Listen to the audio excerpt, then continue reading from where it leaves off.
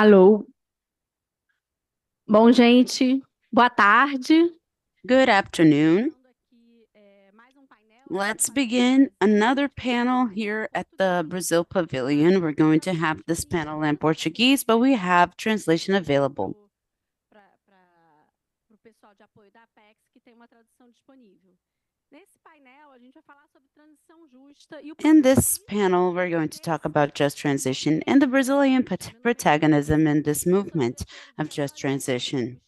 I am Heloísa. I am a director of oil and gas and fuels of EPE, the ET, the Brazilian energy transition company. It is a female panel, so you can see a feminine strength um, in this aspect. And we have here Heloísa Borges, Elbia Garum, Renata Esfer, and Fernanda Delgado. We're going to have something dynamic, something fun. It's something that is very dear to each one of us. And it's a topic that, if we think about it, it's very dear to the Brazilian government as well. This topic of just transition, since day one of the first speech by President Lula in his inaugural speech, he made clear that we have to search not only for decarbonization, but we have to do this in a very fair and inclusive way because it's not only the end result that matters, the trajectory matters, and it matters especially to Brazil. This appears in the investments dedicated to the farm, the ecological transformation plan, highlighted by the Ministry of Finance. It is going to be very clear.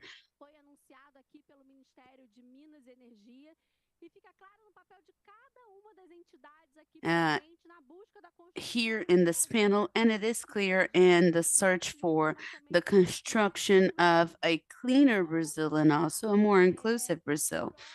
And I'm going to start. I didn't tell you the order, but let's continue from this side to this side. So we're going to start with Fernanda, that is in the defense of the low carbon green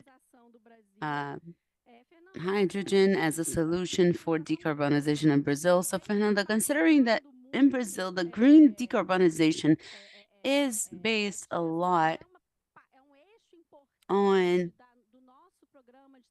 our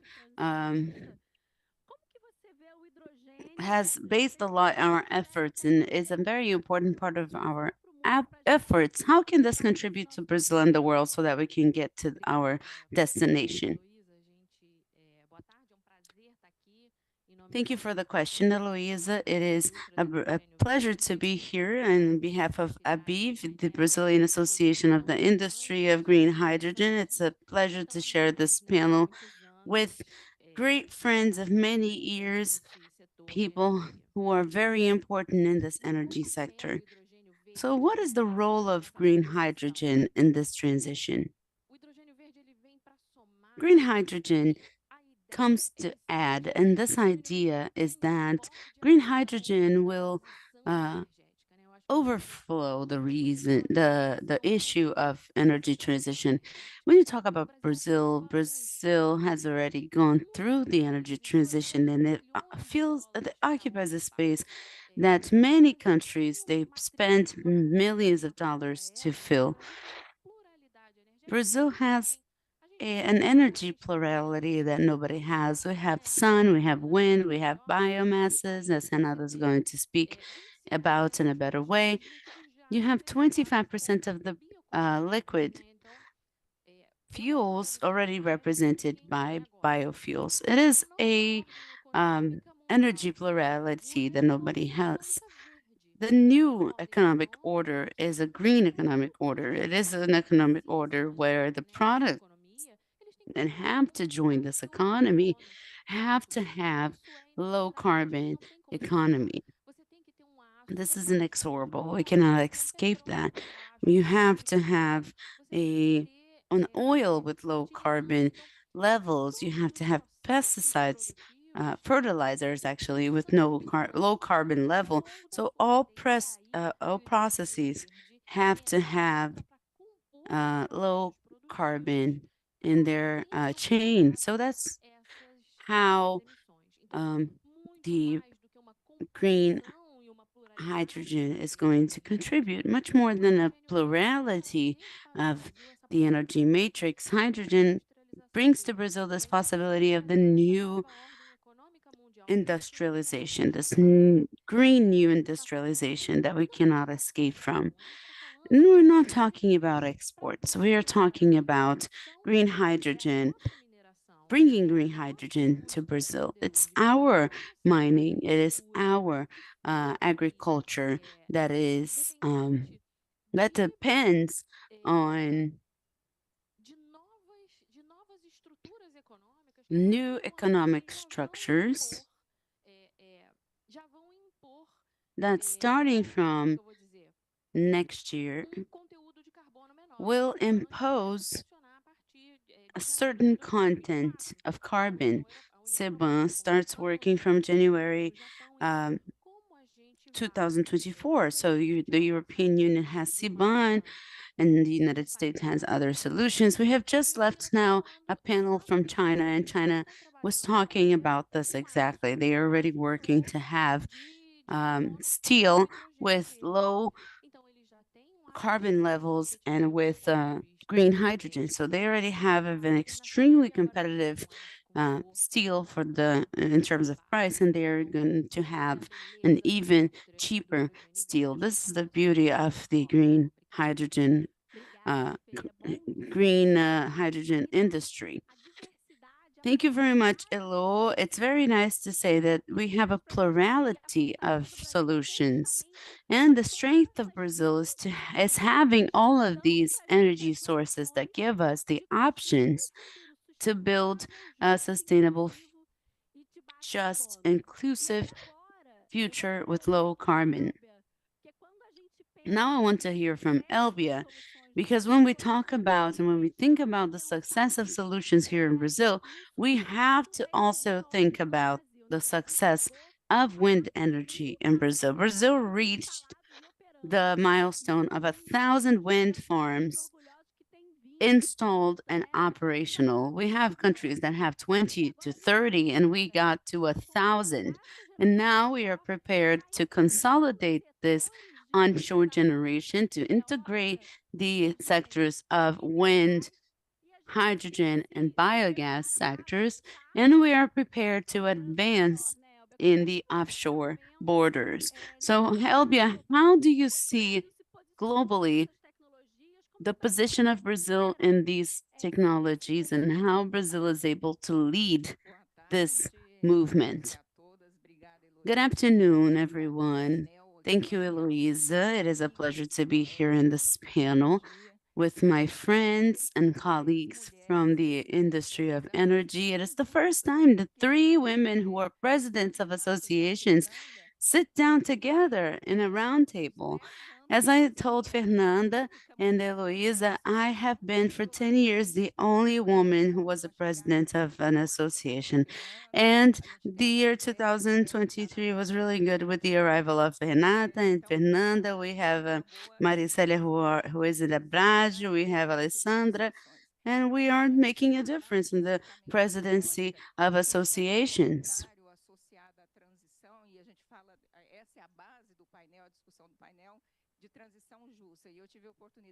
We have, I had the opportunity to watch here a panel about just transition, and there was a person from ILO talking about transition. We are making an economic transition, which is much bigger than the energy transition. We are starting a low carbon economy. We're leaving a point in the society in an economic context to get to another one. And this other one is the low carbon economy. So energy has a very relevant role And that's why we always bring the concept of just energy transition. But I think it's more important to mention the concept of just economic transition and the concept that I mentioned as the concept of neo economy. You leave a linear economy, and the story of the society was supported by a linear economy, and now we are going to the story to a story of circularity, not circular economy only, but a story of circularity that involves the planet. And we have to have this more comprehensive look and think about the context that we are in. When we talk about renewable energies, Brazil is an extremely rich country in natural resources. As Fernanda said, it has already been through its energy transition, but the social and economic transition hasn't happened. I don't even call it a transition. I call it a social and economic transformation that the country may have because of energy, because energy is a very important input in this context of low carbon. And Brazil really has to position itself in the global scenario. We are in a global scenario since the beginning of President Lula's term before he was inaugurated, when Lula went to the COP in Egypt. We're working on designs, as mentioned. Mr. Fernando Haddad is working on the ecological transformation. We have the Ministry of Mines and Energy. We have the Ministry of Economy also working on a transition. And we have to think about the benefits. The wind energy that started in the past in 2004 is a great example of this. When you have an investment in wind energy, necessarily you are bringing benefits for E and S, the environmental and the social. Besides being clean, renewable, and competitive, brings a strong multiplying effect in economy. The study in the Northeast shows that the GDP grew 21% and the Human Development Index grew 21% with the arrival of wind parks. So with this outlook, we have to think about the transition for this from this economy to an economy of low carbon with circularity, with multiplying effects. And we're also looking at the offshore wind energy because we know the benefits much more than electrical and energy benefits. We have economic benefits as well. Thank you, Elbia. You brought a key point. You can comment this later, or else Renata's going to argue with me because she's not going to have enough time. But you brought a key point, which is the need for balance in this process of decarbonization of economies. The balance between a clean, safe, and more accessible energy. And at EPE, we are already substituting the leg of accessibility and the triangle by accessibility because it also causes local positive impacts. It is important for us to measure this and to understand this transformation to see how we can potentialize this transformation. And taking the link of this idea of diversity, how we can enjoy the local capabilities and capacities and how we can turn this into sustainable development. I'm going to talk to Renata, the president of Biogas. We have been following at EPE. We are great defenders of the role of biogas and biomethane in our energy matrix. It is a bioenergy that grew in percentage in the last few years, even though we have the success of wind energy. Biomethane has grew a lot. And I think it's important for us to understand, acknowledge, and take the contributions that biomethane has in this process of decarbonization. Can you talk to us a little bit more about this? And a fantastic thing is when we look at this panel, the world said, what a beautiful energy is wind energy. We have it.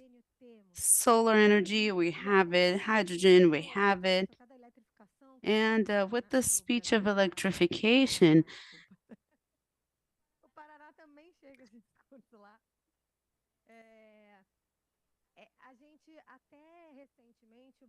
up to recently, Brazil still hasn't decided its own strategy in terms of transition until this last government. So we were based on the news that came from abroad, and somehow we were always prepared to bringing these solutions. A point that I think it's very relevant, and I think it's one of the greatest ambitions of Brazil in COP, is showing the world that biomass and bioenergy in a whole, they are as renewable as the others. They are an excellent source.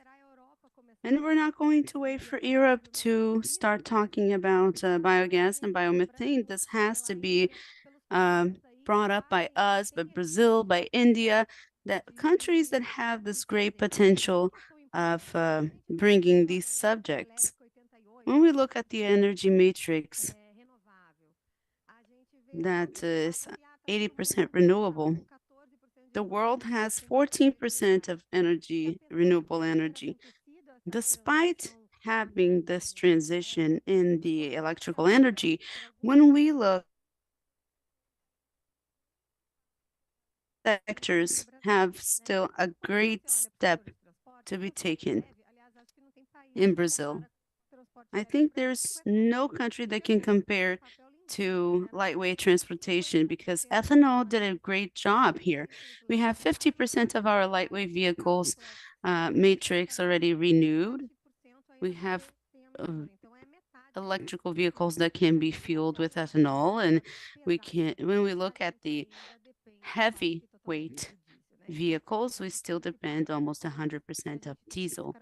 So this is one of the main sectors that we have to decarbonize. Brazil has another solution. We have the mixture of biodiesel, but we cannot have a truck today only fueled by biodiesel. But we have a solution that could come from trucks that use the technology of the renewable natural gas, but they may simply use biomethane. You can put 1% of biomethane, 50% of biomethane, or 100% of biomethane. This is a great solution for you to implement. I think we can deepen our work in this, but because the industry is another sector that still needs decarbonization, we can bring biomethane, those that are extremely heat intensive. They use natural gas usually for you to have your project. You can have biomethane. The chemical industry uses as raw material, either by hydrogen itself, and it can be applied also in a circular economy. You can use the residues of industry and take the biomethane to fuel the fleets. We have a great challenge of decarbonization, which is the use of the land. I think it is important to see that when you produce biogas and biomethane, you cannot plant a meter of a square area. You are giving solutions, and also we are able to generate biofertilizers and green fertilizers. So you get the residues of your farm. You're going to get, for example, residues of sugarcane, and you're going to transform that in biogas and biomethane. And with that, we have electrical energy, fertilizers, and you create a circular economy. This is the key for the sectors that are still a challenge, and they are a singularity of Brazil. And Brazil can take that to the world because the world is not focused so much in bioenergy today. When you look at the use of energy in Brazil, almost 1 third of the energy demand of Brazil comes from the industries. A little bit more than the other third comes from the transportation, and the third sector is the household sector with 10%. When we look at all this energy use in Brazil, the use of energy in Brazil only corresponds to 30% of our emissions. 60% of the emissions of greenhouse gases in Brazil are in the use of the land. So it's important for us to understand that we start from a very singular starting point because we already did our transition in the energy sector, because we already have a matrix of transportation in electrical vehicles that is extremely clean. And by understanding that, we have to understand that because we start from a different starting point and because of the characteristics of Brazil, it's very probable that we're going to have regional solutions. So we can take biomethane from urban solid residues in all the metropolitan regions, but we have a huge potential of taking the agricultural residues in São Paulo and Mato Grosso. We have also a possibility of using the residues of bioculture in the southern region. We have the production of hydrogen from the use of carbon from livestock. If we're able to capture carbon, it's also better because the whole process is going to be negative carbon. We use that for hydrogen, and we use the hydrogen for input.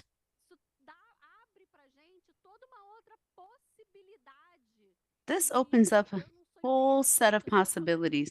I'm not an engineer, I am an economist, but when I see this whole comprehensiveness of possibilities, technologies, and routes, it is very clear for me that Brazil benefits from that, and when that we can take this chance. We also have the income generation and the construction of the wind parks. We can see that this region is blessed, and the other regions of Brazil can copy the solution. They can have their own solutions. I want to say that you have a certain prejudice. You said that you were only economist, that you're also a lawyer. I cannot say that I'm a lawyer because my bars association card is suspended. I have to say that I am a bachelor's in law. Taking this chance of the renewability of the industries, which is already consolidated and growing with Brazil in the leadership and an industry that's beginning with a potential to be explored, is the hydrogen industry. We're fighting for the establishment of the legal frameworks to leverage this industry. But Renata mentioned a lot the industry and the transportation as big uptakers of this biomethane.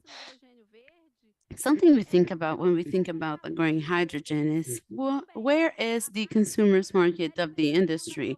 Of course, we attract investments, we generate employment and income, but who is the consumer's market? How do we leverage this industry? I'm going to go back to your question, but I would like to add to what Elbia said. She mentioned that the offshore wind energies, they have the E and the S of ESG. And I would like to say that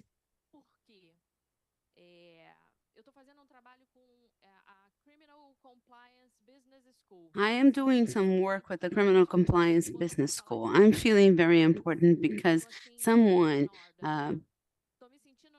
set me there to talk about the criminal compliance. I'm feeling in an episode of Law and Order.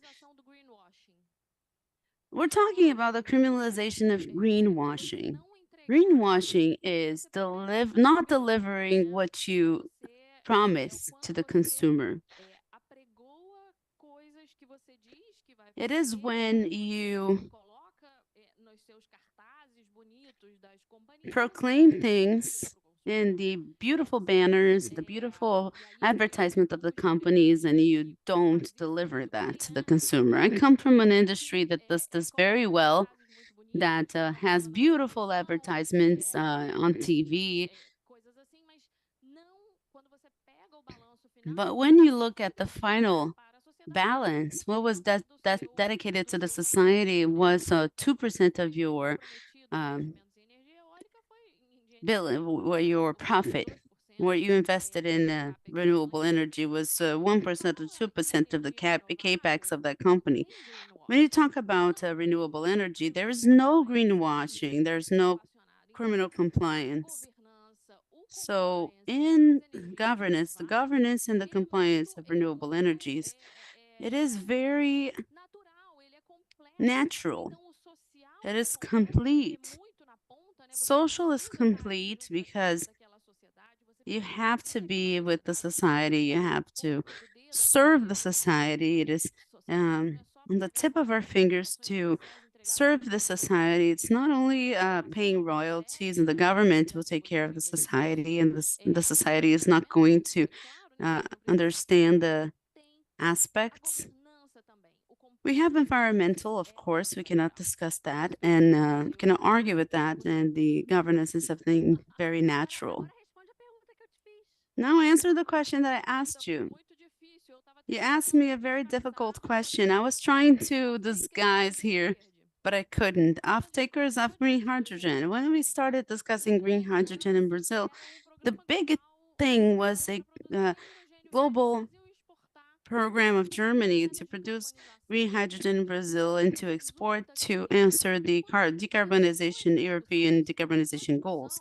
When we started this discussion, we understood that there is a new green economic order that we have to comply with. And there is a natural Brazilian market that has to be in this order. We have to decarbonize. And today we have a market, we have Brazilian off-takers like Brazilian steel, Brazilian iron ore, fertilizers of Brazil, and the industry of oil and gas itself. We have to desulfurize the national oil. And I do that with hydrogen. Petrobras is the biggest consumer of gray hydrogen, and it can make green hydrogen, lowering the carbon content of the oil barrels, guaranteeing the longevity of the oil in the international market. So, in a very near future, like the day after tomorrow, all of the products in the international market are going to be charged by their carbon content, or they're going to be taxed for having a higher content of carbon. Today, I'm talking about 27% of the GDP, which is our agriculture, 12.5%, which is our industry. So companies in Brazil already look me up and they say, who is going to produce green hydrogen in Brazil? And I say this and this and this, which are our biggest associates. ABIV is small. It was created 2 or 3 months ago. And what I hear is, send me all of the green hydrogen that you produce. There are off-takers in Brazil. So we had a plot twist in Brazil and the story of Brazil. That was a market that was being built to answer the European decarbonization, but now we're going to answer our targets, our market, guarantee our national employment, to have 7 trillion reais of investments to bring to Brazil. I have 86 billion reais of guarantees of primary surplus to bring to Brazil. Números impressionantes, né, Fê? E quando a gente pensa Very impressive numbers, Lu. When we think about this ambition, I want the jobs to be generated in Brazil. I may help decarbonizing the world with these figures, but when we talk about just transition, we have to consider this position to attract investments in a global order. And part of this, as you said, comes from the plot twist of starting to count carbon or the content of carbon in the product and appreciate the attribute of low carbon. 3 years ago, a friend of mine went to a restaurant in Italy and she sent me a photo of the menu. And with the price and the calories, they had the carbon footprint of each dish. It is a very important piece of information. It's going to be much more important every day for the decision making. Vários marcos legais importantes que a gente precisa fazer. That is in there is in various important decisions that we have to make.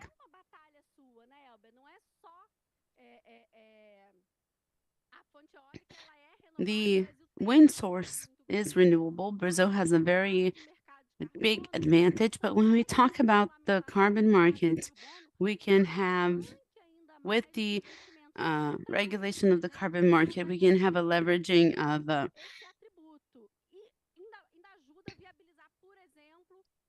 it also helps streamlining the wind offshore energy as well. What other initiatives do we have to unlock the investment in Brazil? I remember, Elo, that when we went to Glasgow and Fernanda was there with me, I gave an interview and I wrote, without a regulated carbon market, there is no transition. And this is the truth. We notice in the regulated carbon market that is very well developed. We have initiatives from companies, initiatives that are good, but the market does not move if it does not have an appropriate incentive signal. We do have to regulate the market. This whole potential of industry where that Renata brought, the off-takers of hydrogen, the off-takers of the wind projects, they will only remain effective with the regulation of a carbon market. It's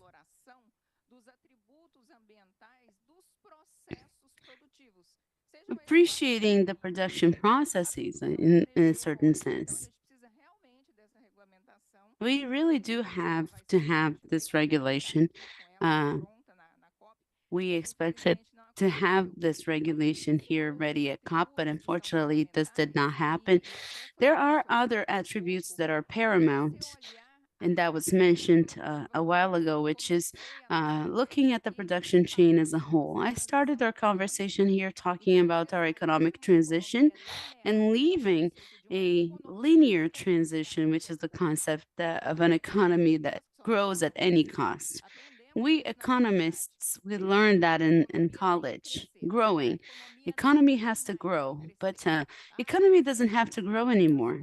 And growing is one of the things that economy has to do, but it has to consider everything that is around it. And while considering what is around it, it's very important for us to bring parameters as well. For example, production chain.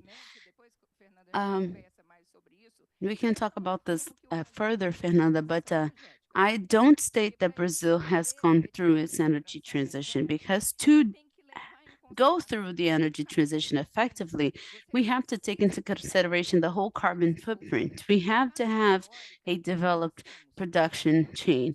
In the case of the wind energy, we have 80% of our wind turbines manufactured in Brazil. That is why our multiplying factor is from its 1 to 3.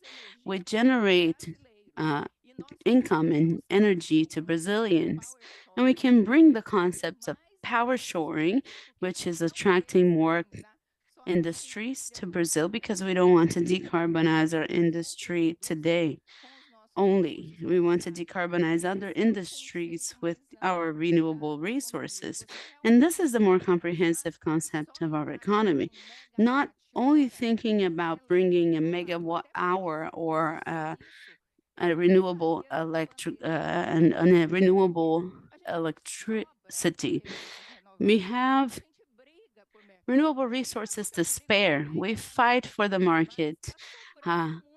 We have energy, renewable energy to spare.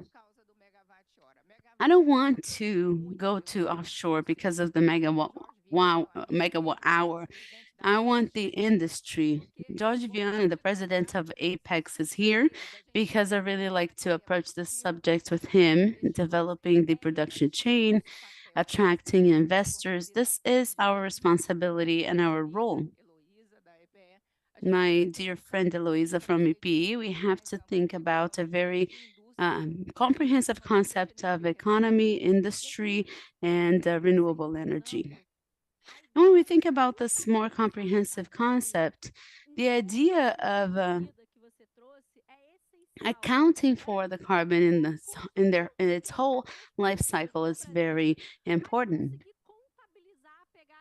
Being able to account for the carbon footprint of these products. When we talk about the scope 1, scope 2 ambitions, and we have the ambition of reaching the scope 3 goals, it's not enough to produce in other countries, bringing these products from other countries, burning fuel oil for days, and to get here and to think that I'm being renewable.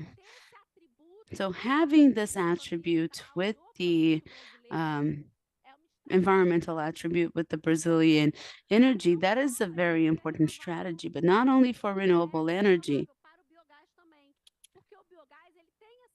for biogas as well.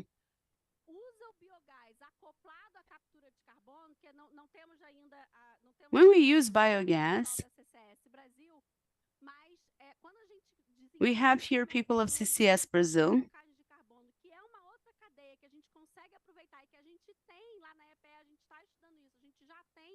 Here at EPE, we are studying this. We have already a value chain that can be used in Brazil and it can be redirected. We attract investments to build this value chain, and we capture biomethane in the life cycle. We have a negative emissions, and it's very important for the end of our accounting of emissions, and it can also be an important attribute. É minuto, gente, é minuto, dá tempo da gente falar. Calma.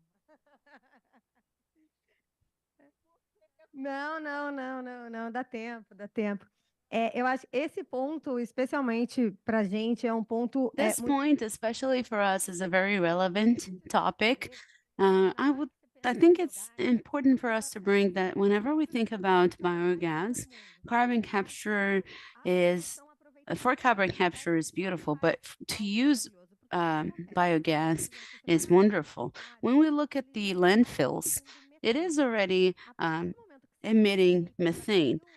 When we take this chance to build biogas out of methane, we naturally capture this methane that was being emitted. We use the energy, and when it's emitted at the end, it emits CO2, which is 20 times less dangerous for the environment than the methane. We already doing this naturally. The sum is positive when we look at the biogas and the biomethane. And this is something that we have insisted on when we look at the carbon market, the appreciation of the environmental attributes. And this, and besides having a piece of equipment that has carbon footprint that at the end of the day will be discharged, including the consoles and the batteries that have to have an incentive to become recyclable, we're going to transform the residue into energy and nothing's going to be discharged. So considering this discharge and considering the carbon footprint, as Elbia said, it's paramount. If you want to have an accurate methodology, it is not enough to look at the fumes that come out of the car. You have to look at the whole life cycle. And I would like to look at the industry specifically, because I see that in Brazil we have a debate when we think about the new industrialization. I've always considered myself liberal. We have to let the market regulate. But when we think about a change in the global economy, A gente é muito pautado pelo that que was vem. my first speech. We have to see that those who have the biggest wealth that the world needs right now is the global south. It's Brazil and the other countries that neighbor Brazil. In the past, we already had a big potential of wealth.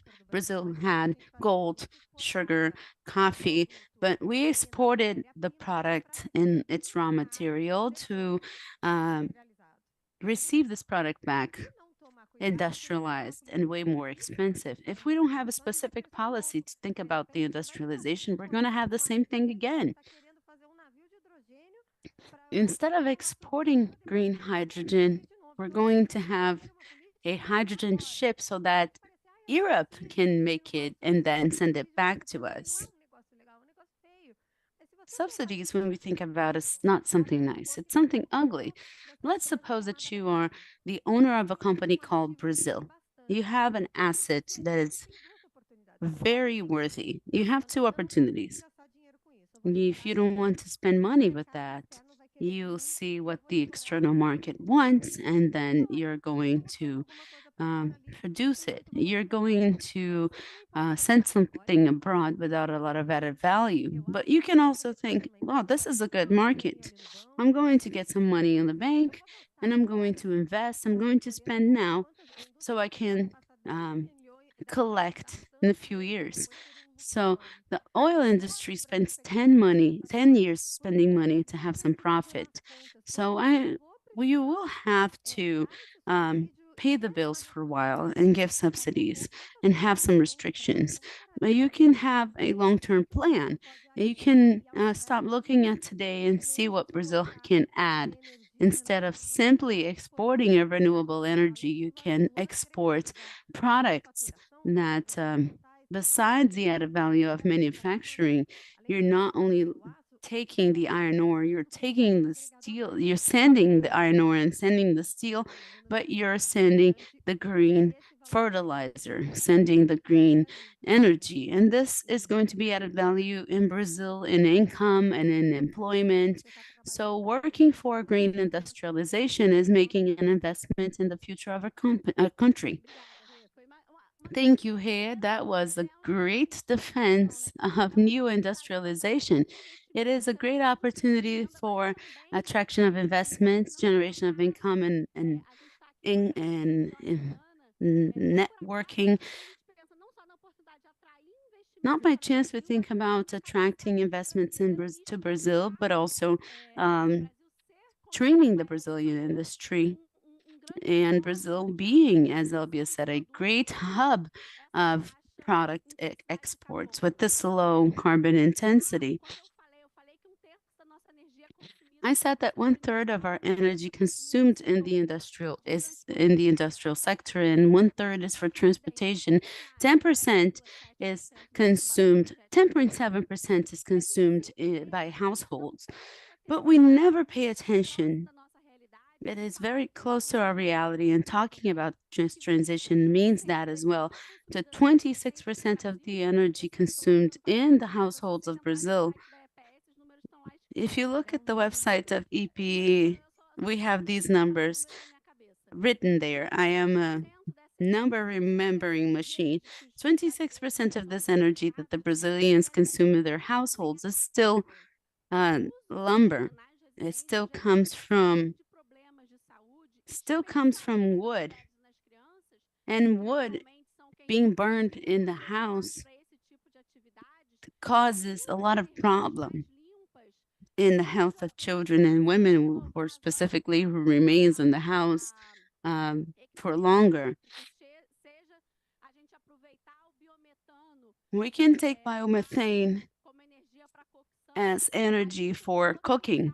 We have a potential of not only generating employment and income, but also improving the life quality of dozens of millions of Brazilians that still use more polluting fuels for cooking because this equipment is unavailable.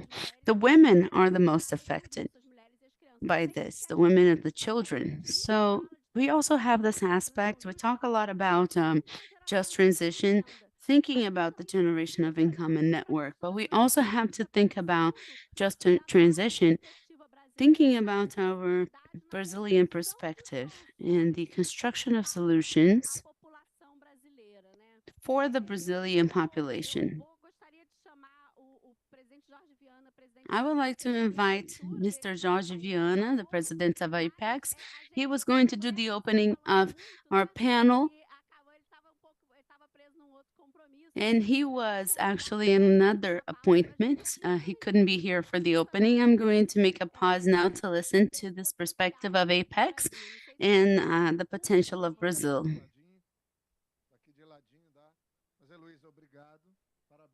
Heloisa, thank you very much. Congratulations. I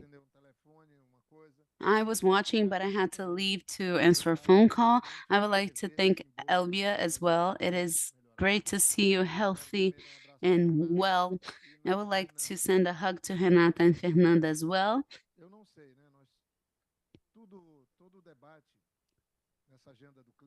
In every debate about this agenda of the climate that Brazil is coming back to with strength and protagonism, have a lot of biases. The direct connection with energy is decisive because nobody here questions, and after the Industrial Revolution, when people started using oil, the carbonization of the country happened and we reached this point. Charts show very clearly the emissions, and it's a result of this. With the intention of having a quick production pattern, which is unsustainable, we have created the problem. Especially the countries in the global north, they created a huge problem. And that affects everybody. The first point that affects everybody is the energy transition. But for me, it is key, it is central, searching for something safe, but something that can invert the game. A country like ours that is a reference of energy transition. This is not recorded, but I was one of the first people, PCE in Rio. I was actually staying with the president in the Alvorada Palace. There was a summary of the wind energy situation at the time, and the wind turbines were below half a meter. The Chinese were starting. It was something very small, but there was an inventory that showed the strength that Brazil could have in wind energy. I had just left the government. I was doing an immersion in the private sector. I'm not going to say names.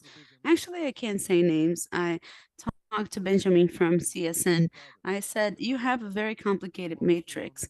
You work with boilers. You can join this, be a pioneer, and then become reference in the world because you're going to do your compensations. He thought the idea was good in the beginning. I took to the president Moreira's PowerPoint from PCE. President looked at it and I said, President, do you understand this? This is going to change the history of the Northeast. President Dilma was the Minister of Mines and Energy at the time. And then he returned to me and he said, Jorge, they told me that there are a lot of environmental problems in this project. They took 2 years to start discussing the first auction. since he told me that there were a lot of environmental problems. Eu vou mudar a paisagem. Isso aí é óbvio. Tem a ética da estética. Eu também defendo isso. There is the Então, mas o cara ethics fala, of dá porque tem vento, vai botar. Não, aesthetics. sério, tem que ter isso. Mas, pelo amor de Deus, não venham colocar que tem os outros problemas tudo se resolve também, mas isso aqui tem uma capilaridade de There is this capillarity of taking income to the people in the internet. Era um começo, né? But that was just the beginning. Olha o tamanho. Já That was, look at the size. Eu tô falando onshore, não tô falando offshore. I'm talking about onshore energy. I'm not talking about offshore energy. I saw all of these developments. And in the first auction, my friend Benjamin gave up on the auction. It was already organized. Maybe if he walked in that auction, that could have been the biggest one in Brazil.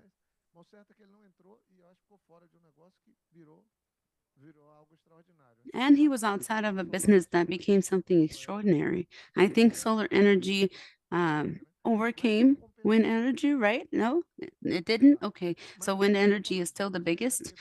What I'm telling you is look at how Brazil is.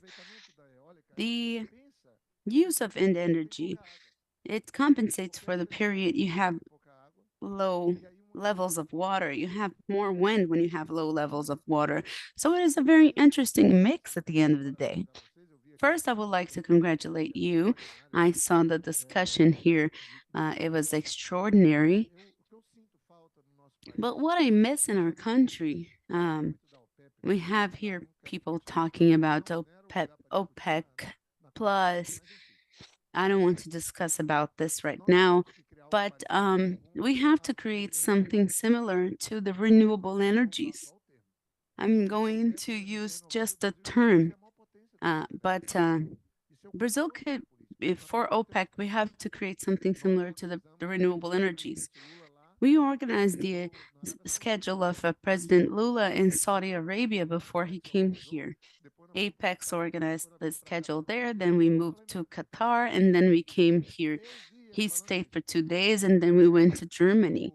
I saw him saying all of these things to BNDES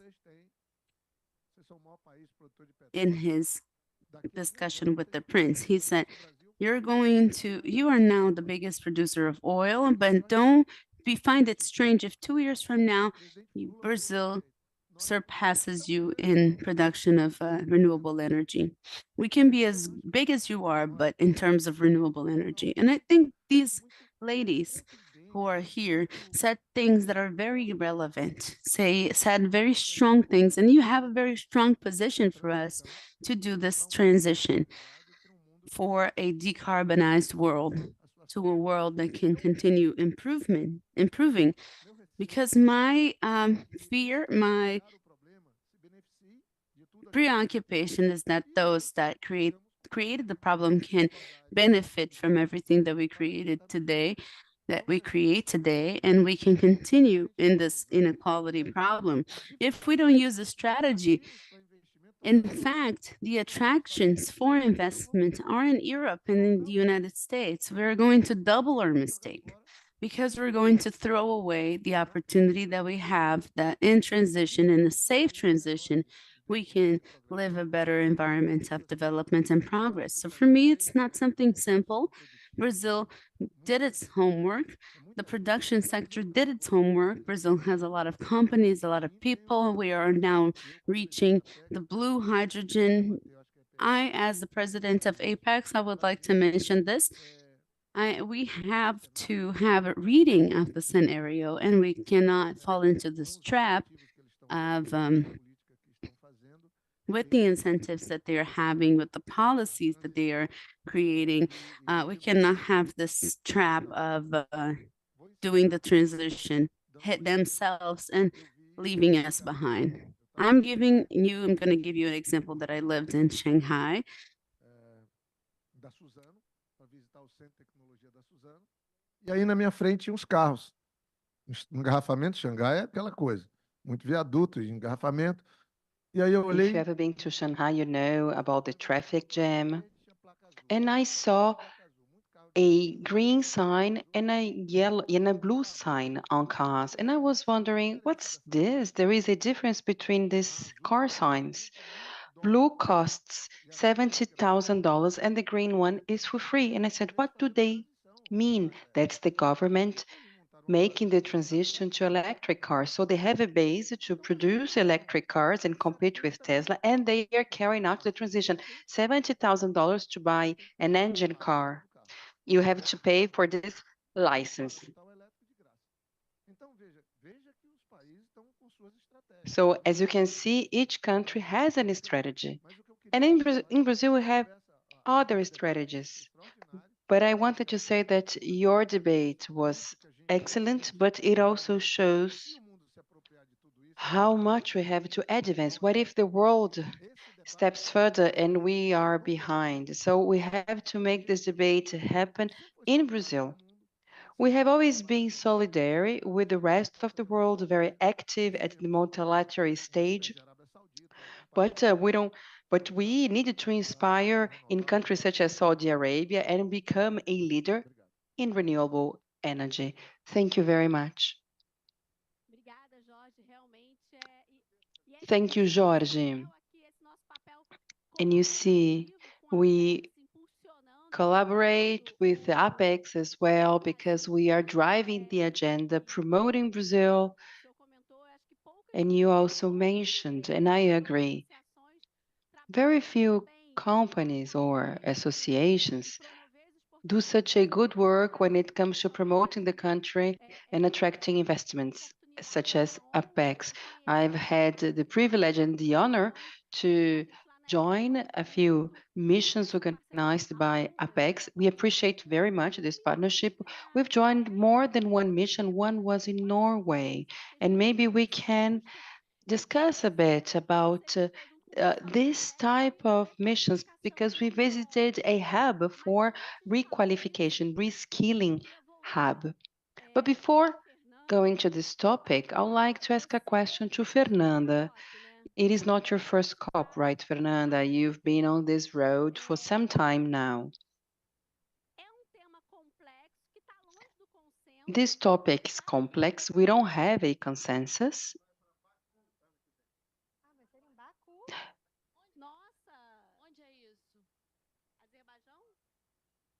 He's not using his microphone. The interpreter couldn't hear.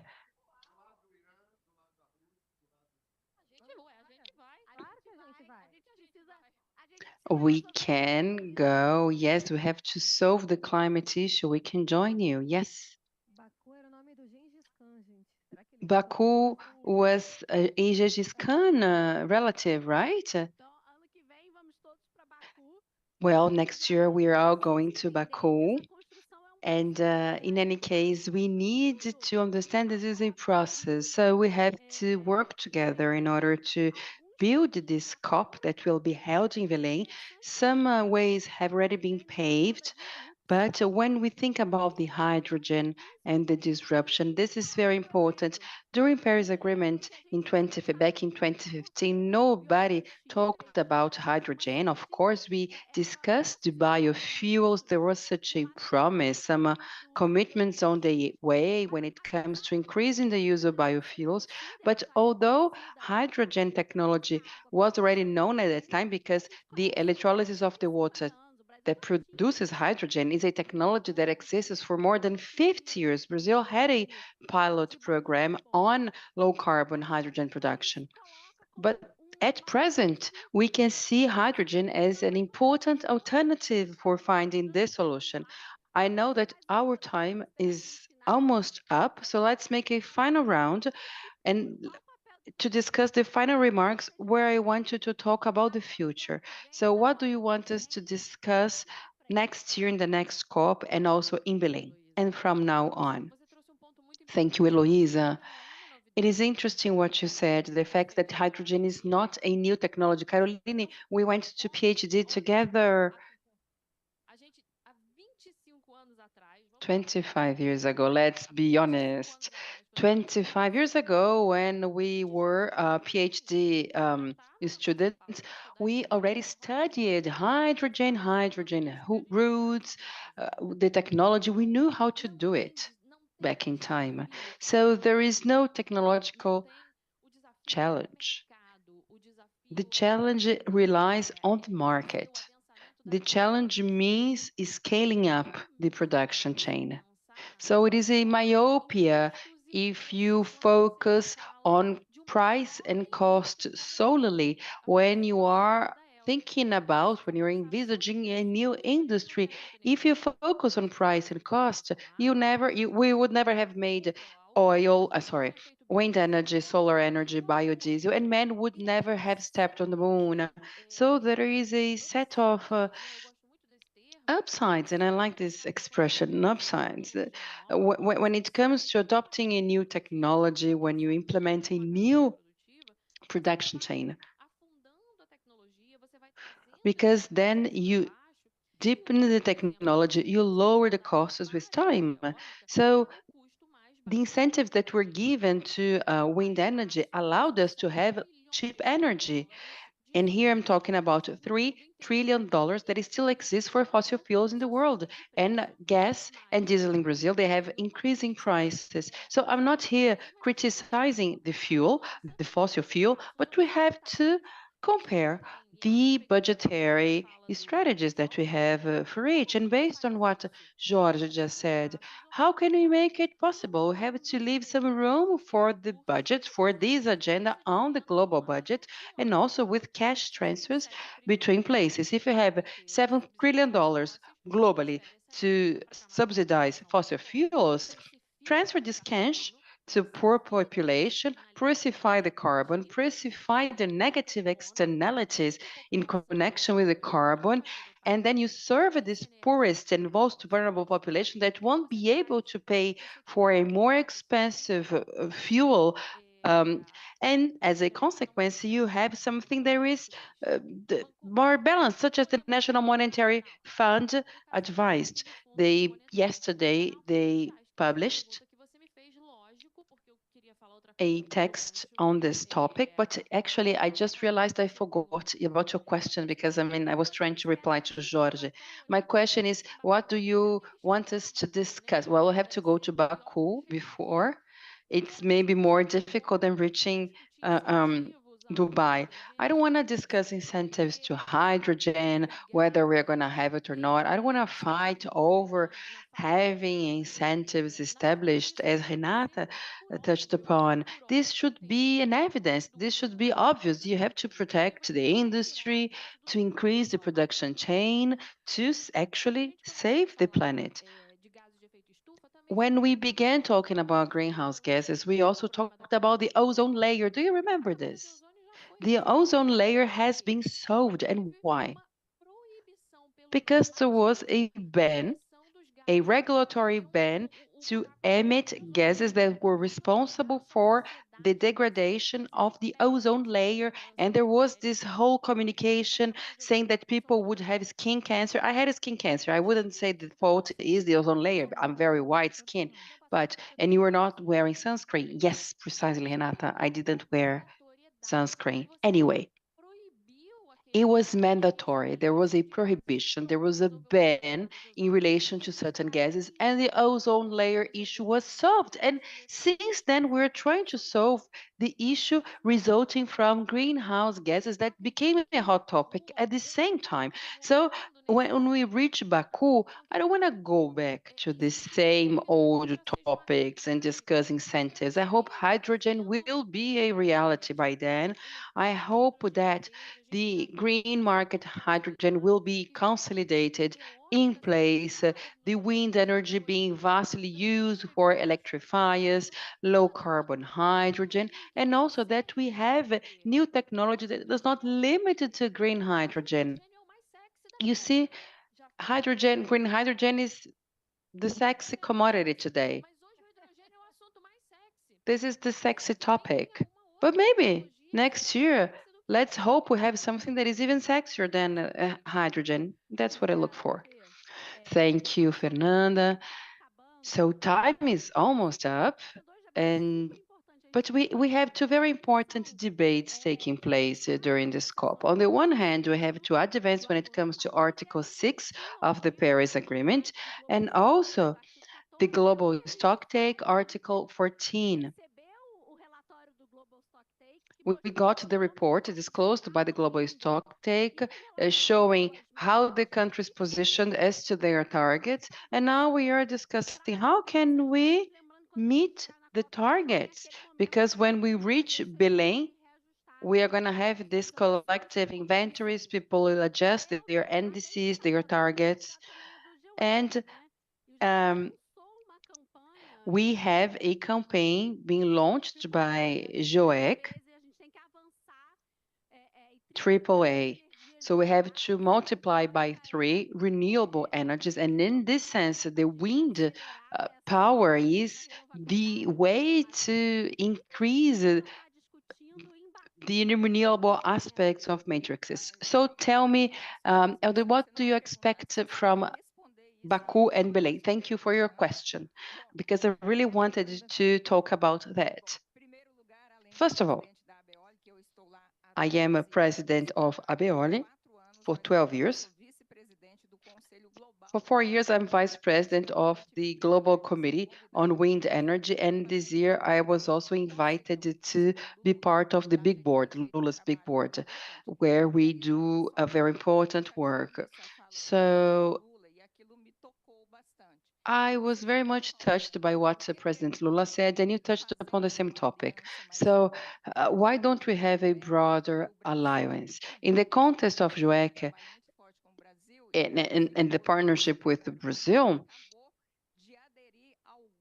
we decided to join the Global Offshore Wind Alliance, GOA, a global alliance for investments in offshore projects. And last year, we launched the Global Renewable Alliance, so a vast alliance of investments in renewable energies. And within the scope of the GRA, we have 3 times more renewable. So the objective is to have 3 times more renewable by 2030, including mainly solar and wind energy. In this sense, I think that, and you mentioned OPEP Plus as a topic, and we have 3 presidents from very sexy associations, I must say, biogas, wind energy, and hydrogen. We're only lacking the solar team, but I can talk on behalf of them. I'm their friends. Anyway, together we could think of a broader pact. We have the hydrogen pact, the renewables pact, and Jorge, together with you, with the pacts, with the support from API and our associations, I want to go to Baku and propose an alliance where Brazil is the leader. So that's what I want to see in Baku. Well, the National Plan of Energy Transition that was presented here on Monday is an important step in this sense, so that we can have the debate, because the National Transition Plan foresees the creation of a energy transition forum where we can network all stakeholders. Now, Renata, unfortunately, Gabi is over there saying we have only 1 minute. Well, next time I want to be the first to speak. Tell me, what do you want to see in Baku? It's difficult to, make remarks after her because, well, I think that she stated the big objective that we all have is to have Brazil as a key player. So now, focusing on my areas of interest, which is not biogas and biomethane, but also women, I hope that next year we can sign a pact for greater gender equality when it comes to climate action. We have to be together on this and to be part of it. And Brazil is unaware of the potential we have in terms of biogas and biomethane. We use only 3% of our waste to produce biogas and biomethane.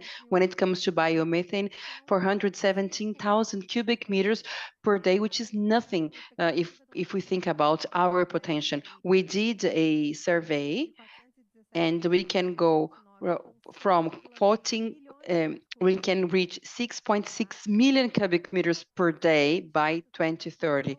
And we have a potential in theory. This is the ceiling, of course. We can reach 120 million cubic meters, which is way more than we have in terms of gas consumption. So we needed to unlock investments. And in order to do so, we need joint work. Brazil, together with all other players. It's not about competition, it's about having diversity. We are always in dialogue, working together. So we, men, women, the Brazilian community, the Brazilian society should get together and also partner with the world. We need to make this alliance happen. We have lessons to share and we have a great potential. So I hope that we will reach Baku and Belém not as a recipient of ideas that come from abroad, but rather an influencer, a Brazilian influencer of renewables and a leader. Thank you. That's great, Renata.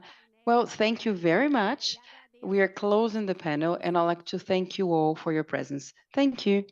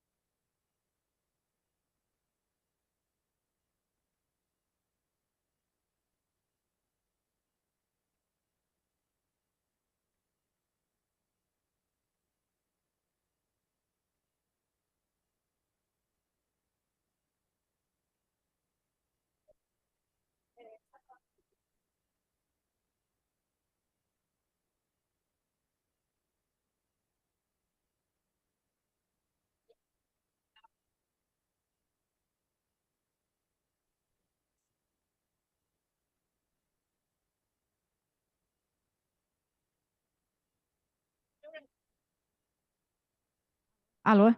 Vamos lá. Boa tarde a todos. Obrigada pela presença. É um Good prazer ter afternoon, everyone. Thank you for being here. It's a pleasure having you. This panel will be in Portuguese since most of our audience is Brazilian. If you need interpretation into English, please make sure you get a headset.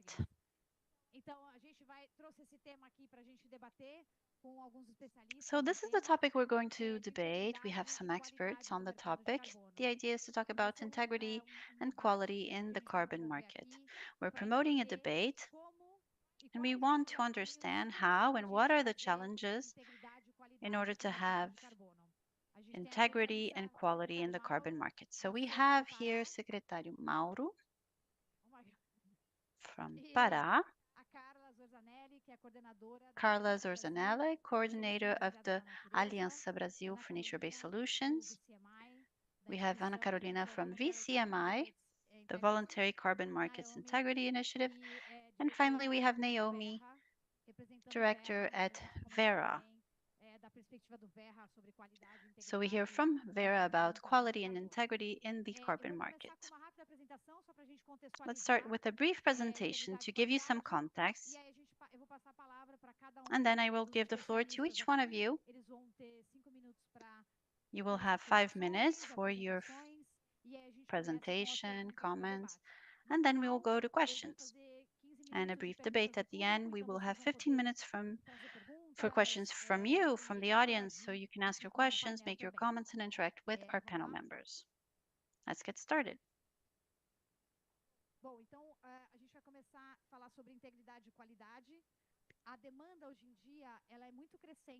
The demand today for high integrity carbon credits is up, but they need to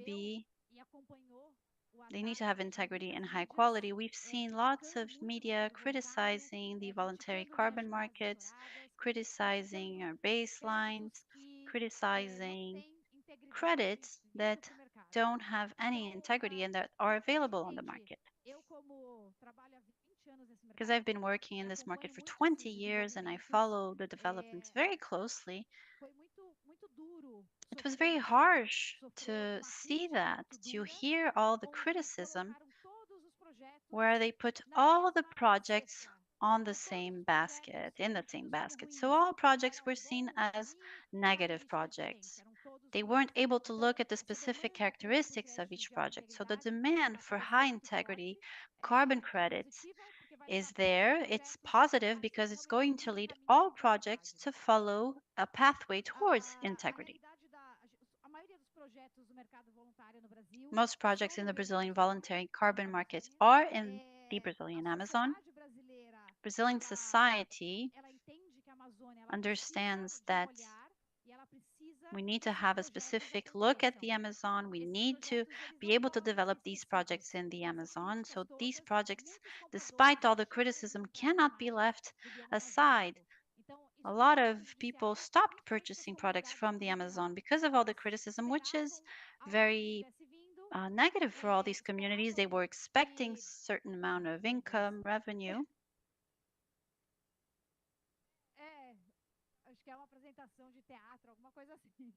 I think we're hearing sound from a theater presentation. I don't know what's happening, but we'll try to continue. So all the projects were very robust.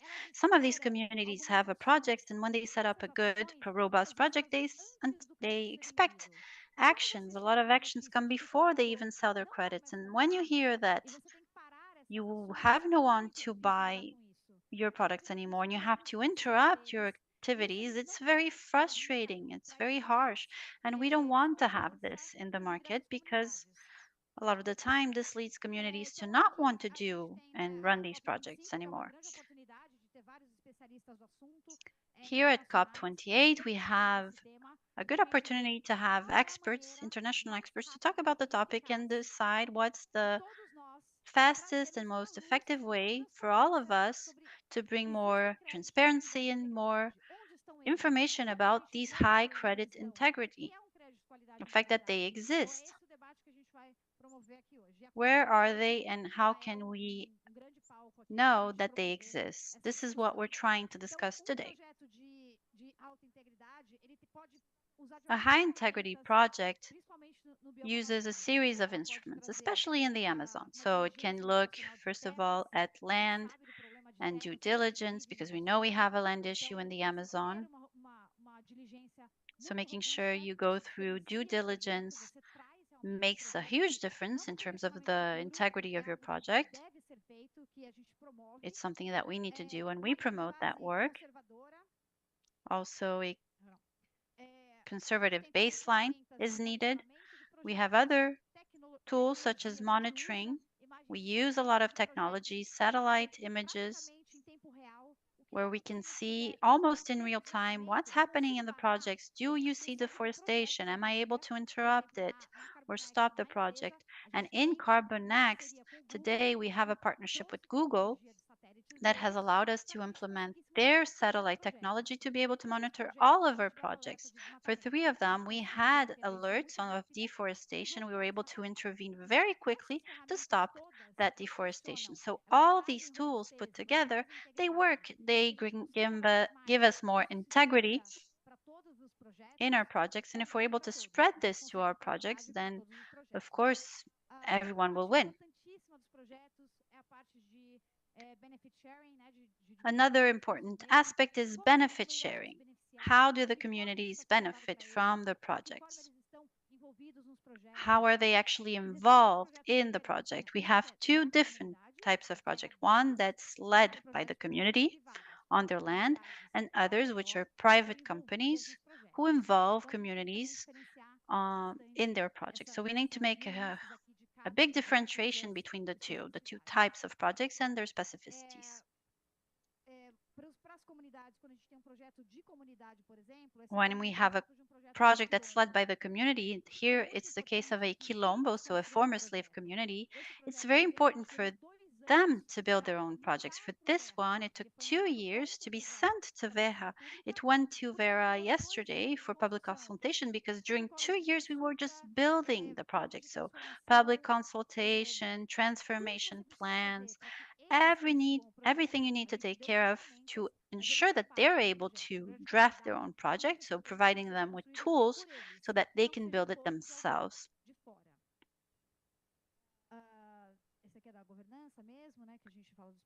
This is the governance structure.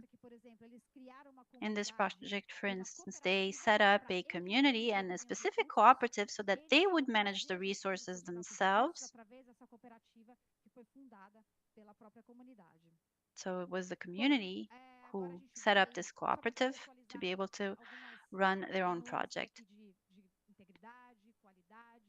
Talking about integrity, quality, how we take it to projects, and the fact that there already are projects who are concerned with these things. This is what's up for debate. So now let's hear from all of you. I give the floor to Carla from Aliança Brasil for Nature-Based Solutions to hear from her what the Alliance has done on the topics of quality and integrity. Thank you. Thank you, Jana. I think my presentation will be up soon.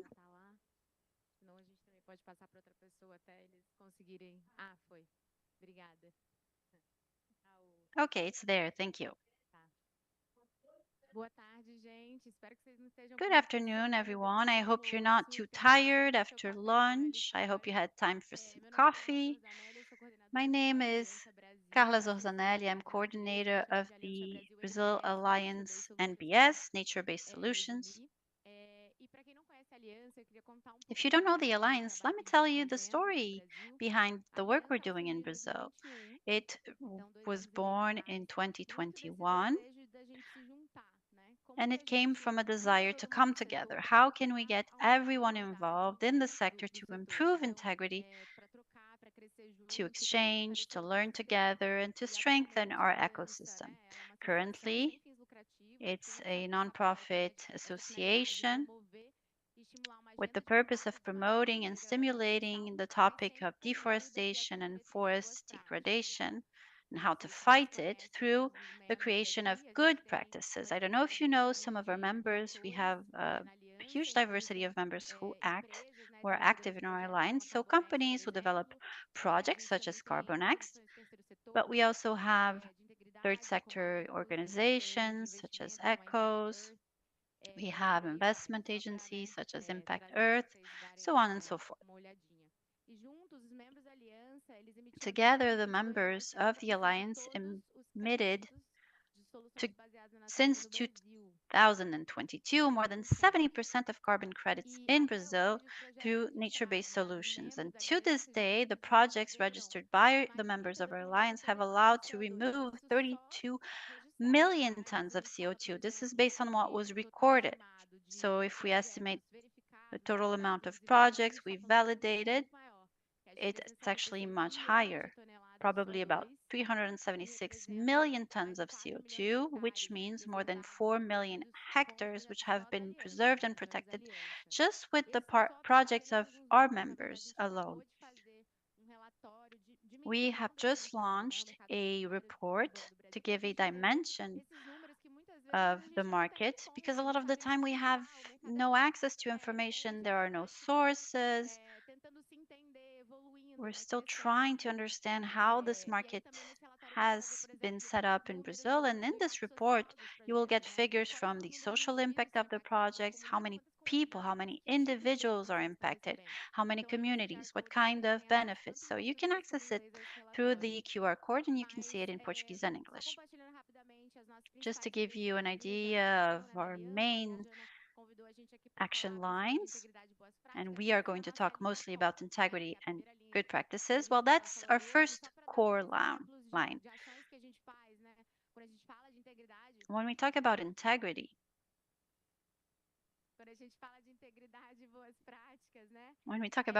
and good practice, one of the things we do, for instance, is for all our projects, every single one of them that are submitted to Verra, all go through a public consultation and we analyze them one by one. So we look at baseline, we look at who's proposing the project, how is the consultation going to happen to ensure that there is high quality in these projects, and maybe we can increase it.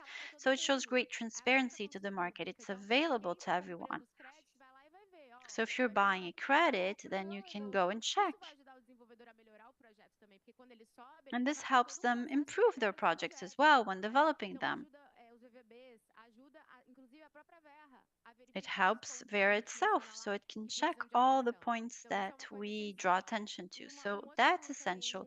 And another example of what we do, I don't know if you've heard,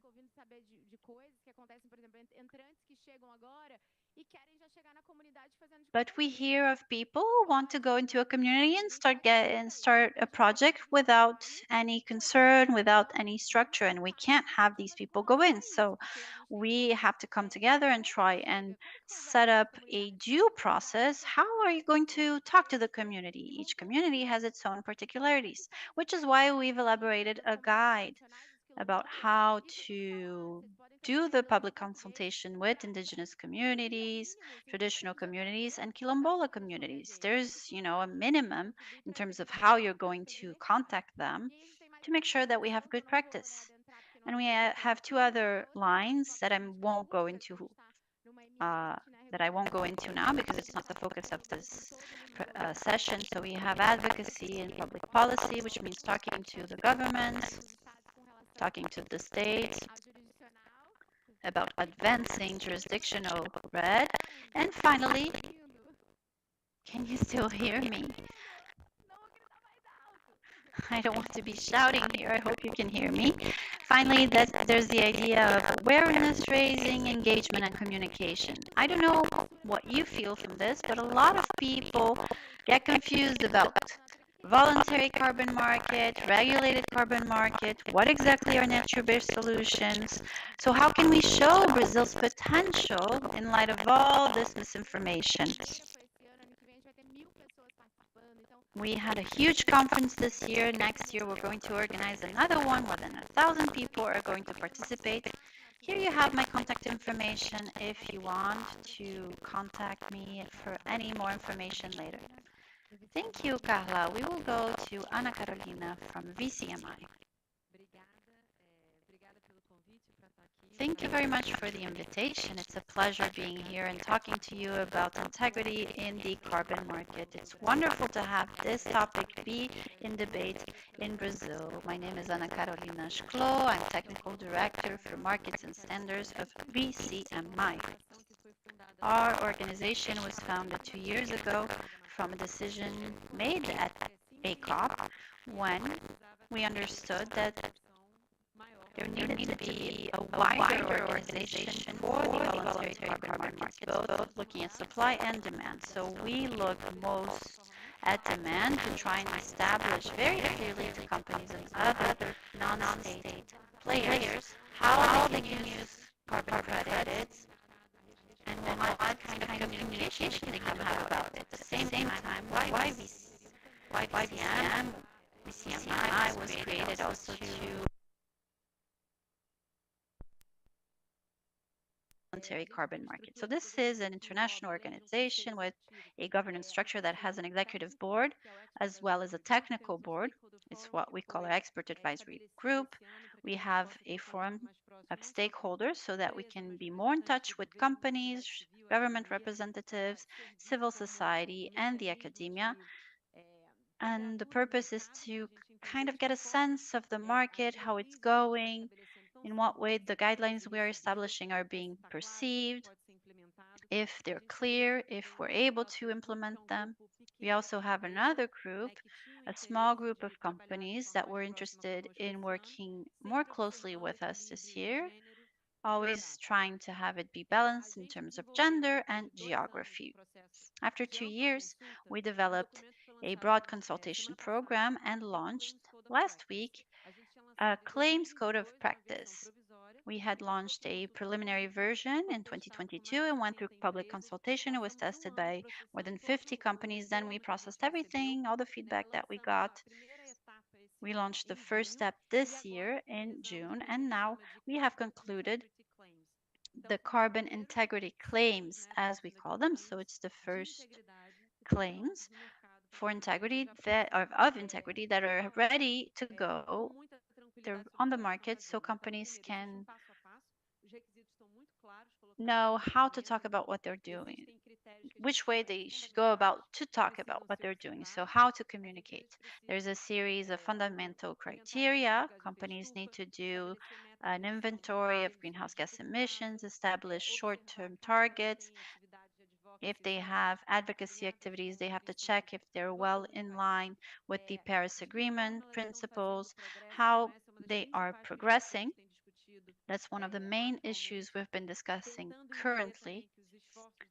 Also, try and understand that the efforts shouldn't be only short term, so not just how much they're emitting today compared to, but also look at what they're anticipating in terms of reductions. And we look at financial indicators, strategic governance indicators, so they can make decisions. We know these decisions take time, and see how their decisions are related to their emissions and what's going on. So last week we launched a monitoring and verification system that was broadly discussed. Every single metric was discussed to understand exactly what would be the best metric to use, the best form of measurement when checking what the companies are doing. We also work very closely with other institutions that are active in the voluntary carbon market, so Science Based Initiative, amongst others.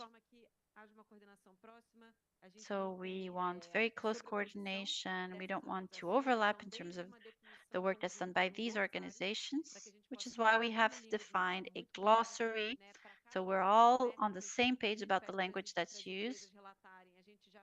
For each of the metrics we link it to the CDP questionnaire. We ask for full transparency from these companies. So we ask them to have a public and transparent information. We ask it to be available. And this year we also did a lot of work about the vocabulary that's being used. recently the European Parliament banned a series of claims that are done by the companies when they say they're nature positive or climate positive. All these terms for the regular consumer, these don't mean anything. So this was the criticism they had, which is why we're using an approach that looks as metal, gold, platinum, because even though, I mean, if you use this kind of vocabulary, it's easy to understand that gold is pretty good, silver maybe you could improve, etc. So this gives more knowledge to the common consumer. We have launched an additional claim now. It's still in its initial process, a beta version, and we should be closing it by next year, about companies that have challenges in reducing their scope 3 emissions targets. So we want to respect what we call mitigation hierarchy. So the first effort has to be direct internal mitigation, but we understand that there is a gap. Thousands of companies are not where they should be today, and this needs to be faced in a more robust and direct way to ensure that there is integrity in their process. So I will close here, and maybe we can go into more detail during the questions. Thank you. Now I'll give the floor to Naomi. Thanks. Good afternoon, everyone, and my apologies for speaking in English. So Verra has been working for a number of years on a range of improvements to our accounting and really to our whole system. But when we're talking about RED, we have released on the 27th of November the new avoided unplanned deforestation methodology. And this methodology really takes a different approach to accounting in this sector. Instead of bottom up, where projects define a reference area that is similar to the project in order to estimate the future deforestation, it takes a top-down approach. In other words, we're looking at the whole deforestation across a country and downscaling that based on deforestation risk in order to allocate the baselines to projects. So why have we gone that direction and why does it matter? Number one, we wanted to ensure that there is better alignment between project accounting and national scale accounting. So there's a number of debates in the sector today about the best way to account for these activities. But the feedback that we had very strongly when we ran our public consultations and what we have learned from the broader debate around RED and experience on the ground is that we need to ensure that the alignment and the support with national government approaches and with state level government approaches is consistent. We need to ensure that these activities, whether we're talking about project areas or non-project areas, all add up to consistent numbers at the national scale, which will support countries in being able to move forward with a consistent set of numbers. So the other two other sort of main components of our methodology, because of that centralized approach and top-down approach, Verra is actually leading on the collection of the activity data and risk mapping process as well. So rather than projects developing their own baselines bottom up, we're doing that centrally and driven by Verra. So that will allow for economies of scale to reduce the cost of baselining, as well as some of the initial due diligence that projects need to do. You'll be able to actually just look at the map and determine what is a good project area. Now, of course, there's much more that happens on the ground in terms of working with communities and ensuring that that is a project that is well coordinated and supported. But from the technical perspective, it should streamline things there. And finally, it takes a much more technologically advanced approach. So one of the key elements that we wanted to embed in the new methodology was lessons learned from the field from the last decade, but also from the evolution in science and technology and the increasingly sophisticated remote sensing technology that can be used and applied in these project activities. So we are now rolling that out. We have begun the collection of activity data and risk mapping for the first 13 jurisdictions, which includes most of the Brazilian states, and are moving next to any other particular country that is relevant, and looking to also deepen our engagements with governments as we do that. we're trying to move as quickly as possible to move projects into the new era. And yet we also recognize the need for engagement with local stakeholders and local governments with the long-term view that we're aiming for data sets that are as consistent as possible, if not the same data sets ultimately that countries will be using. If I can speak just briefly about other areas of integrity and efficiency, Vera is also working on many other aspects of our program to ensure that we have digitized the entire process, which should improve efficiency, transparency, and scalability. And we will also be launching in the coming year into updates to a number of our other activities, including planned deforestation, degradation, and improved forest management. So continuing to raise the bar on integrity and also incorporate the latest evolutions and ensure that our methodologies are set up to continuously do that over time. Thank you. Obrigada, Naomi. Vou passar para o secretário Mauro. Thank you, Naomi. I'll give the floor to Secretary Mauro for his remarks. Thank you, Janaína. Thank you, everyone. Well, this topic is boiling up in Brazil.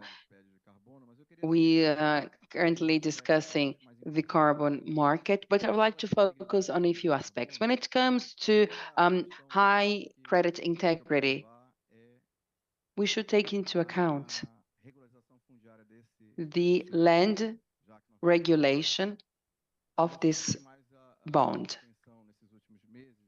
In the past months or in the past years, we had this initiative, which was implementing projects in a given region in the state of Pará, and we had Quilombola communities, extractive communities, and it was a specific status that we have in Brazil, which is the concession of use. It's not property. It is not an ownership. It is a certificate of use, of usufruct, and it can be used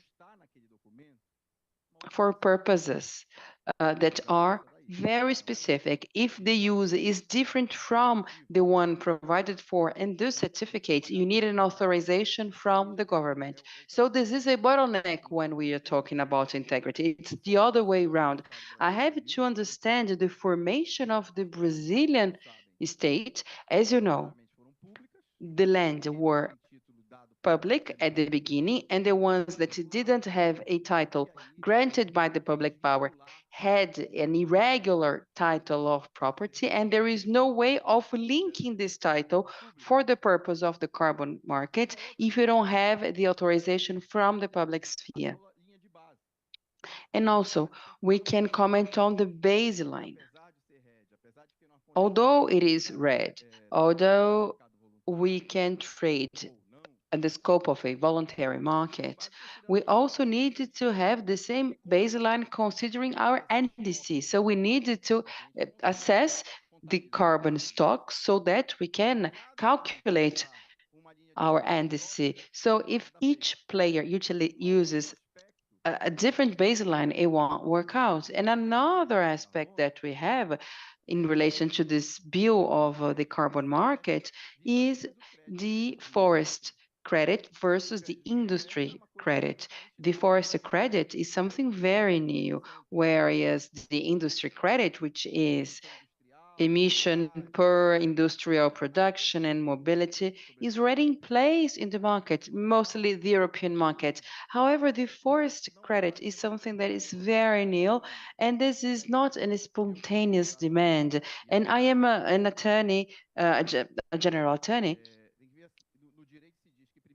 And pursuant to the law, first you have the facts and then you have the law or the right. In the economy, the same way, you have first a demand and then a regulation.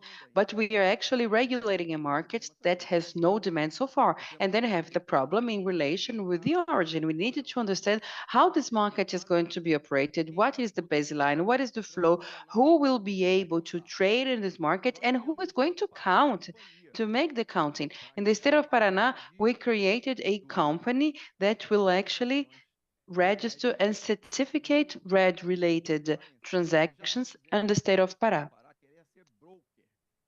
And you know, some people are saying that the state of Pará wants to be a broker to sell private projects. Of course not. We don't want to sell private credits, neither be excluded from private relations. We just want to regulate. And also, we want to have a share of this transaction, as we know that the one who is going to fight against deforestation is not the private sector. It's not the private sector that will fight against the fire. The ones that will be investing in public policies, it's not the private sector. So once again, the public sphere must be part of the transaction, must be involved, and should have a share of it. I can give you examples. One important demand we have in the state of Pará is in the case of the invasion of an area that is legal reserve, and then the owner of this land says, someone is invading. I wanted to go and fight against this invasion. Is the property public or private? Private, so it's up to you to protect it. No, but I want the public sphere to protect my land, because you have the power of police, the law enforcement. Okay, the same way we have this power and we have to fight against occupation, we should have a share of the credit, the carbon credit. And that's the demand. Accessible funds made available to fight deforestation and fires, and to fund the implementation of public policy. So these are my initial remarks. Thank you everyone for the remarks. So I will now open the second round, and I will start with Mr. Secretary Mauro. He touched upon a very important topic that we approached at the beginning, which is the land title. Mr. Secretary, how do you see the support the state government can give to projects, be them public or private, to grant integrity to these credits? Is it possible to make, if you can trace it, this is a valid bond? But in Brazil, we make a confusion.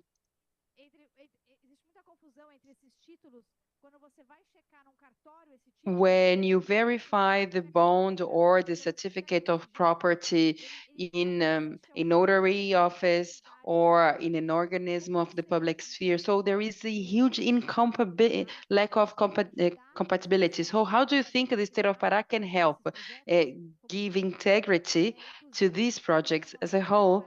And also, if you talk about the areas of concession of public lands for carbon credit, we can help, and we wish to help. First of all, we have to see what is conservation units and public area with the public forests that are not addressed yet. We have lots of public areas that are not subjected to any type of collection or not part of a land inventory that can be made available for concession. And I'm not talking about concession of conservation units. I'm talking about public forests that are not allocated for conservation units. So it is important to have this inventory, be it for maintenance or for concession to credit carbon initiatives. And we need to overcome the land issue in Brazil. In the state of Pará, 70% of the area are under the power of the public sphere, because it is a marine area or agrarian reform. We need to overcome this bottleneck, which will require a lot of effort. And the effort we are doing at the state of Pará is to speed up the land regularization in the area. And in the context of the Department of the Environment, we invested in the digital transformation. So we have the C 2.0 CAR. So when it comes to the certificate of ownership that are conflicting, we see that this needs to be overcome. So we have these private notaries, private registries, and although there is a national operator, the registries, they have no harmonization. Each notary office, they have one model for the certificate of ownership.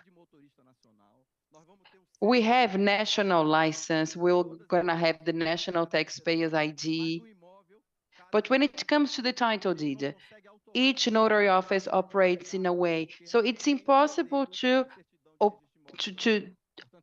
operationalize the CAR title deeds unless we have in harmony. So we need to improve it in order to have a harmonization of the whole environmental registration that is also known as CAR or CAR. And you see, one lesson learned to billing.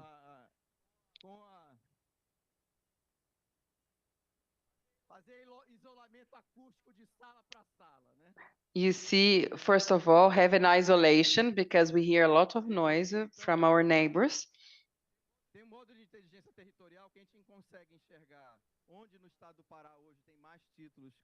We have a platform that allows us to see where you have agriculture, where you have livestock, where you have conservation unit. We have a data lake that is fed by ICMBio, IBAMA,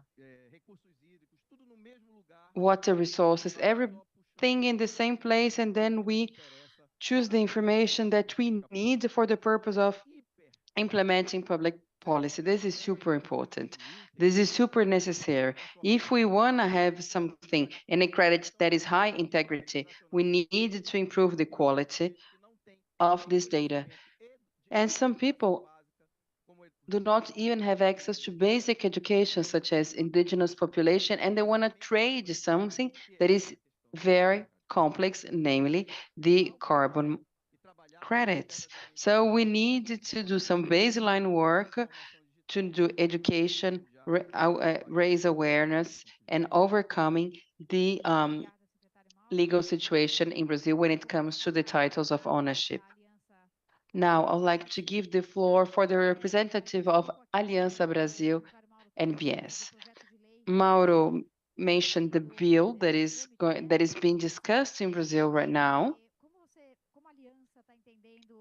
And in your opinion, how does the Alliance see this bill? Will this bill bring more validity to the market? Is it in line with the Paris Agreement? Because Brazil has ratified the Paris Agreement, or how does this bill connect with other issues, such as the carbon market? Yes, we are here at the COP exchanging with different representatives from different levels, state, federal, and local. We met with Raoni Rajan, who is the rapporteur of this bill, and we've been discussing with several partners. It's a long way. We're trying to pass a bill for years in Brazil, and in the past months, we've advanced considerably. We read each and every version of the bill. We contributed in each case, and somehow we are trying to maintain some key principles, not to put on the same basket the voluntary market and the non-voluntary market. This is an issue. How can we ensure the voluntary market will keep voluntary while respecting the right to private property that is enshrined in the Constitution? I was discussing with Mr. Machado, and we are very much aligned in this, and including the red concept, which is very clear, at least in the previous versions, we see this concept included, and I think we cannot wait anymore. There are a few issues that we needed to correct, but it's small things that can be improved actually, but we needed to pass this bill. We needed to put it on vote. We can no longer wait because we have a lot of international pressure. We need to start contributing in this area as well, also contributing to the Paris Agreement, and people are looking at us. See the amount of forest we have. We needed to preserve it, to restore it. So we really need to reinforce this area. So a regulation and this field will be very beneficial to Brazil because it will translate into more credibility. Let's do it this week if possible. Let's no longer wait, please. Thank you, Carla. I'll now give the floor to Naomi. Naomi, you mentioned that Vera has just launched a new methodology for RED Plus projects. And you mentioned that this methodology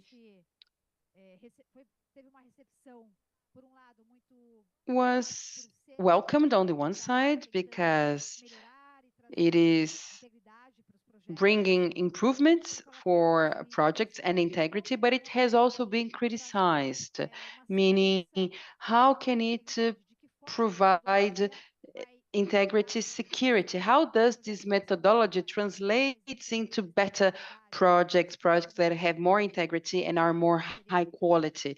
If you could please share with us. Yeah, thank you. I mean, as I was describing the methodology earlier, one of the key provisions in this methodology is the alignment with national data. So why does that improve quality? Because when we are estimating, there's a variety of ways you can do sort of bottom-up estimations, whether it's the original approach of reference areas or whether it's some of the newer approaches that have been proposed of synthetic controls. But when you do that, you're basing your accounting on how well you parameterize those control areas or reference areas. And the factors that go into that can change pretty significantly the results. So the reason that this drives a much higher level integrity is that we're starting with the total deforestation that is occurring at the national, or in this case, the state level. And so when you add up any activity from projects or non-project areas, you won't be able to exceed the total deforestation at a jurisdictional scale. So it acts essentially as a cap or a protection to ensure that everything isn't above that. Of course, at any site-specific level, it's still going to come down to how good is that prediction. And so our risk mapping approach is fairly simplified for the benchmark. But people, any stakeholder, government or project developers can submit additional data layers to that for more sophisticated modeling.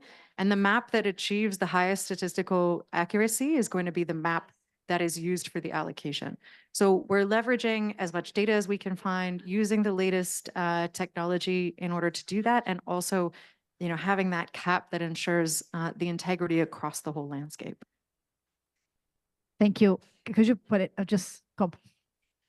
Vou só então aproveitar esse gancho. Let me try and take advantage of what you said and link it to another aspect. How does Vera, because it's trying through this methodology to have the accounting done to ensure that there's an appropriate amount of credit, so how do you see the states that are signing contracts with the LEAF Coalition using the ART-TREES methodology, how it is going to dialogue with the numbers that Vera is bringing and all the accounting that we have at the state level? How is it all going to be connected? Because many states in Brazil are now signing MOUs and are committing to selling jurisdictional credits to this sector, the sector that's not willing to buy.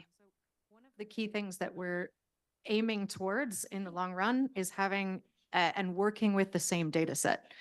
Now, the rules for our new methodology are very similar to essentially the way you would set a FREL under ART-TREES, FCPF, or JNR, right? And so provided that program is applied at a jurisdictional level, just by nature of the way that our new methodology works, the numbers should be very similar.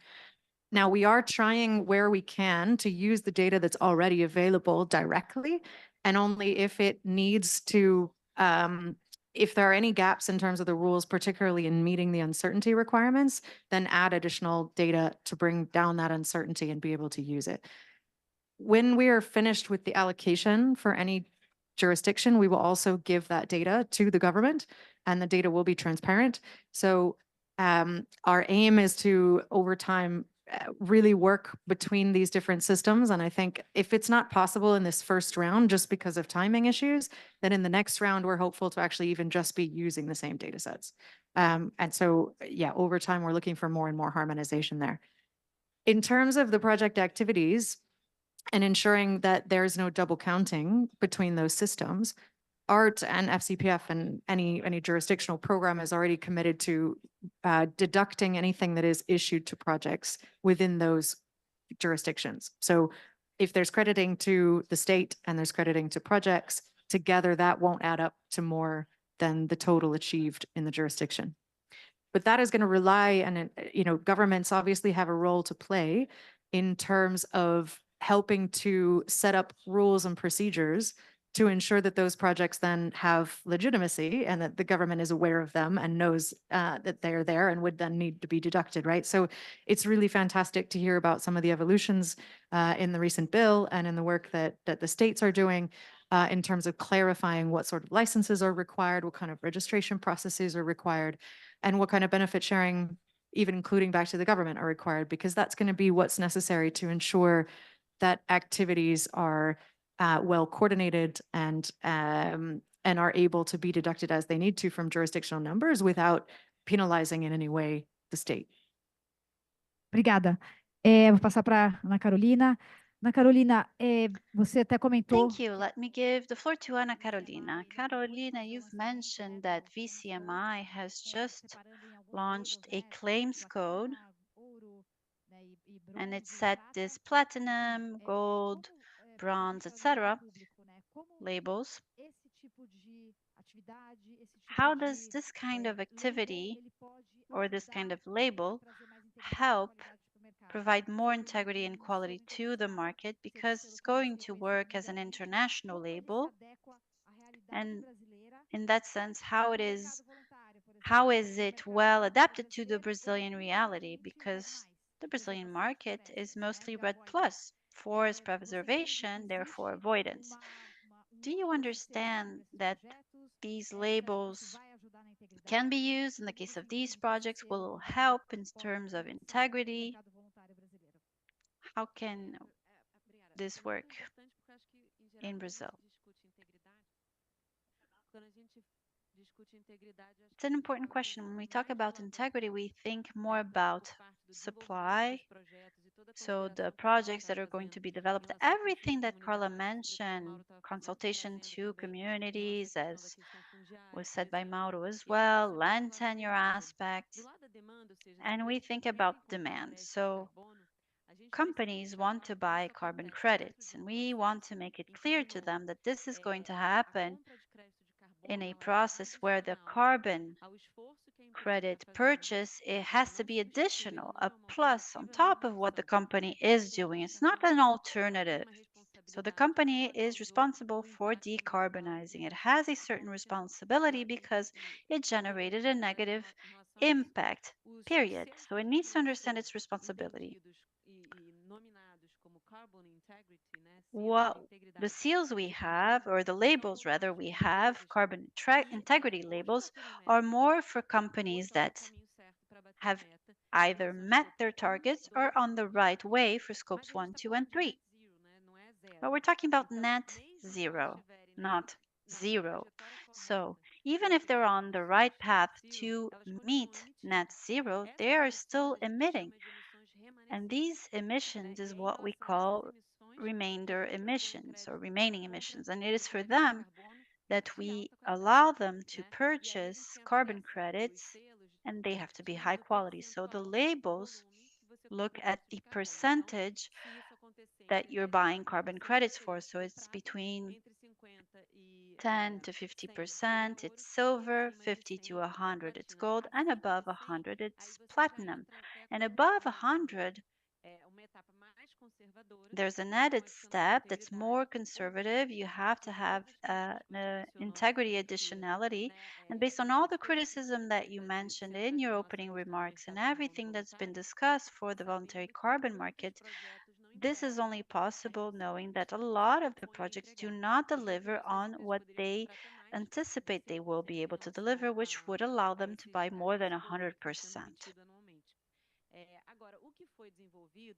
What we've developed is for the entire world. So this is an international platform for all countries and all sectors. We understand that For small and mid-sized companies, it will be more difficult to access it. Some specific sectors as well, banks, financial institutions, because they have a different perspective. And maybe we should sit down with them and other voluntary carbon market to include them, to have them be an institution that establishes the rules. que é It muito forte. has a potential for driving investment or financing that's very strong. To this day, we make no difference between the type of credit. So it make it very clear that the credit needs to be the highest quality and it has to be on top of what they're already doing. But in light of the urgency,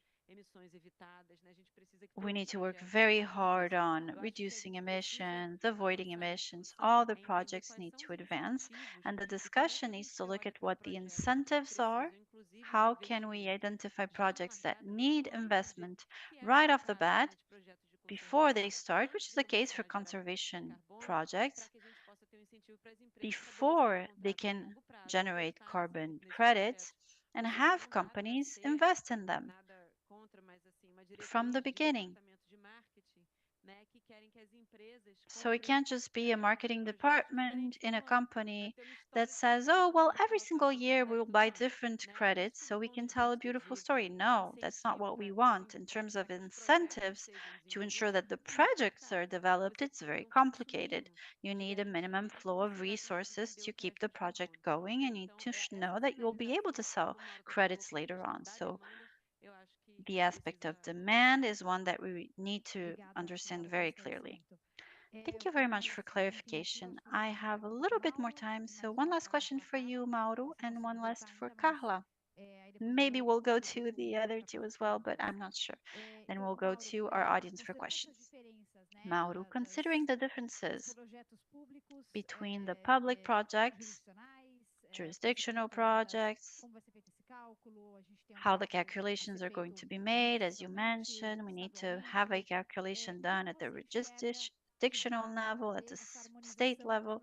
How can it be harmonized with private projects that already exist? A lot of them are very good projects. They provide good results for local communities. A lot of them are able to manage their own development, training, access to education has improved. Lots have asked for professors, teachers to be involved. Some communities have just one teacher for all children from 3 to 10. And so they say, well, you don't teach a 3-year-old the same way as an 8-year-old or a 10 or 12-year-old. So these projects are on the way. They've led to a lot of development. They've helped a lot of communities and they already have benefits. As state government, how do you think the harmonization is going to happen? Do you have any idea as to how you're going to do it, a call for projects? Can you give us an idea of how it's going to work, please? We're structuring our jurisdictional RED system. As soon as we have the system ready, all the initiatives have to be seen in light of the jurisdictional RED system. So this is the purpose. Regarding what Carla said, the way the bill has been drafted today, it's no use either to the states, the subnational government, or even our federal government. We will have difficulties because all projects, as it's stated in the bill, will have to be done by the private initiative, and so we will have a very hard time being able to find them. So it's no good for us to be voted for the bill to be voted this week. Actually, we wanted to stop because we have a discussion on the way with our senator. The bill was modified when it got to the chamber and they decided to have an entire chapter on RED.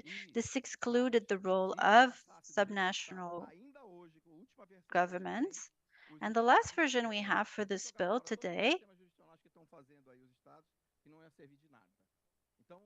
is basically a way for them to say, just get rid of all the systems you already have in your states because we'll have to start from scratch. So I think the proposition, the bill needs to be reviewed and it needs to be updated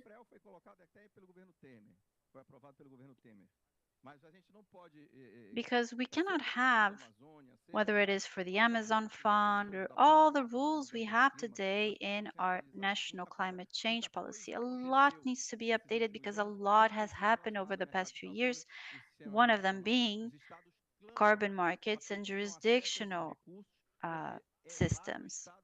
The states are asking for these resources to go in. We're asking for the funding to come because we are the ones who are fighting deforestation. It is the states that have fought deforestation during the previous administration when they were burning everything. So, talking about integrity and quality in carbon credits, they're being sold at $5 to $6 currently. Does that mean integrity? Do you have quality? In Europe, it's being sold $50 to $60 per ton of carbon. So I don't think it's very high integrity. We have adhered to the Leaf Coalition. It doesn't mean we will have to buy from Leaf or according to their rules because we have not established any kind of exclusiveness. So clearly, we know exactly where we want to go and what we want to be included in the bill to develop this market, whether it is the voluntary red market or the regulated market. The one being voted in Congress was more for industry, but in the case of the forest, it's red mechanisms that work, and those are the ones that are interesting to us as state governors.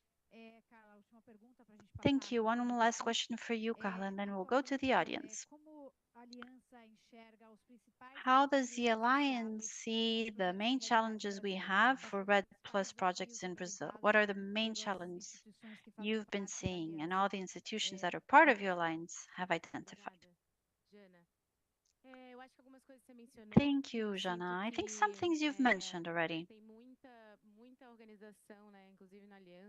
Many organizations, including within our alliance, are doing wonderful projects, incredible projects that have real social impact, of course, without mentioning the environmental impact, CO2 reduction, CO2 capture.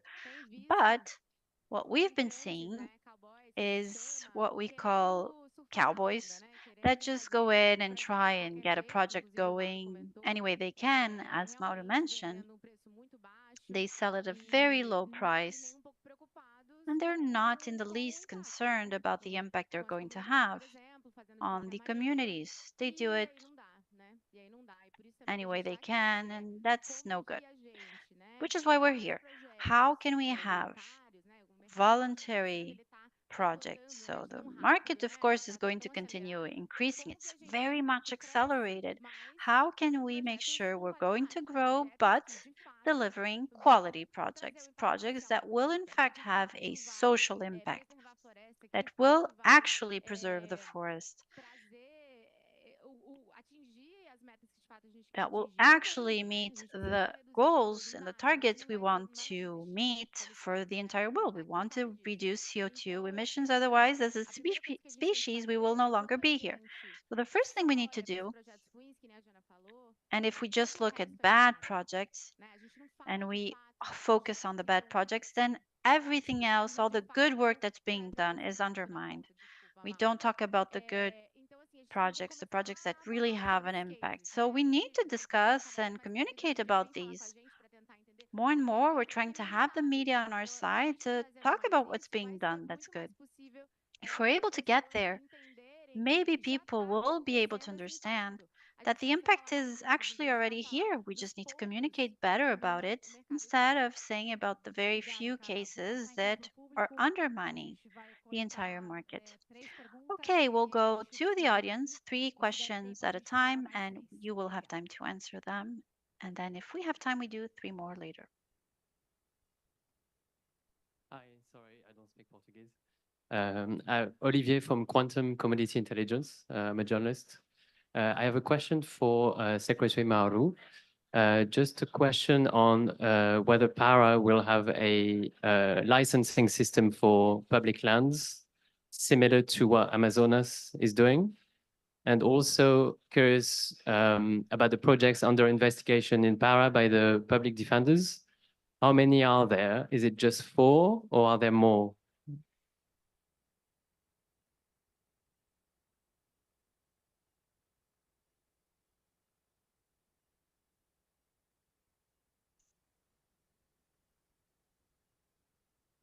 Eu acho que o jornalista está se referindo a uns projetos que o município So de I think you mentioned projects in the municipality of Portel. The state of Pará were not involved in this. It was to license the activity that came from the project, so it's completely different. If we don't have a jurisdictional program, and actually this was the public ministry, they had some public consultation there, and they were about to file a suit against the certifier and the project developer, but not against the state, just to make it clear. So we were very distant from the conversation that was happening until we're able to set up a jurisdictional program. So whatever affects us, and we also need to make sure we're regulating land tenure. This is what we're going to be looking at. But as I mentioned, we do not want to mix and participate in private red contracts and carbon credit contracts. What we want is for them to be well registered, to show integrity, whether it is integrity in terms of land tenure or in terms of environmental aspects. Right now, we're not really thinking about this. We just want to set up our jurisdictional program. The ministry, the public ministry has contacted us, and if they need our help, of course, we will assist them in the investigation that they are running.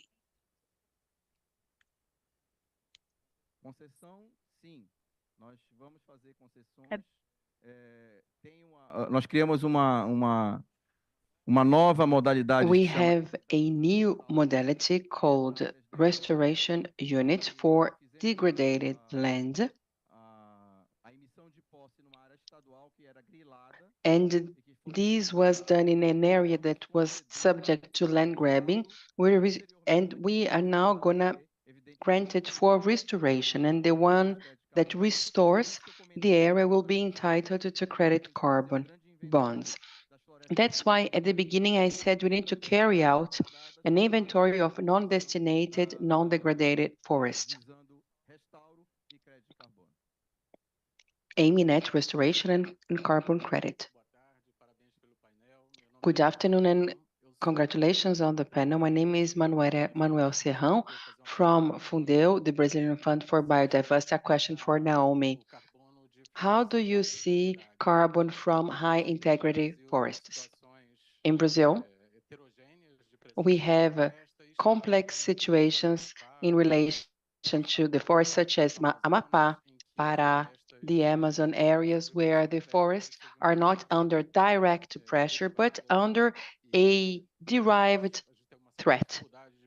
And today it's difficult to properly precificate this carbon, and the standards do not cope with the stock issue. How do you see all of this? Let's hear one more question and then Naomi replies. Quick question to Janaína.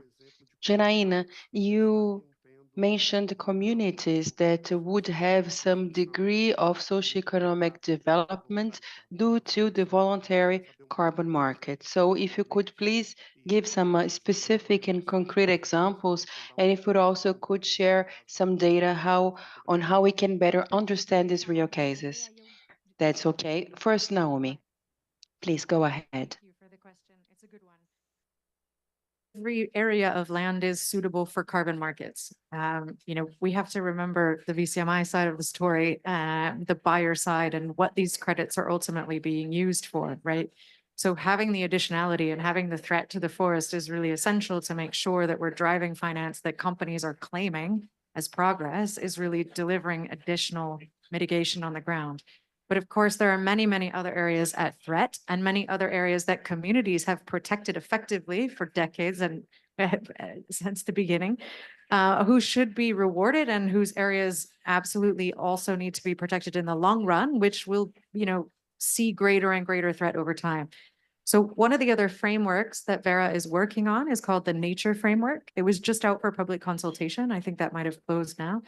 And it drives, it aims to be able to account for the biodiversity benefit and the other nature benefit of these areas and create a new market for driving finance to those activities that may not be appropriate in carbon markets. So it'll actually have two elements to it. One, which is biodiversity values and credits that can be layered with carbon where you do have that additionality, and a separate form of finance or credit that is for those areas that are not suitable for carbon markets. So it's a bit of an evolution to be able to articulate the demand for that.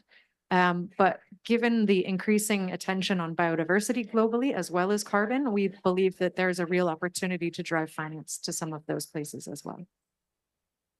Obrigada, Naomi. Thank you. Então, pegando a pergunta sobre... Thank you very much, Naomi.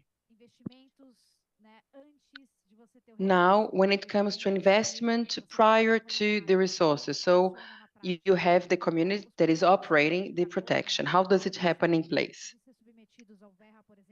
The carbon credit, before submitting to the market under Vera methodology, you need to prove certain steps, certain criteria, so that you can have a full project, and then Vera assesses it and checks whether it provides benefit, if it complies with the baseline, with the pre-requirements that make it a carbon credit, such as Naomi mentioned. Of course, not all forestry area generates carbon credit. When it comes to projects with communities and the communities own the project, what happens? We provide them with tools upfront so that they can understand what a carbon market is, so that they can decide whether they want to do a project with the private sector. And the community might choose to do otherwise, to say, I don't want the private sector to help me out. I prefer to have access to a fund. Such an option exists.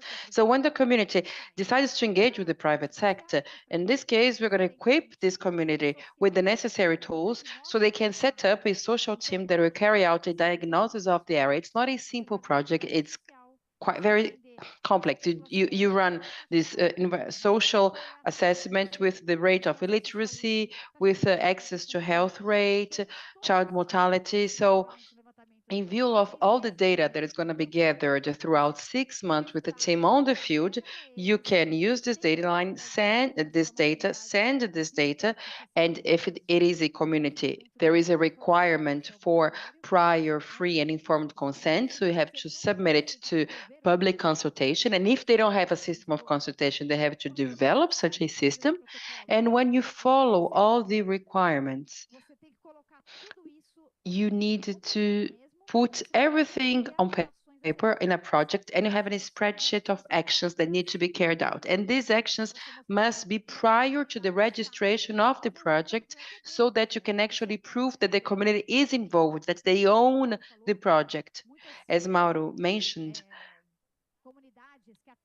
you have communities that do not own the land. They need then the authorization from the public sphere. You have Quilombo communities where the land is private. They have the deedle, the deed title. In this case, the process is different, but of course it needs the consultation of the traditional community, but you don't need a signature from the public power. Of course, it will be accompanied by the public ministry, but this authorization, this permit, this written permit from the government is not required. And all these actions that are prior to the project must be in line with what has been set as being a priority. So if the priority is basic sanitation, this needs to be implemented prior to the project. If the priority is having teachers at a given age, you need to hire these teachers. If the priority is an accounting training course that will allow them to manage the funds once they have access to the funds, this capacity training needs to take place previously. This is all part of a plan. And in order to have access to this plan, this will integrate the PD, which is the project itself, and it's subject to public consultation. And the Alliance assesses all projects that are subject to public consultation, then you can follow it, you can track it. Are the actions effectively being carried out? Does the community receive the training? So this is very important aspect. This is public. Anyone can have access to it, and I hope that people will follow it because it's important to know what's taking place at the community level. Do we have more time? We have time for one question only.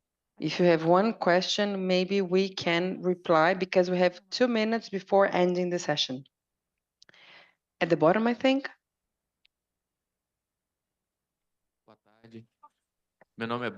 Hi, good afternoon. My name is Bruno. I work at Embrapacre, and I have a question for Mr. Secretary. In the state of Pará, how do you approach the risk in relation to the poor projects, so as to say, that do not deliver what is on paper? We saw this in Acre quite a few times. The communities, they receive a mobile phone, a Starlink, a solar panel. So there is a risk that in few years' time, the community go to the city where they need doctors, education, and in the global transaction, the state actually didn't get the funds, the resources for eventually financing this future requirement. So there is a risk. And in this sense, how do you see these possible scenarios in the state of Pará? Once again, the RED jurisdictional system that determines that indigenous communities, traditional communities, Quilombola population have to be not only consulted, but consulting as well. They are inside the process, so they are consulting agents that can have a voice and say how this mindset is going to evolve, how this has to be implemented, because this is new for everyone. So we needed to raise awareness, we needed to qualify the population. And I remember we had about 200 actions under the jurisdictional scheme. We have the bioeconomy plan with 250 actions, so it's quite complex indeed. And of course that this includes the alerts, the communication with the community, with the collective groups, with the indigenous population, so that they, the guardians of the forest, can actually do it. At RED is avoided degradation. So we needed to inform this population on everything that is going to take place in the state of Pará. I could give the question back to Acre, but I know that we are on the same boat. But the situation has evolved in Acre, I think. In any case, we estimate that by mid-2024, we'll have this system ready, provided the assembly does not destroy what we are working on currently. Thank you everyone, Naomi, Carla, Mauro, Janaína, very happy to have you here. Bye.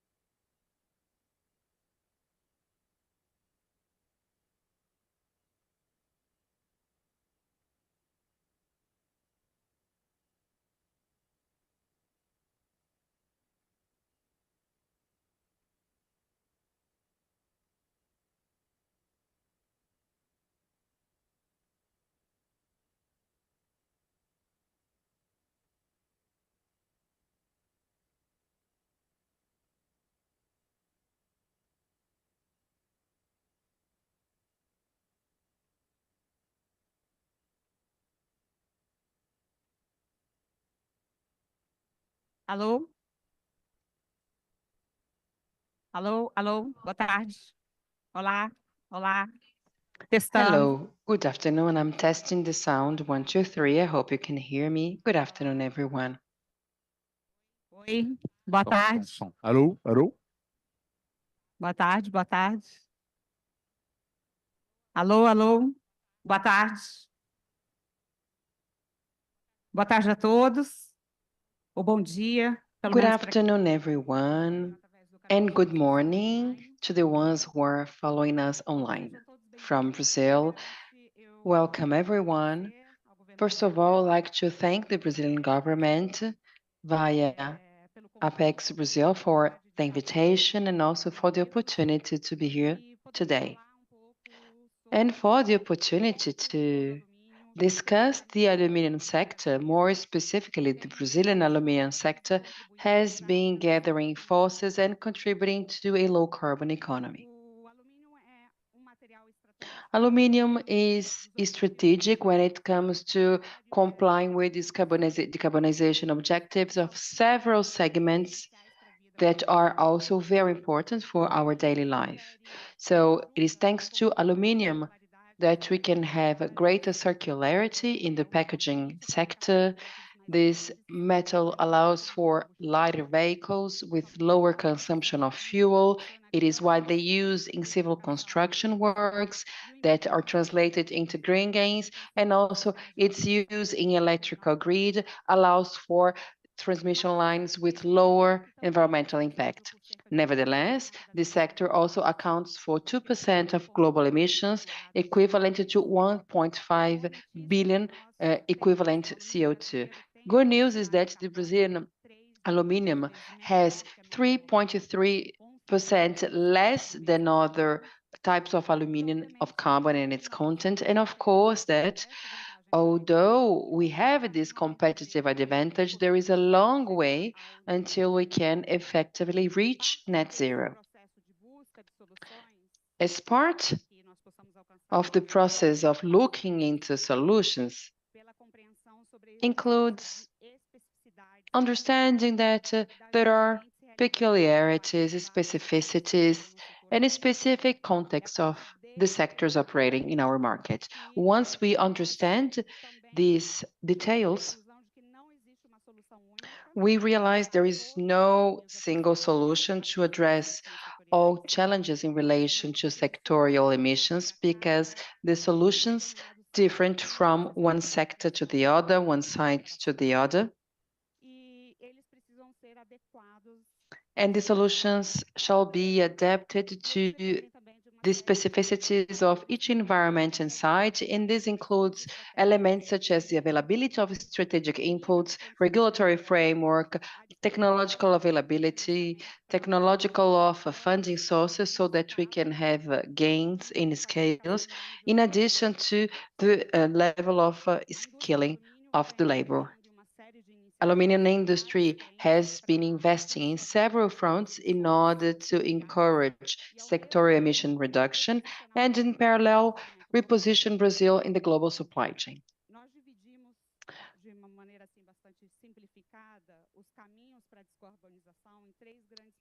We can see three pillars in the decarbonization journey. The first one is the reduction of indirect emission, or Scope 2 emissions. And why is that?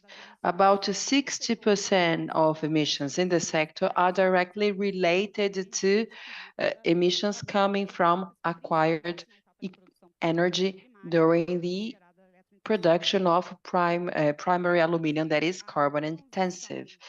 As a consequence, the transition to a low carbon economy in the aluminum sector includes this number one pillar for the energy transition. And the good news again is that Brazil enjoys several advantages, one of them being the availability of energy from clean matrix that is recycled and renewable.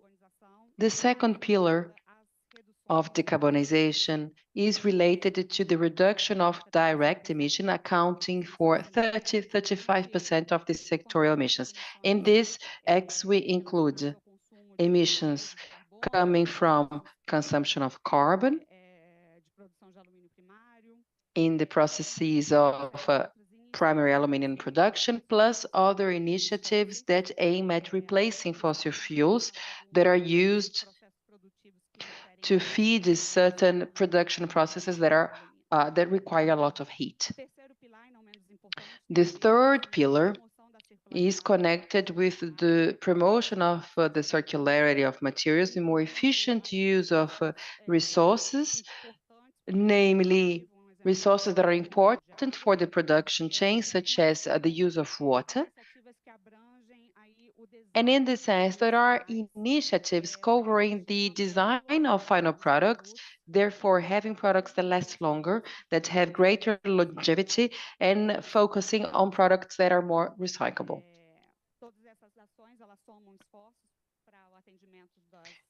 Altogether, these initiatives can be a response to global demand and to consuming markets that are more and more demanding when it comes to traceability, transparency, trying and understanding the origin of the products and the several processes that are part of the traceability of products that wish to reduce emissions. Having said that, I would like to present my fellow panelists, and they will make their initial remarks on how the companies are adopting several initiatives under the three pillars. So we'll hear from Anderson Baranovi, the Senior Vice President at Norsk Hydro in Brazil, Leandro Faria de Campos, General Manager for Sustainability at the Brazilian Company of Aluminum, CVA, and Christopher Cerrone, Vice President of Public Affairs and Communications at Novelis. So let's hear from Anderson first. Anderson, when we think of decarbonization, we automatically think about energy transition. However, there are other solutions in place, there are other possible initiatives, so we know decarbonization is more than energy transition. Please, what actions are being taken by Hydro in Brazil in order to meet the reduction targets? Thank you very much, Janaína. Good afternoon, everyone. Good afternoon to my fellow panelists. So I will make a presentation on the topic. If you allow me, I will introduce Hydro.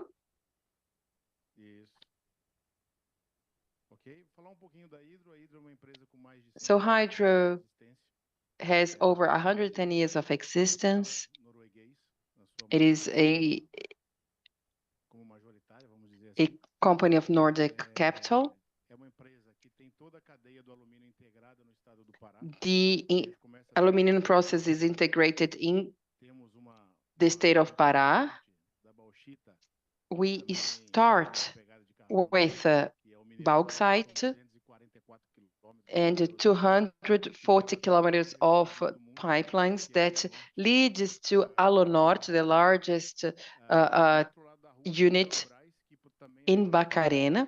We also have Obras, the smelter, the greatest smelter in Latin America, and we also have other activities such as renewable energy, and I will touch upon these topics later on.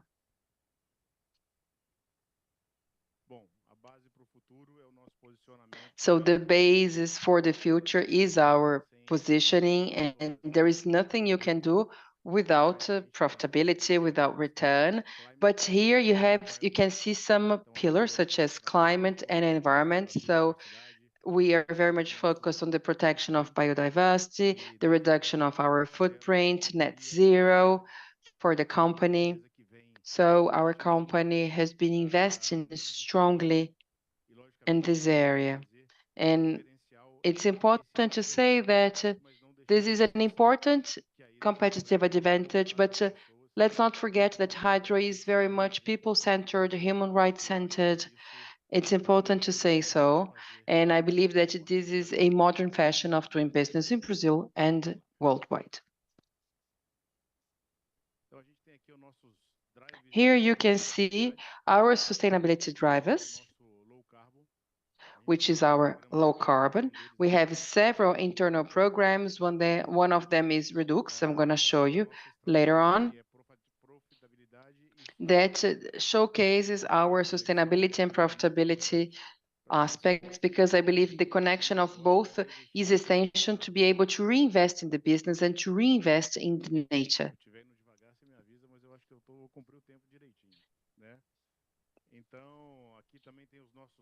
Once again, you can see our sustainability drivers, namely growth in energy. So Hydro invests in energy companies such as Hydrorain. It is an example.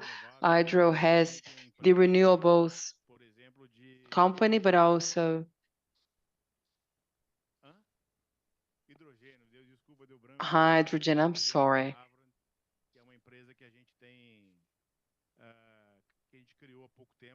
It's a company that has been recently created, and we've been working very hard to develop it. In Brazil, it has a lot of room to grow with internal challenges, but we believe we're going to make it. And here you can see some of our decarbonization in our supply chain. And as I mentioned, we have the energy transition. And our company, Hydro, has the largest refining company, and we brought the regasification vessel from Singapore that will operate in the state of Pará. So we are actually replacing our power grid, which reduces by 10% our carbon footprint, and that's our target for 2025. We also intended to reduce by 20% by 2030, finally reaching net zero by 2050. You can see we have other projects of energy efficiency, and I won't go into details. Here, you can see the operation in Brazil. We have bauxite in the state of Pará and alumina as well. We have this in Paragominas and Alunorte with Albras, which is on the other side and produces aluminum. The plants in southern area of Brazil. And Hydrorain, as you can see, at the top with operations in the northeastern area of Brazil, and we have just entered into a partnership with Maguire, becoming increasingly stronger with strong partners and results in the forecast that will certainly make a difference in the market.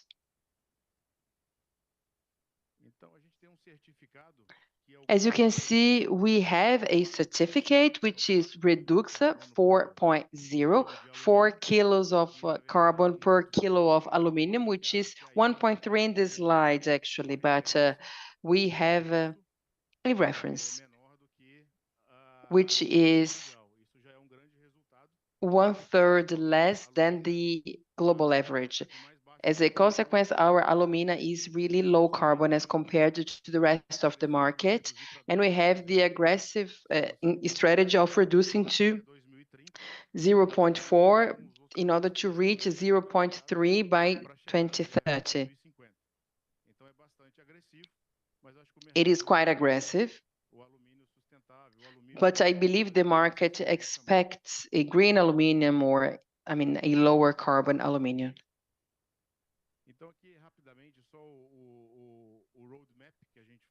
Here you can see the roadmap of our decarbonization.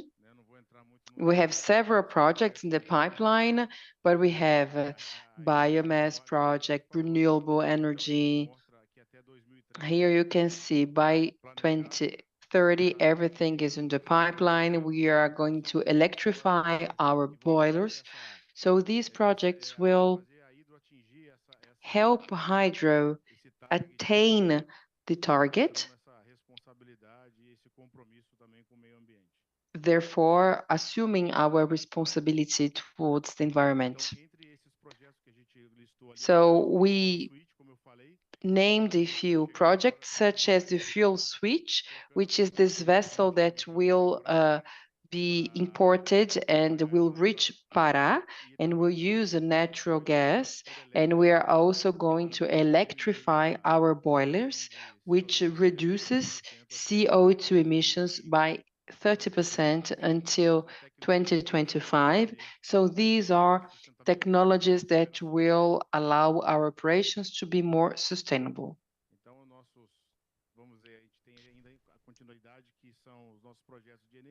We have our energy projects, as you can see, and we have this target of being greener in our production. You can see this plant that will go solar in 2025 with partnerships. We also have São Zacarias, where we have a wind and solar plant plan, and we also have the biomass that will use acai seedling to generate energy. So because we are in the state of Pará, this is very interesting. This is something very specific that we have. Doing mining in the Amazon is not easy, but when we work together with the government and the authorities, I believe we've been able to show responsibility, accountability, without neglecting the quality of the aluminum and the alumina, which is the best in the world.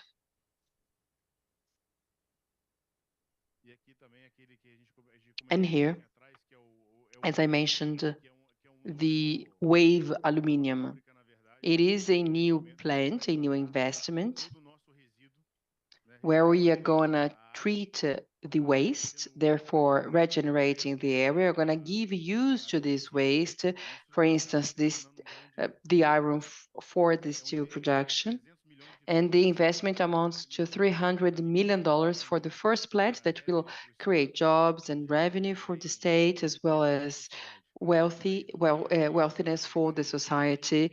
So Hydro is a good neighbor, so as to say. We wish that the communities around us grow as well. So we will always invest in local communities. We've already invested more than 80% of our staff come from the state of Pará. We have a partnership with Sebrae and FIEPA.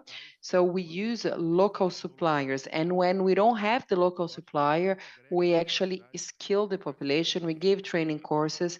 And as a consequence, I believe we are a good neighbor. So we work together with the society surrounding us. So what's our choice? We chose to be greener. We chose to be a company that will try and connect with the society and with the field.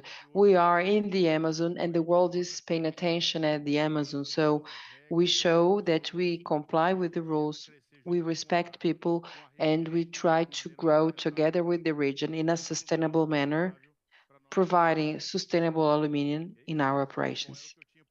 That's my remarks. Thank you very much for your attention.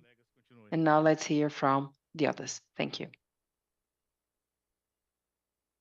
Obrigada, Anderson. Eu tinha Thank certeza you, que Anderson.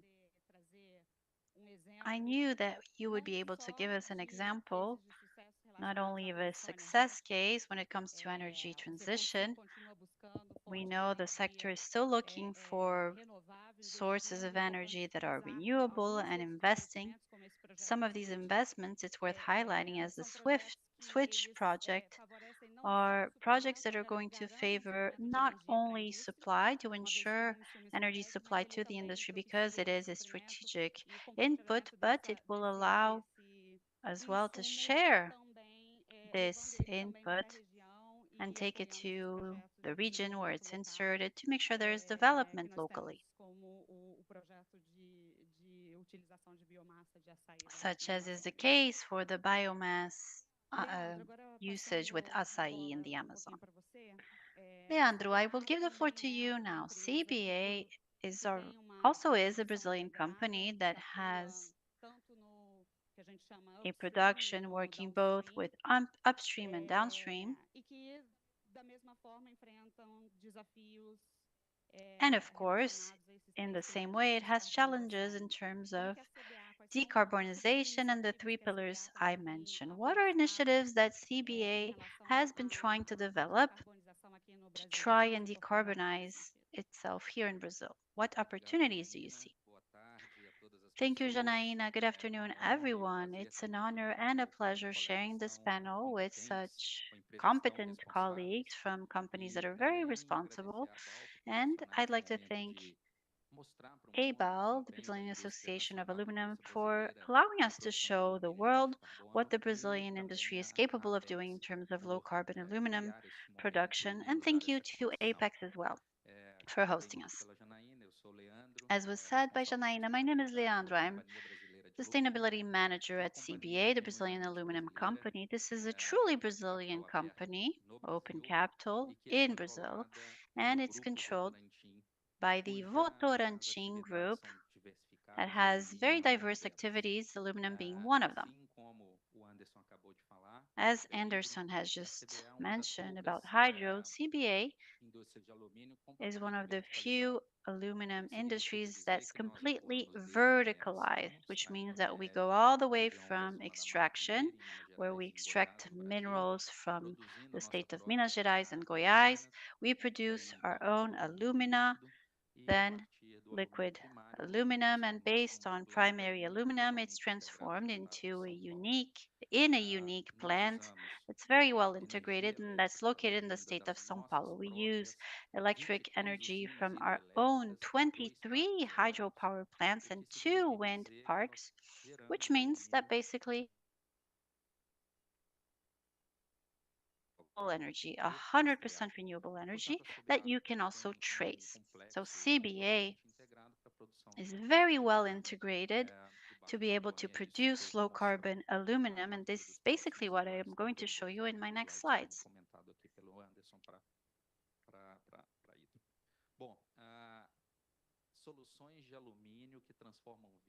Aluminum solutions that transform people's lives. That's our aim. We are guided by this aim, or this purpose rather. We want to go beyond aluminum. We want to engage the entire chain of production, not just deliver aluminum as a product, but work together with the value chain, both the supply chain and our clients, to provide solutions that address the ideas of energy efficiency and positive environmental impact, positive social impact, but also that address the issues that our clients want us to address. For instance, we just launched a new cover for buses completely made of aluminum. This was done with a partner to make sure that we're able to produce equipment that are positive in terms of their environmental impact. In the case of the use of aluminum for the cover or the roofs of the buses, it's lighter, it reduces friction, etc. So what do we mean by aluminum solutions that transform people's lives? According to our strategy, we look at 4 main elements. The first is to have low carbon aluminum available for society, and I'll explain what low carbon aluminum is for us.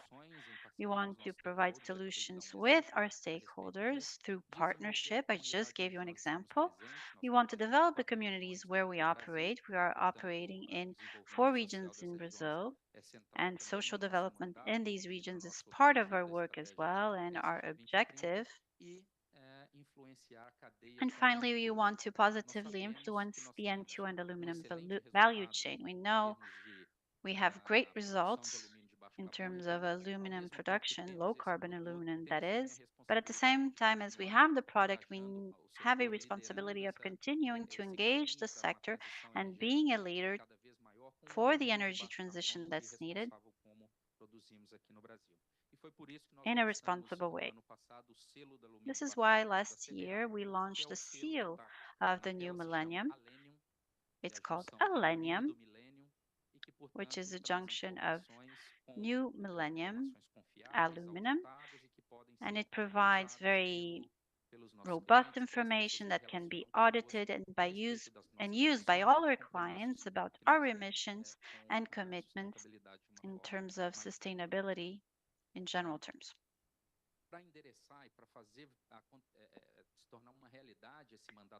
To transform what I just explained into a reality, we have a strategy, an ESG strategy for 2030. It's supported by 10 drivers, 5 are environmental, 2 are social, 3 are governance, with this goal of looking at performance for each one of the drivers. They break up into 15 programs for a total of 33 targets. It might seem ambitious, and it is, but because of the fact that we produce aluminum all the way from the extraction to the final production, we have challenges, of course, that have to do with mining, others that have to do with recycling.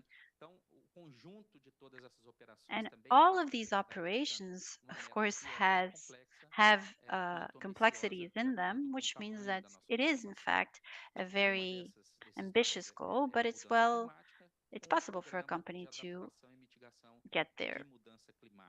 And we have a specific program for mitigation and adaptation in light of climate change. If you want to check our annual report, you can look at the QR code that's on the screen, and I ask you all to go and check what we've designed. Before we talk about performance per se in terms of climate change, Janaína mentioned that 2% of global emissions are greenhouse gas emissions that come from aluminum production. Aluminum is 1.2 billion tons of CO2 per year, mostly because of its energy mix. More than,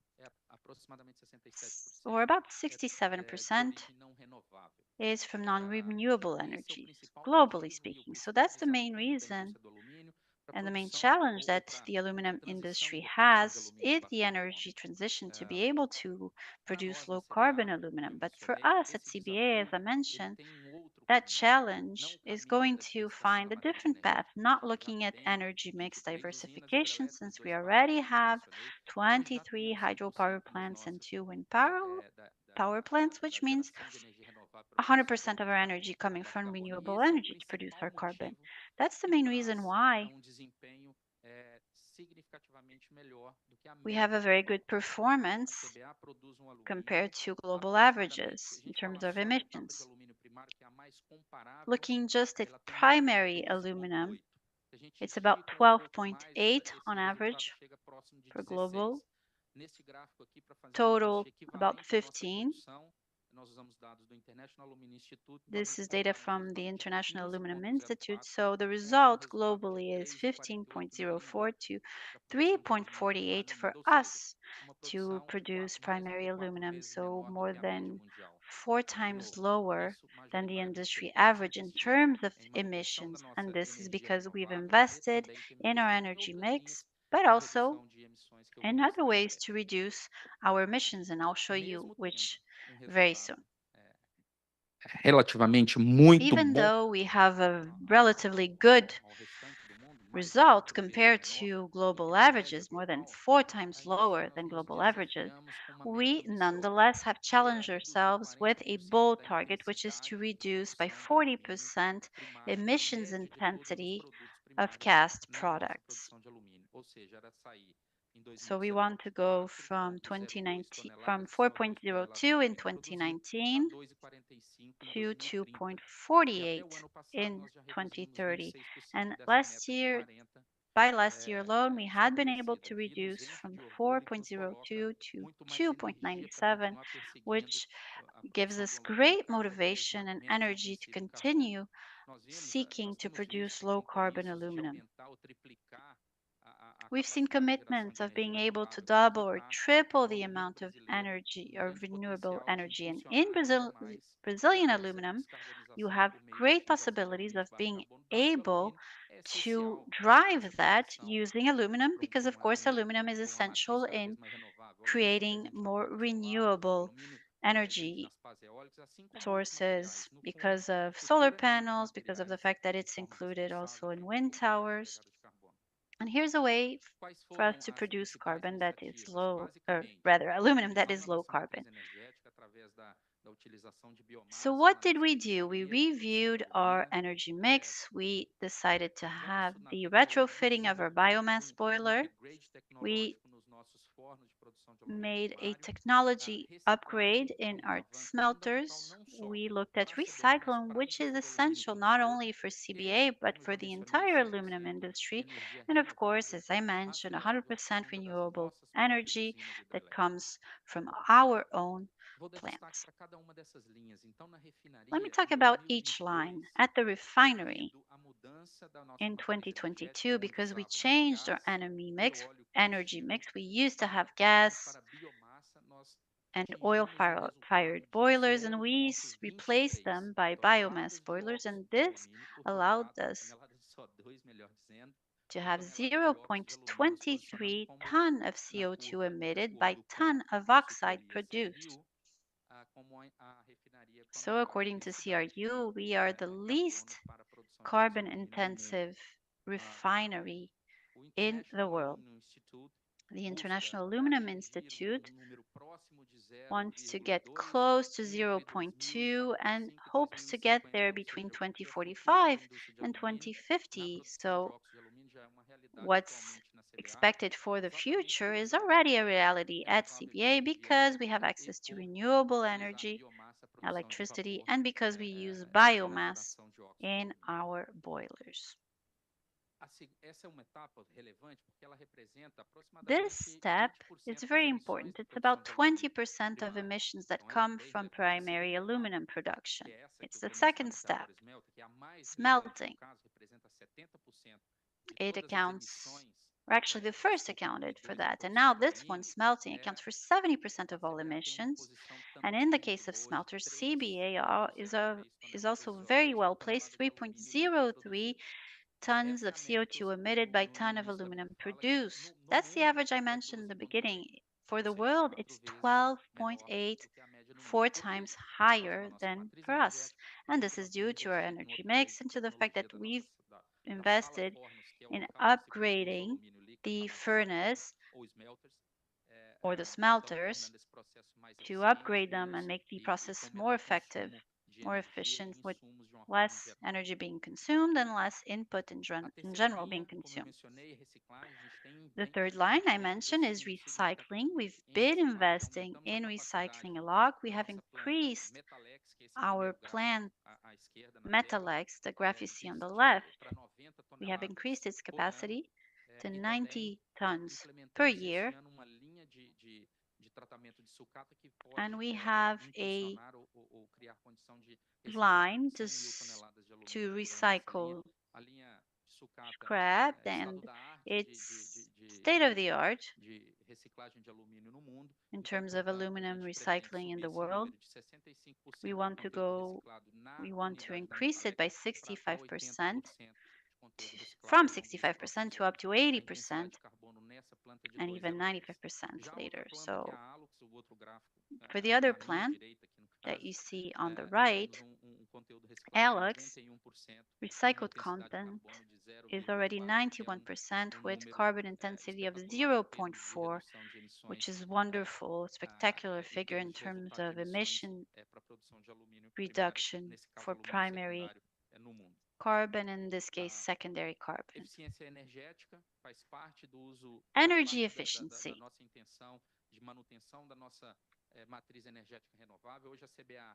Today, CBA, aside from electric energy, if we consider all our mix, 82% is renewable, and we're working very hard on the other 18% that's still non-renewable, trying to decarbonize either through energy efficiency or maintenance of our hydropower plants and wind farms.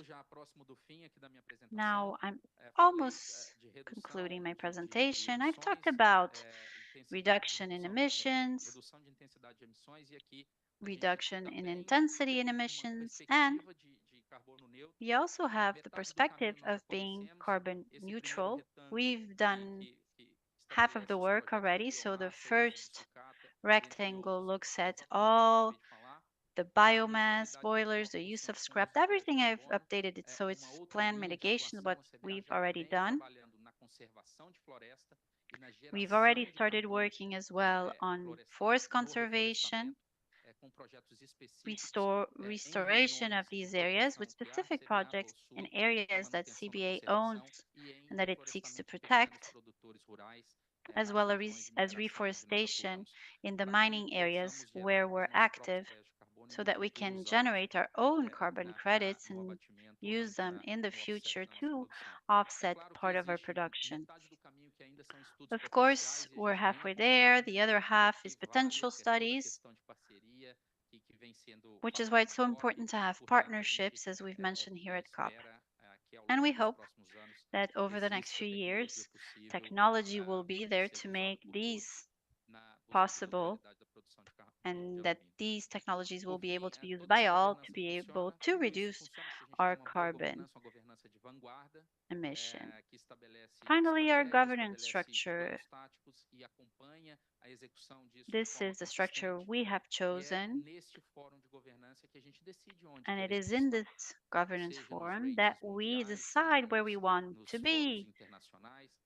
World Ratings, International Fora. CBA was the first primary aluminum company in the world to have its targets approved based on the science-based target.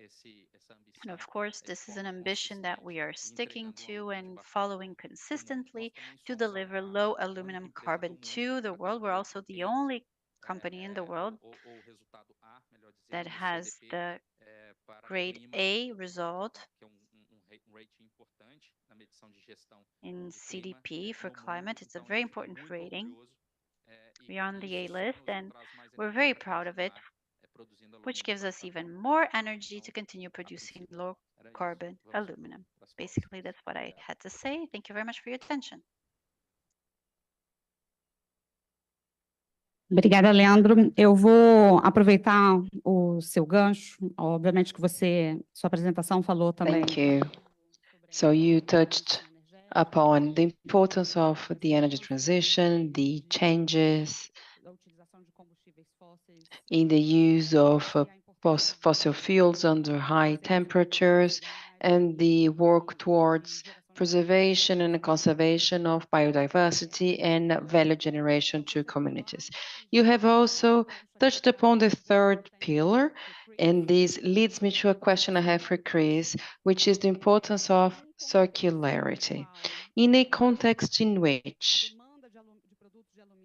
demand for aluminium products are growing and tended to be ever growing, and in parallel, we have so many challenges when it comes to the licensing and permits of large undertakings, the energy supply for energy transition, despite the investments we've been doing.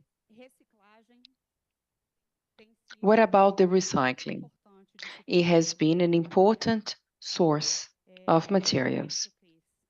In this sense, Chris, I would like to ask you to talk about it, because we know that Novelis is one of the most important contributors and largely responsible for one of the most successful cases in terms of circularity here in Brazil, So, namely the recycling rates for aluminum cans for beverages. And this has been the object of a lot of attention, a highlight internationally, whereas in the global average is that 70% of cans are recycled in the world. Here, over there in Brazil, the figures are staggering. We attained 100% of recycling rate. Nevertheless, we have a lot of efforts to make. In the beginning of December, the aluminium producers, the rolling companies recycling companies and many other companies, including Bauer Novelis, we got together in Dubai to launch a global call so that we can increase these numbers globally. And in this sense, Brazil was highlighted. We had the participation of the Secretary Adalberto Maluf, who addressed the Brazilian performance in this field. So I would like to hear from you concerning Novelis' experience in Brazil, but maybe in other regions as well. And if you could please tell us why recycling is so important for the aluminum sector. Well, thank you very much, Janaina. I appreciate the opportunity to be here today, and Novelis really applauds the great work that ABAL does for the industry in Brazil, and we truly appreciate you taking the effort to organize this important discussion here. This is Novelis's first COP. It's my first COP. It's been very, very eye-opening. We were certainly glad to be part of the call to action led by the IAI and others the other day to increase the recycling rates for beverage cans quite significantly in just a few short years. And so we've got a big challenge ahead. But let me talk a little bit about Novelis. So Novelis is the world's largest recycler and roller of aluminum, and I will not be sharing slides here. I actually prepared them, but I'm kind of slided out, if you will, and perhaps you are too as we get on here at COP. But I'm just going to just entertain a conversation here about Novelis, so the world's largest recycler and roller of aluminum. We specialize in the production of sustainable, low carbon, flat rolled aluminum products that we sell to a bevy of customers around the world, really in 4 key industry sectors. And I should point out that the largest of those sectors is beverage cans. It's about 60% of Novelis's business. One of our biggest customers in that sector for us is here, represented here in Ball. Proud to count them as good partners as well. But we also sell to customers in the building and construction industry, the aerospace industry, and the automotive industry, which is really our fastest growing business segment. I can talk a little bit more about that later on if you like. Company has about 13,000 employees globally. We're headquartered in Atlanta. We're part of the Aditya Birla Group, which is an Indian conglomerate. Proud to be part of that family of companies. We have operations on 4 continents, and we're in 9 countries, including Brazil in a very big way. And I'm happy to talk about that right now. Brazil is a very important market for us, particularly for our beverage can sheet business. We have about 1,700 employees around Brazil, most of whom are located in Pindamonhangaba. That's the only Brazilian word I know, I think. Affectionately referred to as Pinda. We have about 1,350 employees there. And that is home to one of the world's largest fully integrated aluminum recycling and rolling facilities. Our South America headquarters is in Sao Paulo. We have a small manufacturing plant in Santo Andre. We recently opened up a customer solutions center in San Jose dos Campos. And then we have a large distribution center in Espírito Santo. And then we also have 14 collection centers scattered around Brazil. Come on in if you like. So yes, we have a huge presence in Brazil. Maybe before I talk about that in a little more detail, what I'd like to really reinforce is that we're a proud founding member of the First Movers Coalition, the aluminum sector. Our ambition really is to create a fully circular economy for aluminum. We're doing that in a big way with beverage cans. I'll mention that in a little bit, but aluminum is, as many of you may know, is a critical material, has been deemed that by many countries including Brazil, including the US, and many countries in Europe as well, and others around the world. It's also rich in critical minerals. And I like to refer to aluminum as the skeletal system of our global economy. It's literally everywhere. You look around this room, there's a ton of aluminum. It's in your phone, it's in your laptop, it's in your car. It is everywhere, and it is critical for that reason. Sustainability is at the core of what we do. We are well on our way to becoming carbon neutral by 2050. We have some ambitious milestones that we will be hitting along the way in the area of water, waste, and energy intensity. I definitely would reinforce what my other colleagues have said about recycling aluminum. It uses just 5% of the energy that is required to make new or primary or virgin aluminum. That means during the recycling process, we are emitting 95% less CO2 in comparison to the production process for primary aluminum. So pretty serious environmental benefits there. And the other beautiful thing about aluminum is it is infinitely recyclable.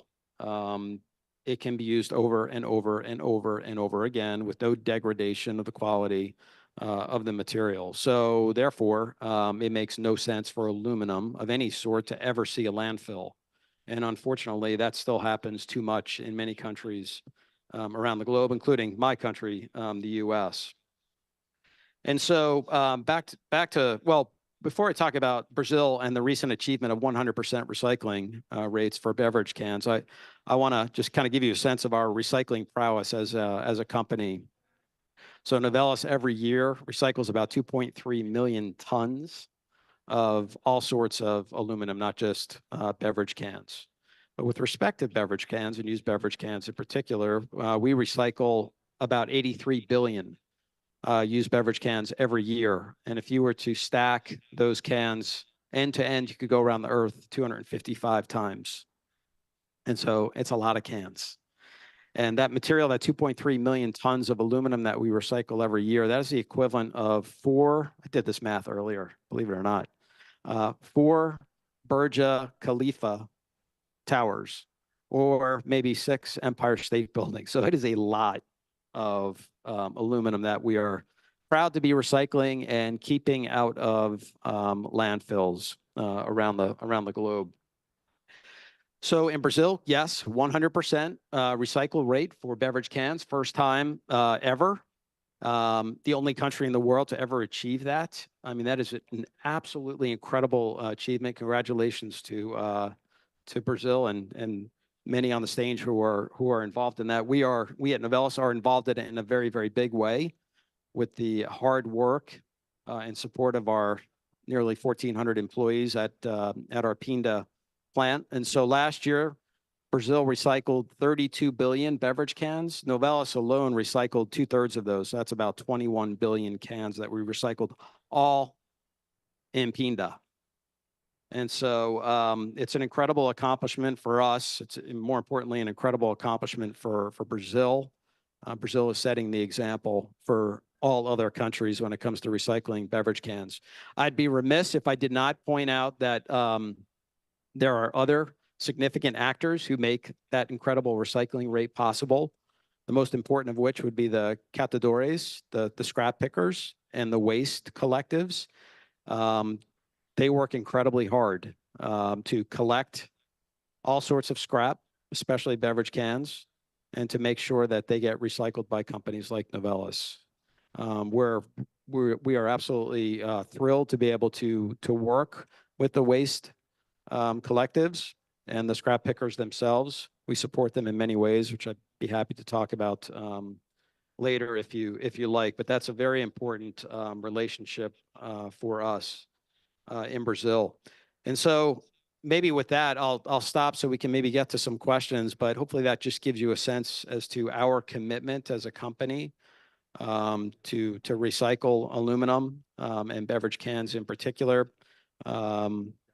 We're proud to partner with our customers, our suppliers, and other stakeholders throughout the supply chain to make sure that no aluminum gets into any landfill anywhere around the world. So With that, I'll turn it back over to Jananina. Thank you, Chris. Eu vou mudar um pouquinho o rumo da conversa, porque acho que a gente falou. So I'll change the topic now. We've discussed what the companies have been doing when it comes to their production process. And now I'd like to touch upon demand and the value perception when it comes to the advantages and benefits of products that have a lower content of carbon. So I'll change the order so that there is no privileges in here, and I'm paying attention at the time. So I would like to ask my dear panelists to pay attention to the time. So Leandro, let's start with you. In your opinion, there is a premium, a price, or a commercial benefit that should be assigned or associated to low carbon aluminum? Do you think there is such a market? Do you believe there is this demand, the need? Do consumers are consumers aware of it? Thank you for your question, Janaína. Well, as far as we see, there is no price effectively set forth for a low carbon aluminum. There is no premium price. Nevertheless, there is a preference. There is an indication of the ones that need to decarbonize their operations, so they look for the low carbon aluminum. So there is a way, and we hope that in the future there will be a compensation in this sense.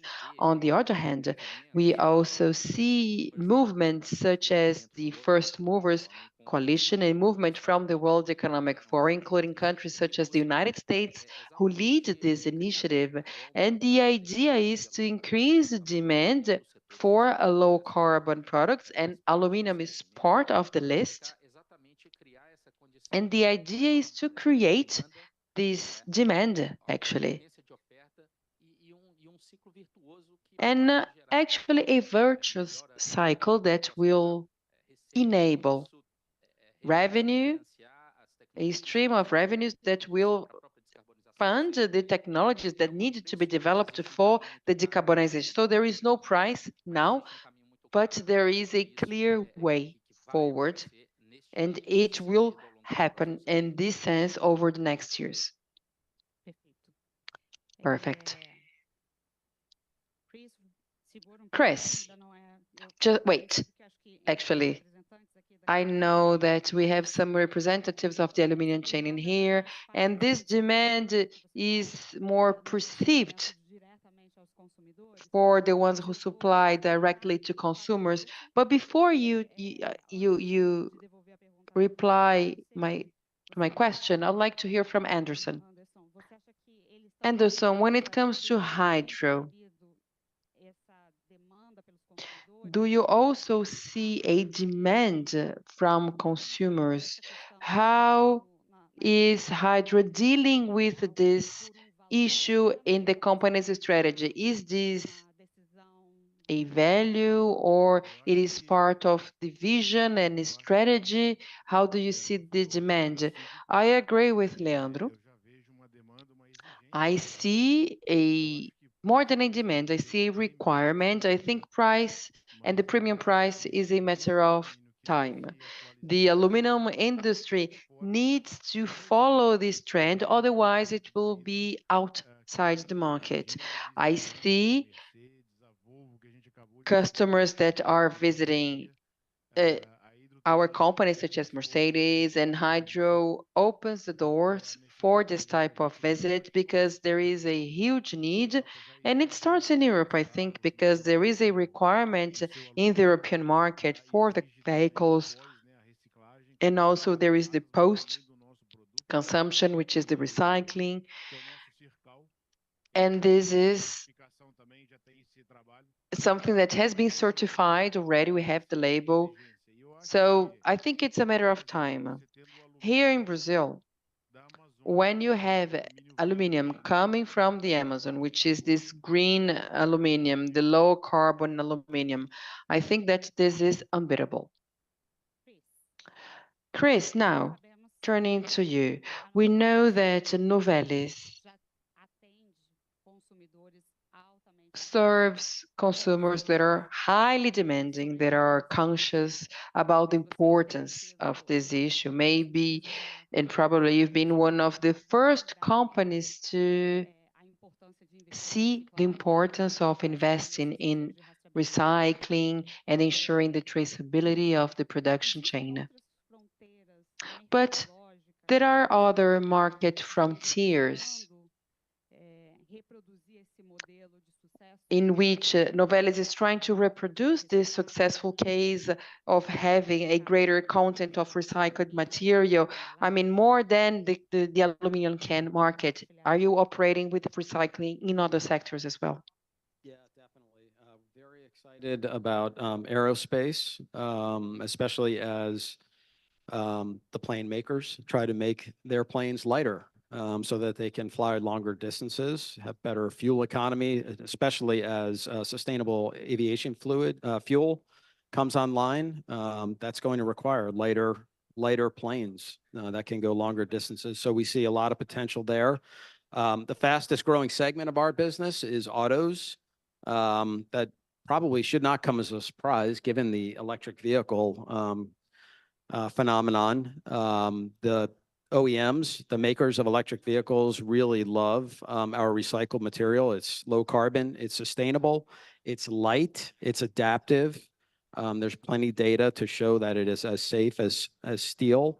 And so by equipping the EVs with more aluminum, the carbon footprint of the car is a lot better, and the batteries can go longer distances without having to be charged. And so we see tremendous demand.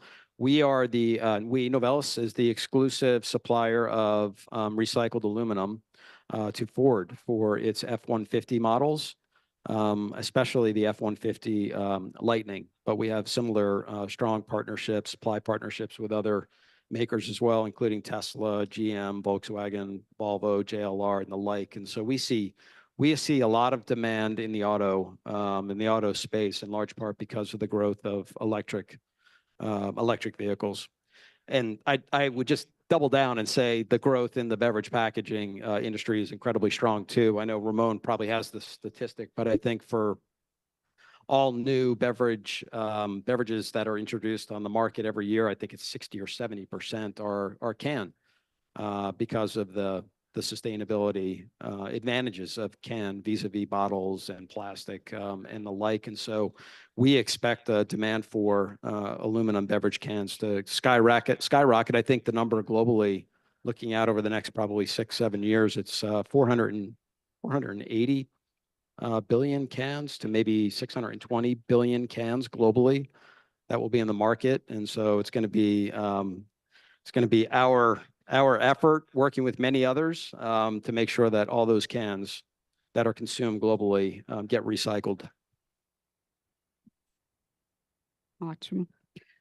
Bom, acho que já encaminhando pouquinho, eu vou passar a palavra para as considerações finais dos Great, painéis. so I will give you back the floor for your final comments, but with everything that was said, all the initiatives that are under discussion that we had the opportunity of participating in all this week, all the debates, call for actions, talks, exchanges, everything was very profitable, it was very rich. I think personally, I leave this COP with an optimistic feeling regarding market perspectives and seeing aluminum as an important ally in our global efforts for decarbonization that allows us to address and implement a series of actions to be able to face climate change. I think aluminum as a sector is a strategic ally for many industrial sectors, for societies, and for various countries. Of course, we have challenges. In some previous discussions, we've talked more about the challenges that have to do with regulatory framework, the need to have some kind of certification market, and the need for us to advance in terms of verification, transparency, and financing. But maybe now we can hear from you in these final minutes that we have. I think we have, what, 5 minutes each at the most. And perhaps you can just share with us what is your message, what's your perspective for the future. Let's start with Chris. The last guy gets to go first. Okay, very good. Again, thank you very much for this opportunity. I think that I've been involved in several discussions over the past few days here around recycling and circularity. I think there should be more of it. I think there's room for it here at COP. And I'm hoping that this is a catalyst for more discussions within COP around this. I think we all have an opportunity there. And frankly, we have an obligation, I think, to raise the profile of the importance of recycling and the economic and the environmental benefits of a more circular economy. I guess what I want to end with is all those things that you said are really important to advance, lower carbon aluminum solutions and a more circular economy for aluminum. But I want to stress the importance of public-private partnerships. And so, and I'll refer back to what I mentioned earlier about the catadores, the scrap pickers, and the waste cooperatives in Brazil. We really value our partnerships with them. We cannot do what we do in Brazil without their tremendous engagement and support. And so we really enjoy working with the scrap pickers through the Recycle Through Brazil initiative. I don't know the Portuguese name for it, but that's an important coalition for us. We also recently co-developed an e-learning curriculum with FDC Business School that will help the waste collectives improve their business models and get better at what they do. So we're proud of that. We remain committed to always give preference to recycled material collected by scrap pickers and the waste cooperatives. We prefer to buy from them versus the middlemen in the value chain, and we prefer that for a variety of reasons, and we'll continue to make that a priority. But recently, you may know, there was the Sao Paulo Grand Prix, and we were proud to team up with Cooper Caps and a few waste cooperatives to do some recycling at the event. And we were able to collect 6 tons of used beverage cans. 6 tons. That is a massive amount. We helped supply the trucks to collect that. We did some recycling awareness work, promotional work. And then we bought all of those cans from the waste cooperatives. And then we were able to recycle all of those cans at our facility in Pinda. And it's creative partnerships like that I think are going to really make the difference. Yeah, government policies will be important too, but they take forever. You have to be patient and persistent, of course. But in the meantime, I think those sort of creative partnerships like the one I just kind of laid out really are the way forward, and they can really help move the needle even more for recycling in Brazil and beyond. So I'll leave it with that.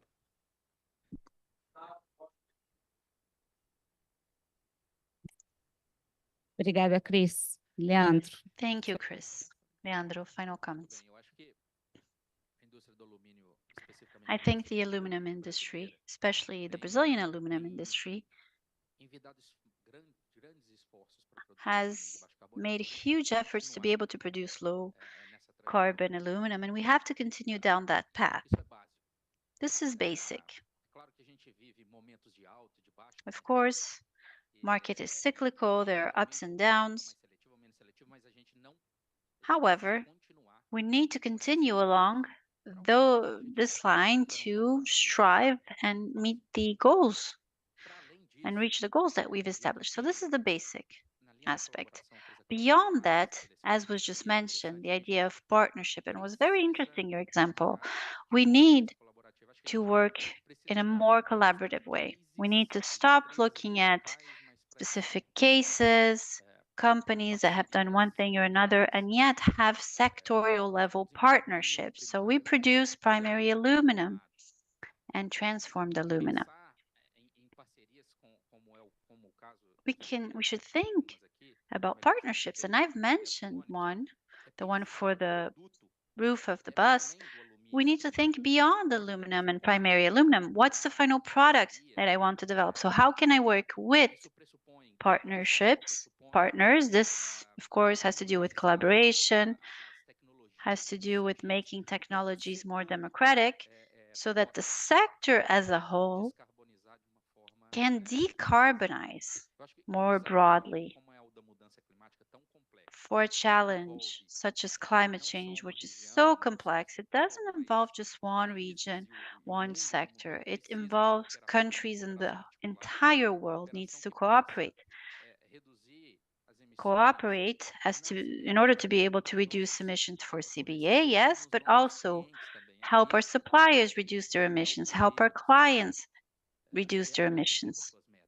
So CBA, I know, will meet its targets, but it will also try and establish the partnerships that allow us to get there while generating bigger impact for all.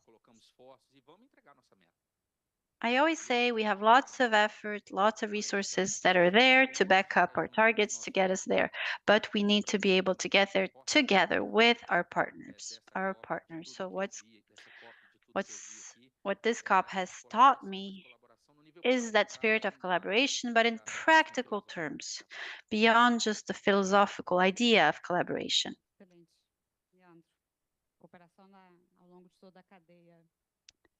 Yeah, so working with the entire chain of custody and between sectors. Thank you very much, Leandro. Anderson, on to you. I'm not going to repeat what was said. I agree with what Chris and Leandro have said.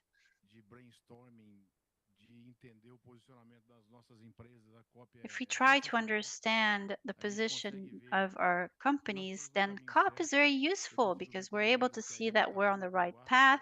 I see that hydro is even at the forefront certain things, but also I have to have that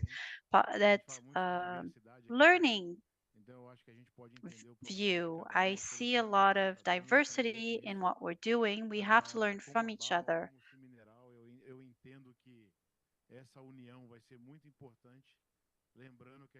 I understand that our union is very important. We will host COP30 in Pará in 2025, and I liked what I saw here.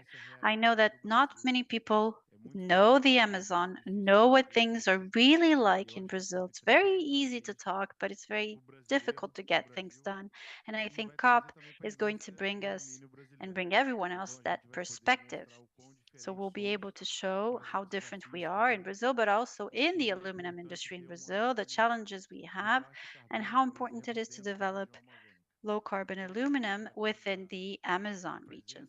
So thank you all for your presence, for your patience. I'm very proud to be here to represent Hydro at this COP.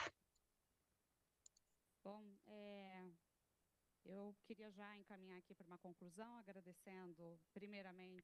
Okay, so we will conclude first of all, and once again, I'd like to thank the Ministry of the Environment of Brazil, the Ministry of Foreign Affairs, the Ministry of the Industry, and Apex, who have hosted us today, allowed us to bring some of the many, many examples and initiatives that exist about what companies are doing, companies that operate in different parts of this chain, to ensure we are contributing to the effort. Climate urgency is a reality. We have a lot of work that needs to be done. And I think, as we've heard, there isn't a single solution, but success can come if we have collaboration. Collaboration within the same chain of custody, between companies, between sectors, between civil society and the government. And this, as Leandro has said, is going to require coordinated effort and also having us understand what is our role in this process. Having said that, thank you very much for all three of you for being here, Anderson, Leandro, and Chris. Thank you so much for your participation, and thank you, Apex, for the organization.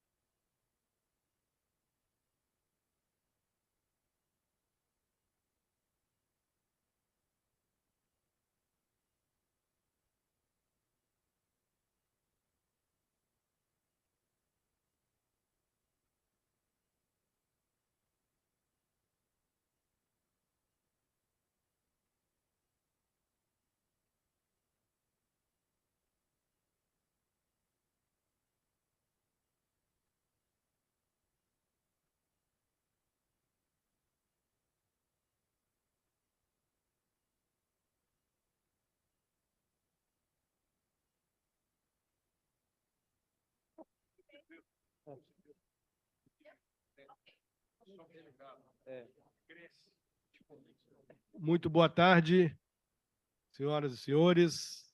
Bem-vindos a esse painel. Good afternoon, ladies and gentlemen.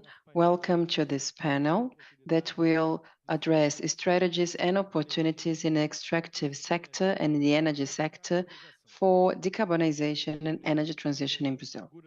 We count on the presence of distinguished panelists that do not need to be presented, but as a moderator, I will do so.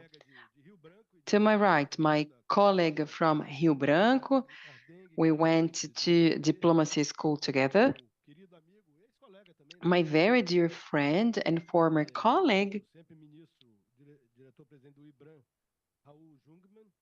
Mr. Raul Jungmann, our very dear MP and president of Única, Evandro Gussi, and allow me to say that we have greetings from Paulo Artung. He was going to be participating in the panel with us, but unfortunately he's not able to come.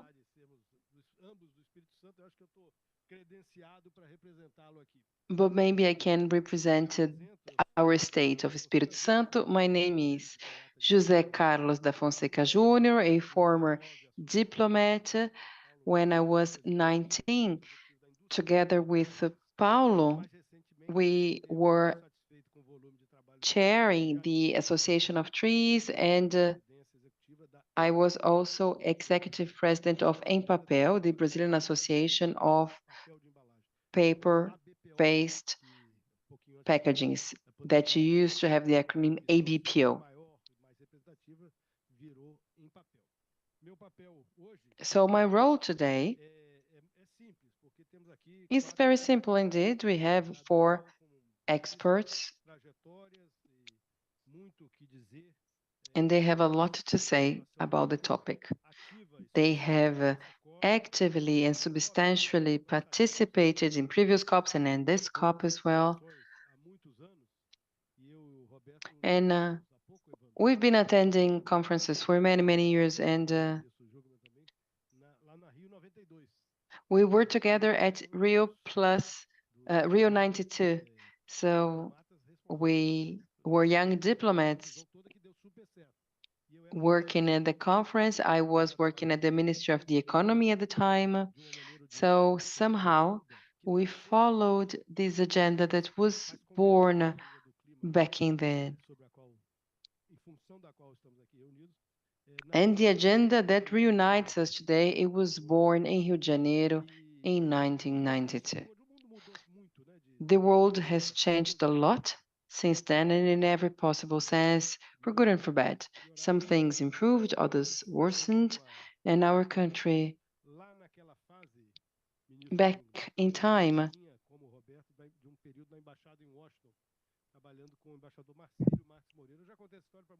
we had very strong work, and maybe I'm going to repeat some old stories, but at that time, I worked with public diplomacy, and Brazil was an international pariah at the end of the 80s, because our country had not fully made the transition towards democracy.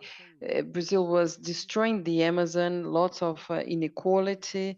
And a few months after my arrival at this position, in 88, Chico Mendes was assassinated, so international turmoil, and Brazil was seen as a pariah.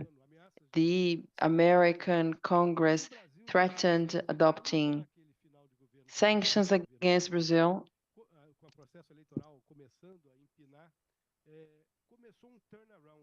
We saw a turnaround, and it's important to mention it. It's possible to do things, but it requires mobilization. So at that moment, Brazil created IBAMA, reinforced the Ministry of the Environment. Brazil applied to host the Conference of Environment and Climate that would turn into Rio 92. So we started an agenda that became to be respected. But recently, we somehow lost some of our credibility and major role.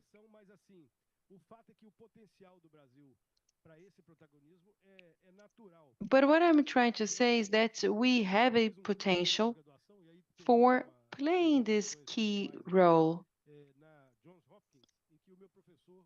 I studied at Johns Hopkins, and one of my professors, Mr. Brzezinski, that was a very relevant intellectual and advisor for Carter, and I went to Johns Hopkins at the moment during the Cold War, the fall of the Berlin Wall, and the professor had just launched a book called The Grand Failure, which was the failure of real socialism. And because I was working and studying at the same time, I was only able to discuss and with the professor and read the book after I graduated. I presented myself. I said, Professor, I'm a diplomat, an ambassador for Brazil, and I wanted to say that over the semester, you haven't mentioned Brazil not even once in your classes.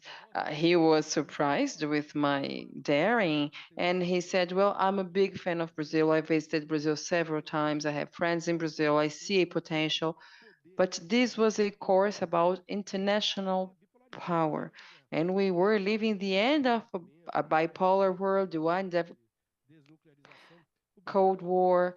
And he said, Brazil has no currency on this table.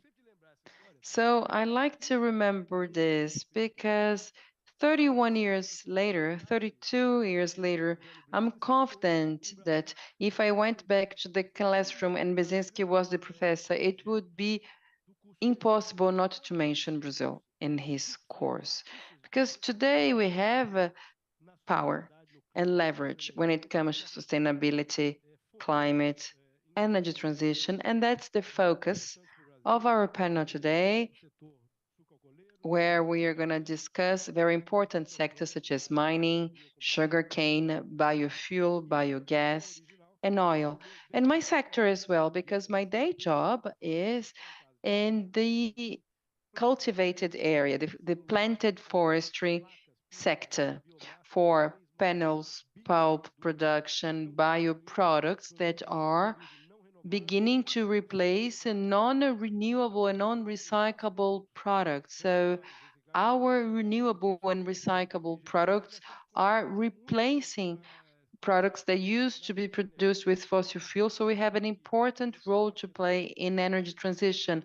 That's why having these four sectors together might be quite challenging, but I believe you will see that we have a common understanding of common issues we face, common problems we face, and might contribute to finding solutions.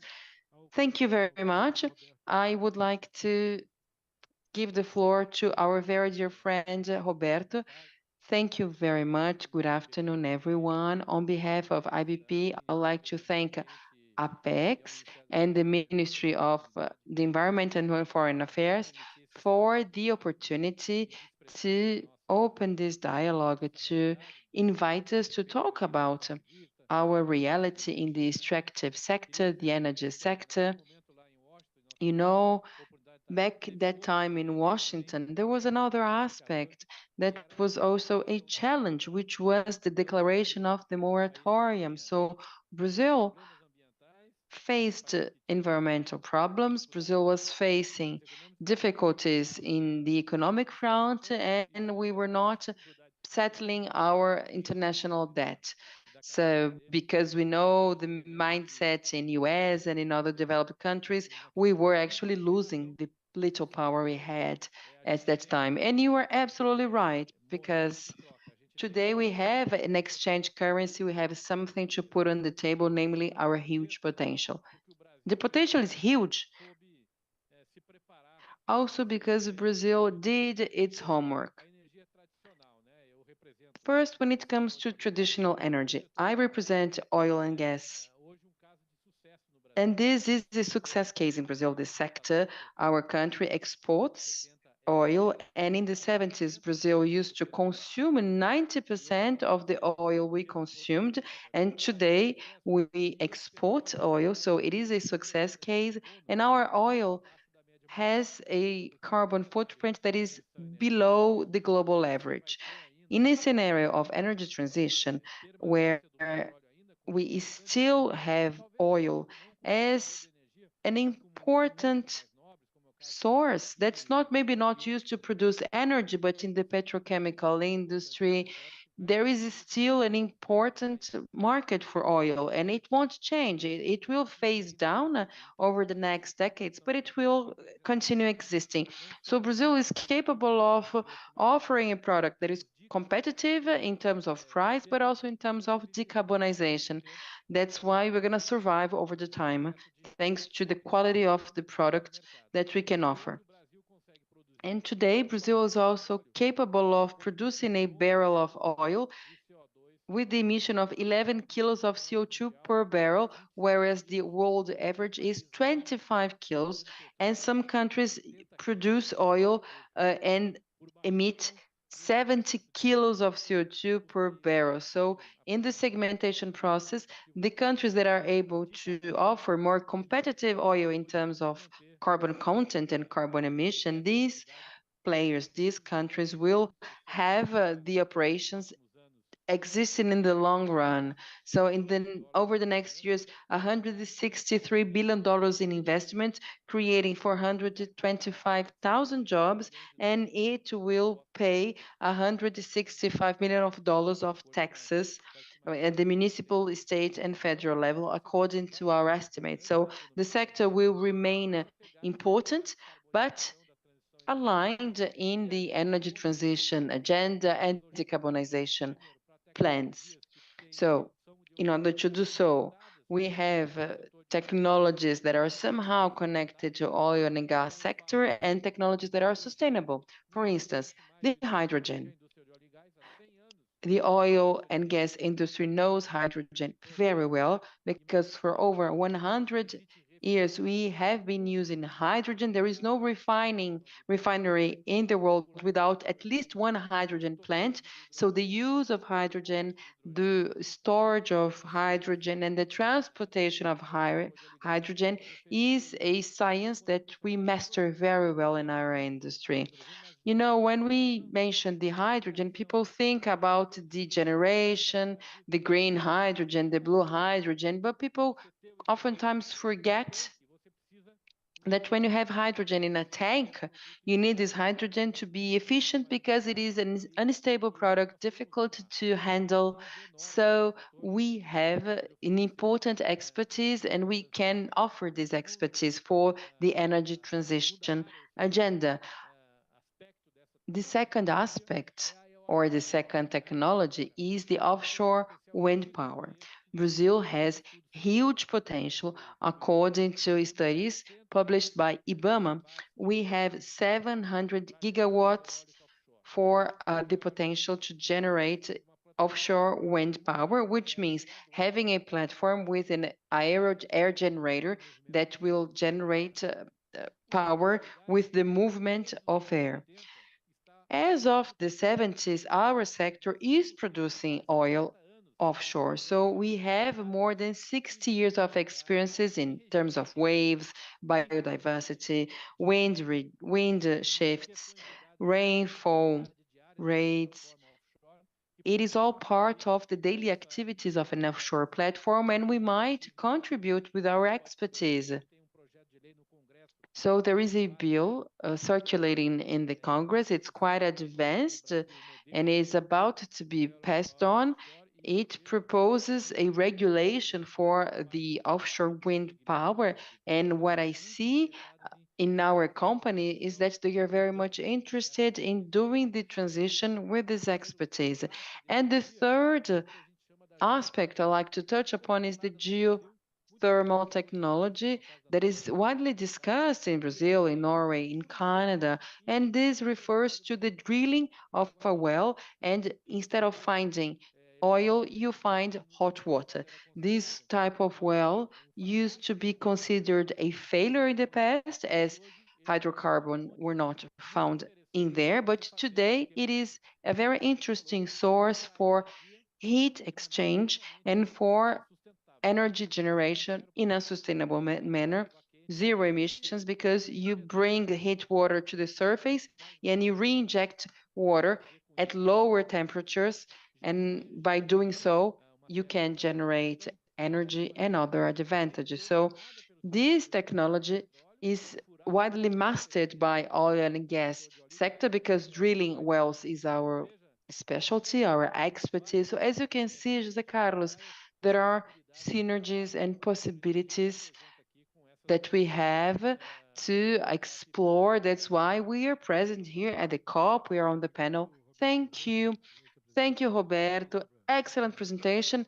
Now I will give the floor to our very dear Minister, Raul Jungmann, who will make his presentation. Thank you, Jose Carlos. Good evening, everyone. I would like to greet my colleagues and the panel, Roberto, Jose Carlos. I know you for such a long time, and my dear friend and MP president at Única, Gussi, and also we have the president of the Parliamentary Front for Sustainable Mining. Thank you very much for your presence here. Well, regarding this topic, allow me to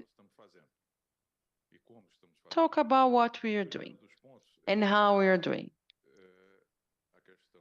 First of all, we have emissions in the context of scopes 1 and 2, mainly the former one, because scope 2 is the one that has the greatest level of emission and is directly related to our supply chain.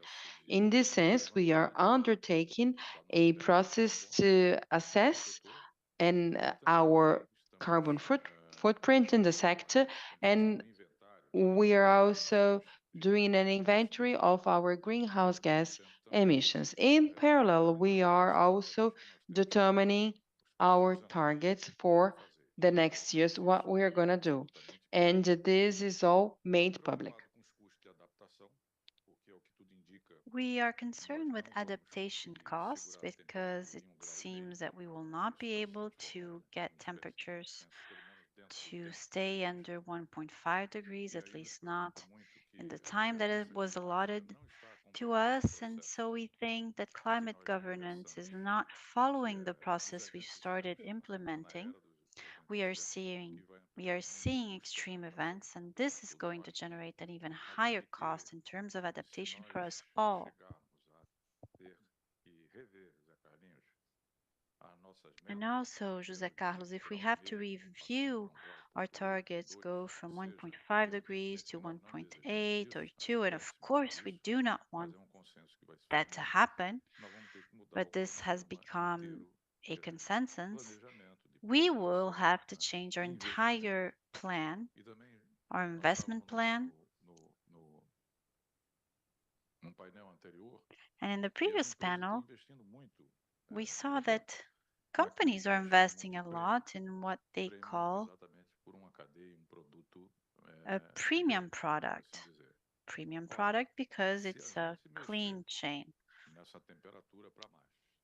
If we review temperatures and increase them, of course, other consumers will also try and gain more time.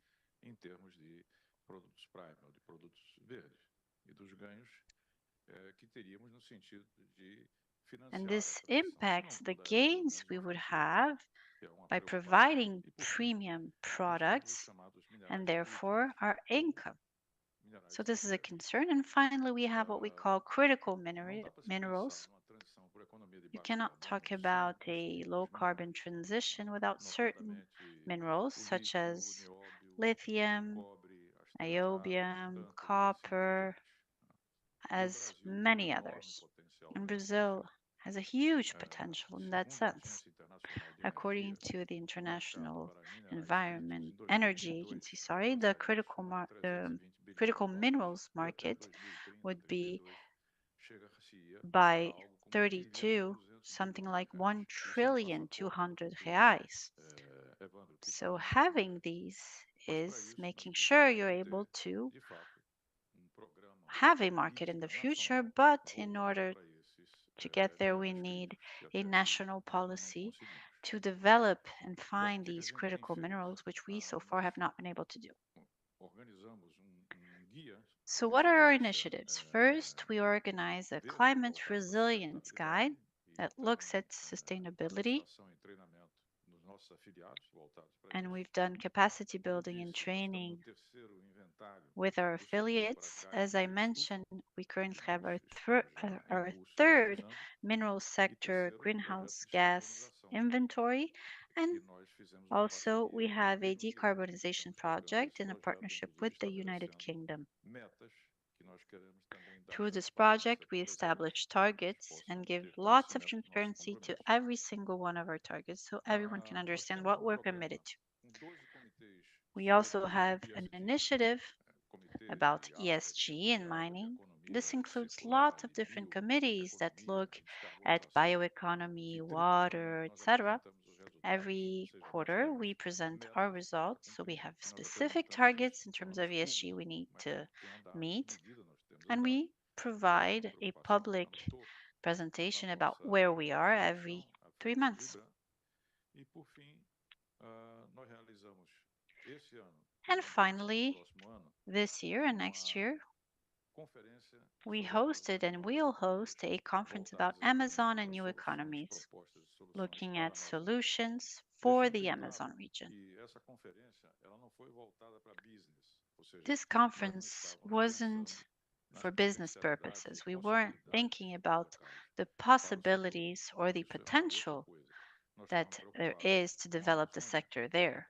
No, we were concerned about the Amazon and its value as of itself. So the idea of a living forest with respect to local populations, but also nature, which led us to be confronted to a very important problem there, which is illegal mining that has been in place in Amazon. It has to be fought. Illegal mining is not an economic activity, it's a criminal activity performed by criminal gangs. And it's against everything we want because the Amazon is something that all of us are concerned about, and it's up to Brazil to also protect it and defend it. Basically, this is what I wanted to present to you. Thank you very much. Thank you, Jungmann. Wonderful presentation, and I'm sure we'll have some time for questions and debates. Now I will give the floor to Evandro Gussi, president of Única, one of the fathers of RenovaBio. You've done wonderful work to get Brazil to develop this sector, and it can serve as an example for other developments, I'm sure. You have the floor, Evandro. I can never separate my personal life from my professional life. I've never left part of me at home, but I've also never left part of me in my office. And it's such a pleasure being able to do that and also sit here next to three people that I admire both personally and professionally. We have here two representatives of what I believe to be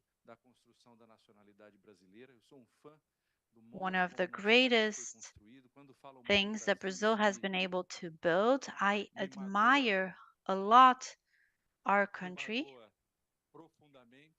When people say bad things about our country, my country, it hurts me. It hurts me a lot because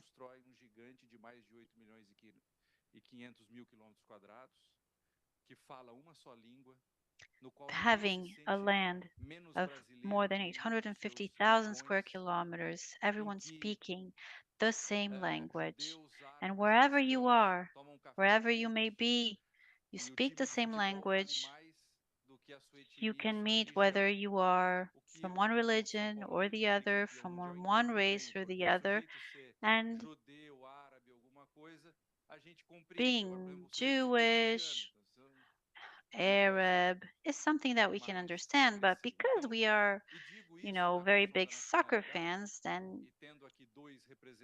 we have more difficulties in being next to people who root for a different team. And here we have Roberto Ardengui and José Carlos da Fonseca, who did work that allowed us to be able to build our country and establish incredible partnerships and relationships with the other countries, all the way from the Madrid Treaty and so many other points in history. Brazilian diplomacy was so present, and having two people who come from Brazilian diplomacy now being well connected and working for the private sector or for these associations, it's a great honor to be next to you. Thank you for all your work. And about Raul Jungmann, you have no idea how much you've influenced me in a positive way. You used to call me this 30-year-old guy who joined the Congress, and I was able to be there next to him and hearing all his advice. He dedicated a lot of time to me whenever I needed it. So it's truly an honor to be standing, or rather sitting here next to you in front of another leader I had in the chamber, Deputado or Congressman José Silva, who is here with us as well.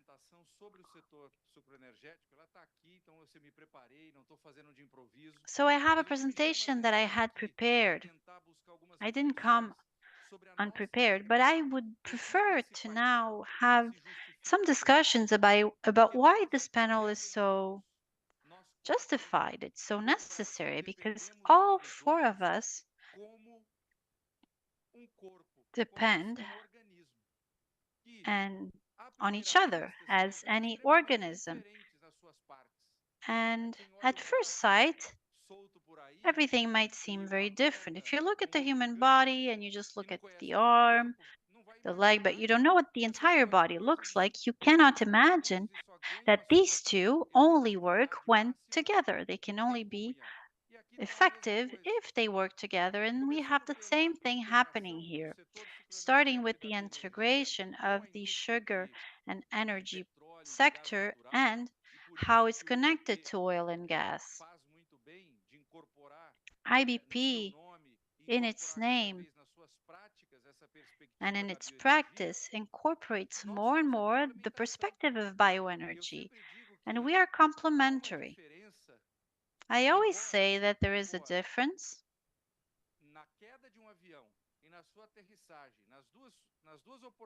even though when a plane crashes and when it lands on it, at both instances it's going to hit the ground. In the first, it's unplanned, horrible consequences, but the second, it's planned. So when I think about energy transition, I want the most smooth landing possible for our energy sources. We cannot ignore that we wouldn't be what we are today, and it wouldn't be possible to be what we want to be in the future if we hadn't had proper management of the most efficient energy making process that humanity has been able to know and apply, which is precisely hydrocarbons. We are in a country that has one of the 10 biggest natural gas reserves in the world, if I'm not mistaken. GDP participation of oil and gas today is 12% in Brazilian GDP. So if tomorrow we have no oil and natural gas here, the United Emirates would have more loss than Brazil had in the future. But why are we able to talk about energy transition today? Because we've developed state-of-the-art oil industry. And when I look at Petrobras, I am proud to be Brazilian because they have all the Oscars in terms of drilling in deep waters. It's amazing when you go to Petrobras and see what they've been able to do, the distribution system they've built.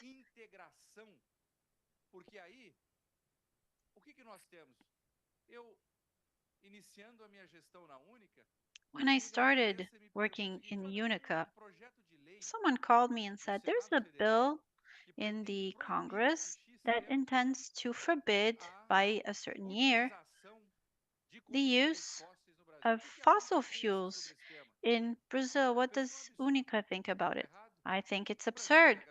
I think it's wrong. Brazil has the cleanest gasoline in the world. It's 27% ethanol, so it reduces by 27% its carbon intensity, even a little bit more. If approved by Congress, that can go up to 30%.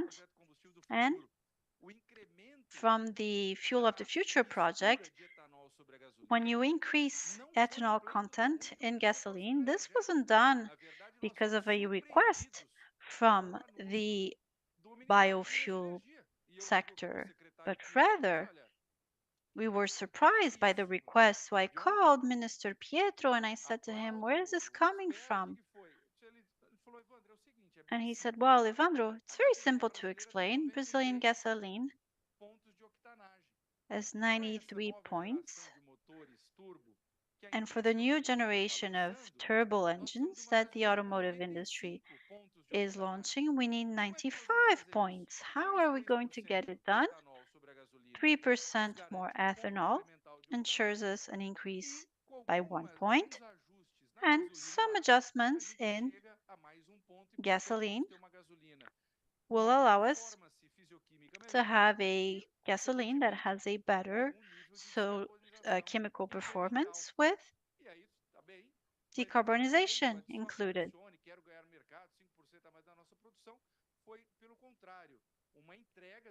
So this was delivered to us from the Ministry of Mines and Energy, not to help us, but in order to improve the environmental aspects, but also the physical chemical aspect of Brazilian gasoline.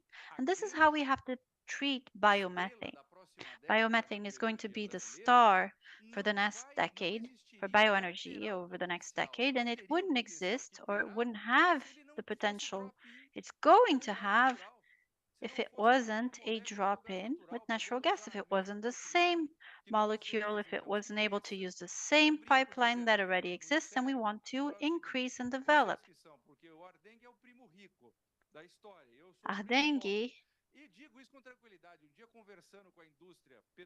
Well, I say this based on an experience I had one day talking to the Americans. I was trying to convince them of the importance of integrating our ethanol production sectors, of working well with oil and gas.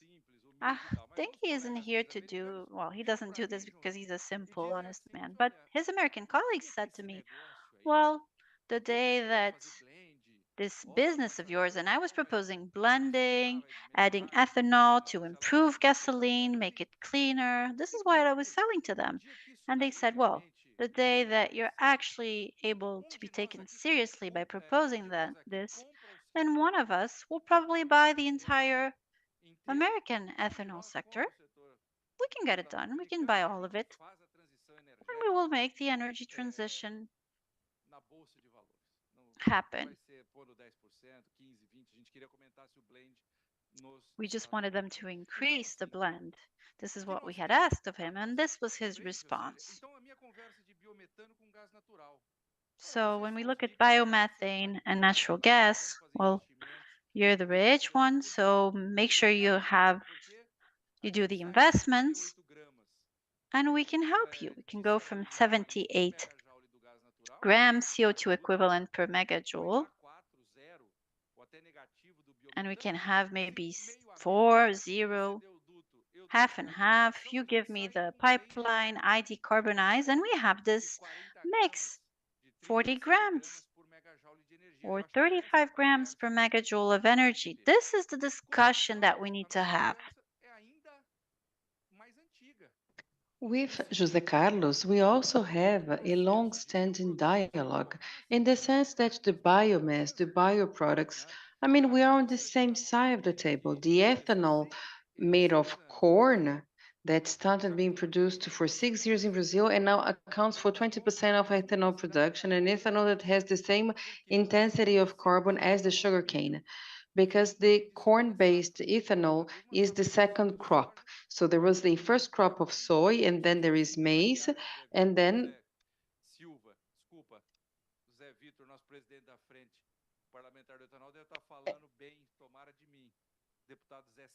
there will be another crop, of course. José Silva knows a lot about agriculture, and he knows we can have a third crop. So what is the bottleneck when it comes to corn-made ethanol? This is biomass for heat generation that will actually come from planted forest. So we are going to remove this degraded land that was used for pasture in order to be used to plant forests that will contribute to this industry, and it is all integrated. So our mining, that is an example of sustainability, I should say, professional mining with high governance in Brazil, is a national asset. And together, we are thinking about solutions that can contribute so that we can have processes that contribute to the decarbonization even further. It seems to me that by listening to you, we see what Brazil is about. I often say Brazil is living in the world of and the rest of the world has to stop living the or this or the other. Now, today, the solutions entail integration, which is actually what we are doing in Brazil and with a myriad of opportunities over the next decades. Thank you. Thank you. That was brilliant. President of Única. And now, if you allow me, I'd like to talk about IBA. IBA is the Brazilian industry of trees that represents around 50 companies plus 10 state forestry associations. What they have in common is the tree planting for industrial purposes. Nationwide, we planted over 10 million hectares. We planted, harvested, and planted while preserving native vegetation, 7.5 million hectares, and our environmental management has been developed by the companies over decades, and it works in shifts with forest mosaic between native forest, native vegetation, and cultivated planted forestation. This has an important social environmental impact. It contributes to the capture of greenhouse gases, to the storage. In our industry, we have been stocking carbon, also grounded below the soil, stocked carbon.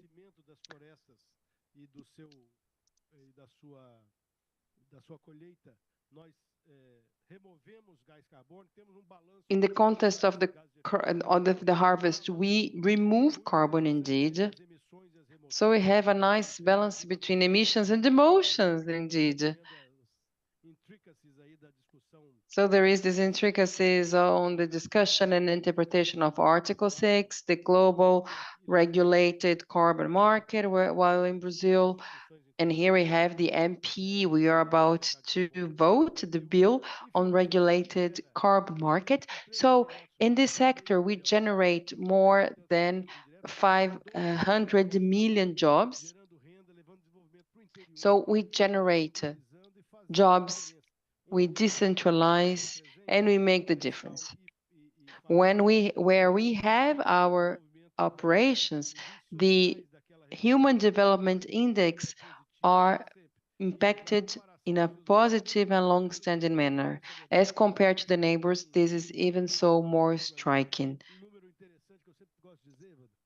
A figure that I like very much is that every day our sector plants 1.6 million trees every day.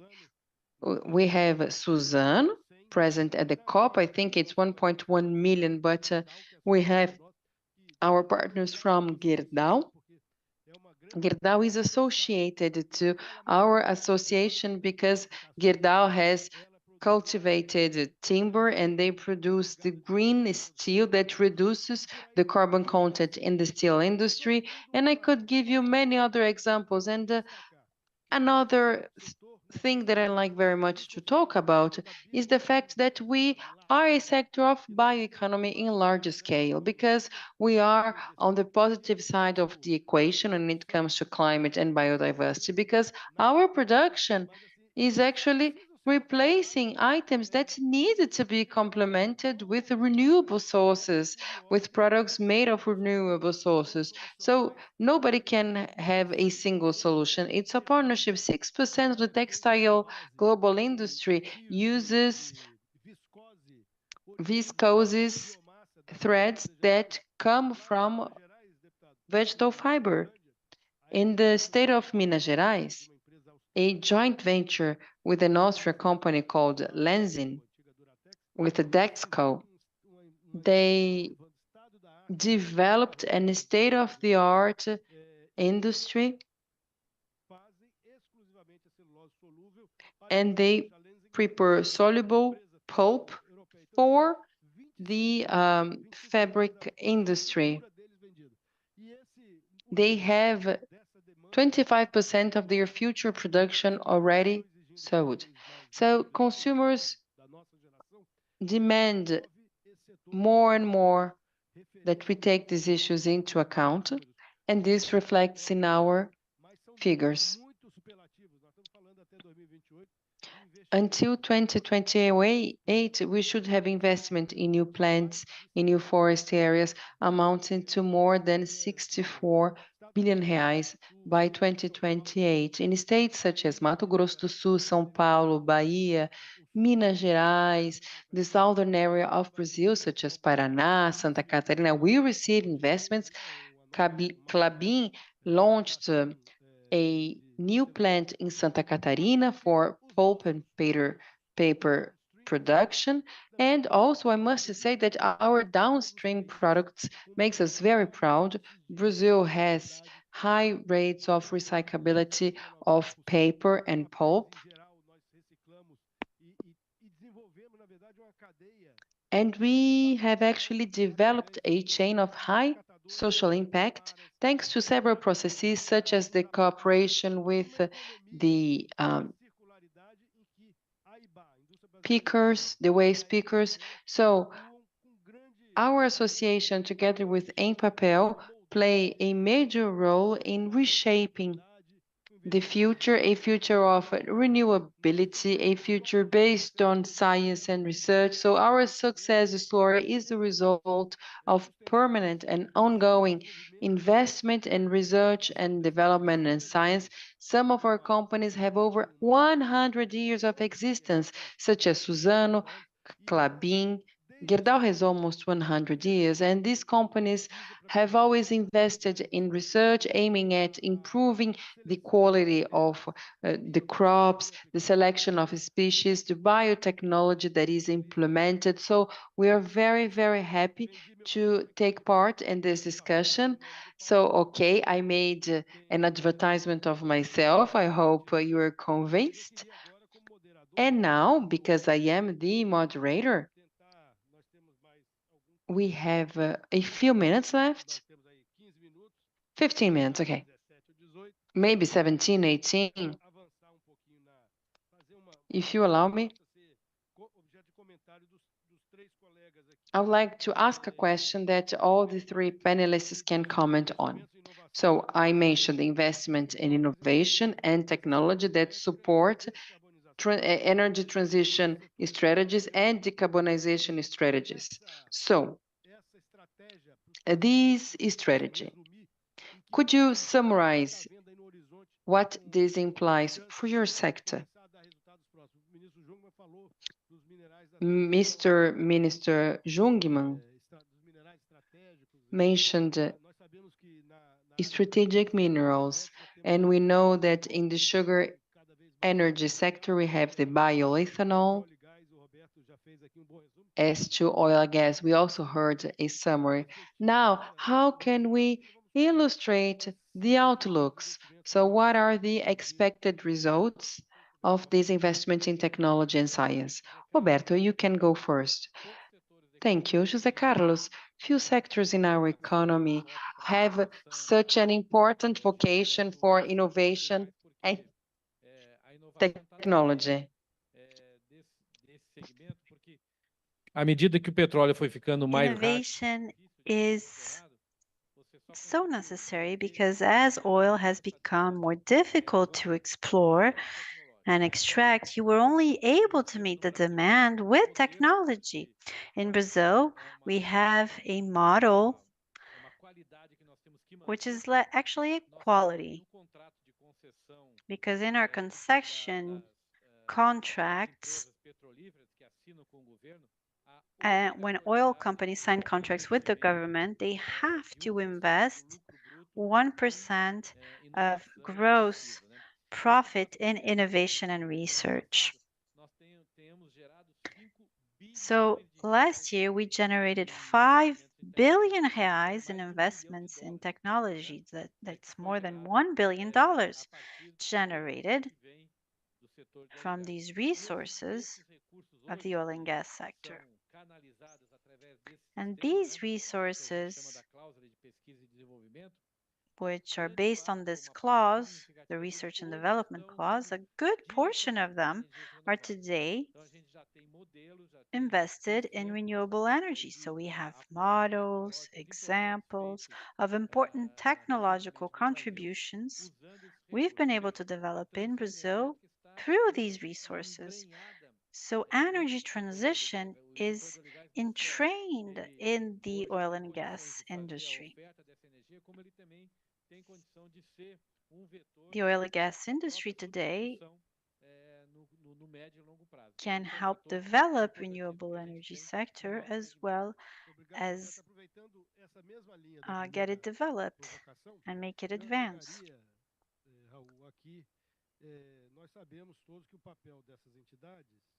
Thank you. I know we all know that one of the roles that was important for these companies was having an entity that ensured there was a sound, stable regulatory and legal environment, which is necessary if we want to be able to continue attracting investments to develop renewable energies. Well, first I'd like to thank Evandro Gussi for his kind words. Ele lapida a frase, né? Ele é ourives da oratória. Em segundo lugar, na elegância fashion, não há o que ensinar. He is very good at making everything sound very lapidated. He's like a gold miner. And also he is very fashionable. These are my two comments about him. É do bem, não tem nenhum problema. Tá certo? Agora aguarde troco. Nós hoje produzimos 35 milhões de toneladas. Today we produce 38 to 35,000 tons of what I call these strategic minerals. We have huge potential in the Brazilian market to develop more minerals, which is what I call a passport to the future. Also, if you consider the current geopolitical situation, the invasion of Ukraine, and the fact that today Europe and the United States are trying to find areas where they can find input, and there is no geopolitical risk.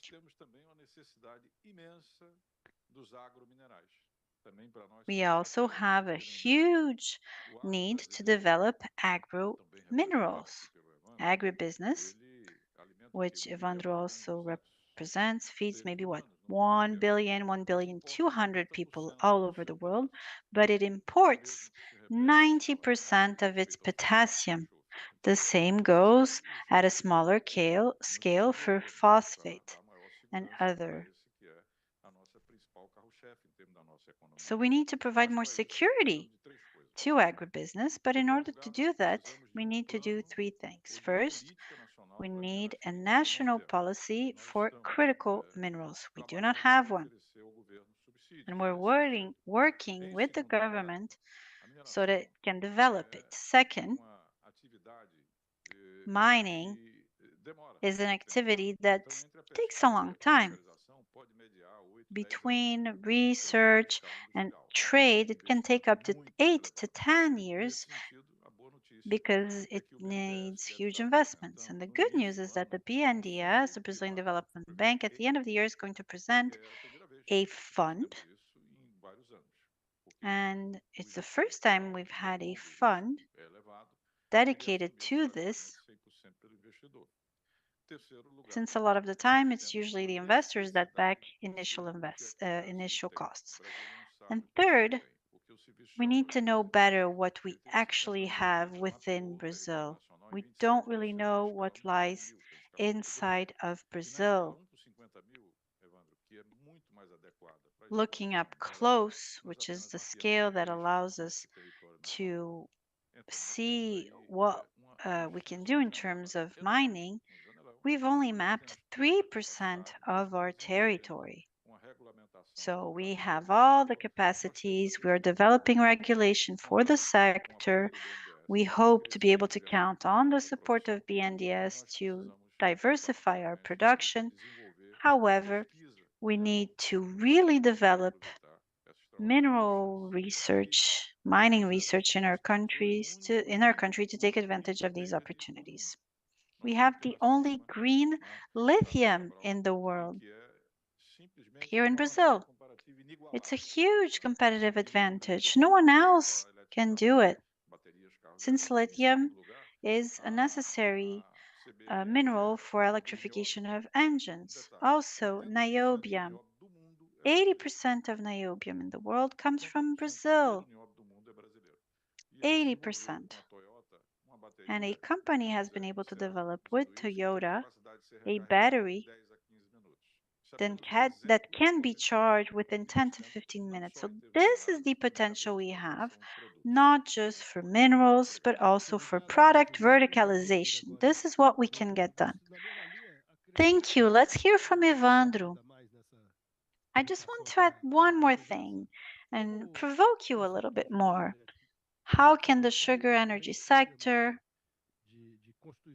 the sugar energy sector has been able to set a carbon system, as we could call RenovaBio,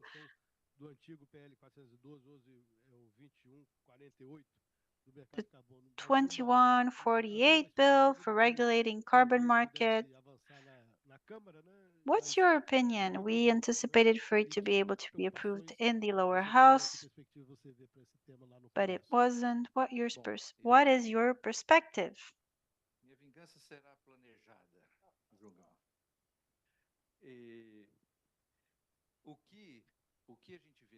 É o seguinte, ontem teve antes de ontem teve uma fala do presidente Arthur Lira que eu achei muito 2 days ago, we had a statement that was made by Speaker of the House Arthur Lira that was very timely when reacting to the pressure that was being put on him, the fact that we had to approve this bill before we came to the COP to be able to show off, and because he is very intelligent and committed to the country, he said, this is a serious topic. It's not just paper that we need to show we approved rushing through Congress. It needs to be well designed, drafted. We need to convince those who are still not convinced. So I think he is acting correctly. It's not about 1, 2, or 3 months. It's not going to change history.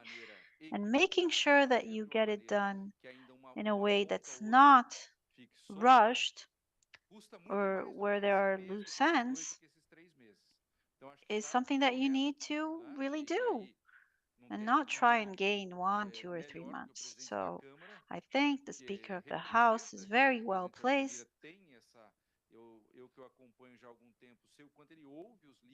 And I know that our Speaker of the House, Arthur Lira, listens to others. He doesn't lead himself. He leads a body of congressmen and congresswomen, and he acts as such. So if the House still hasn't developed the project enough to put it up for a vote, then we need to not only respect that, but value it.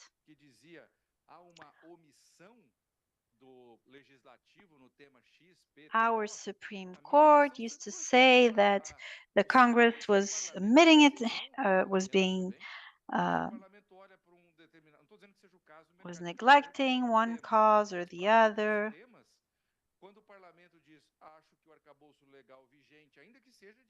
But I think that if Congress states that the current framework, even though it dates back to the 30s, is adequate, then it is adequate. Not voting, not approving, is also a way for Parliament to make a decision. So I think this vote is underway. I am certain and confident that the carbon market will have appropriate institutional framework, but with due maturity. Regarding Renova Bio, I remember at a roadshow we had a few days before approval in the United States, where we showed we would be able to measure carbon intensity within the value chain of biofuels, step by step, how much diesel, if you're using diesel, per hectare, how much fertilizer, how much CO2 is being emitted.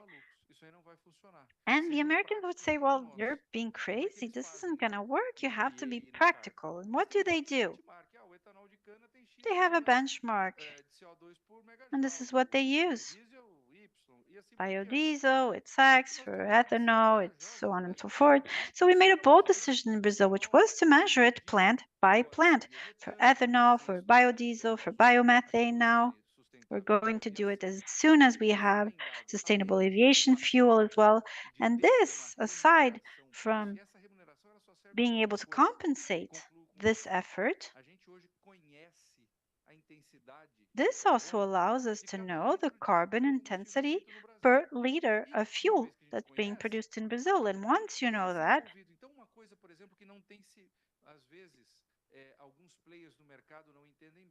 you can act upon it. Some players don't really understand that. At Única, we developed a benchmark for Renova Bio. What does that mean? You have a plant X and you have 100 plants that are looked at randomly. And you can go into the system and see how you're doing in terms of other plants. So in terms of fertilizer usage, how intensive it is, what's your carbon intensity, and maybe you might compare and say, well, I'm doing like this is the amount that I have. How can people get it done much better than me elsewhere? Which will lead you to bring your team together and say someone's doing it better, which is why certification levels of RenovaBio have been so high. You certify it for 3 years, but if you feel like your carbon intensity has dropped, you call them to recertify your plant, and this will allow you to improve your ranking.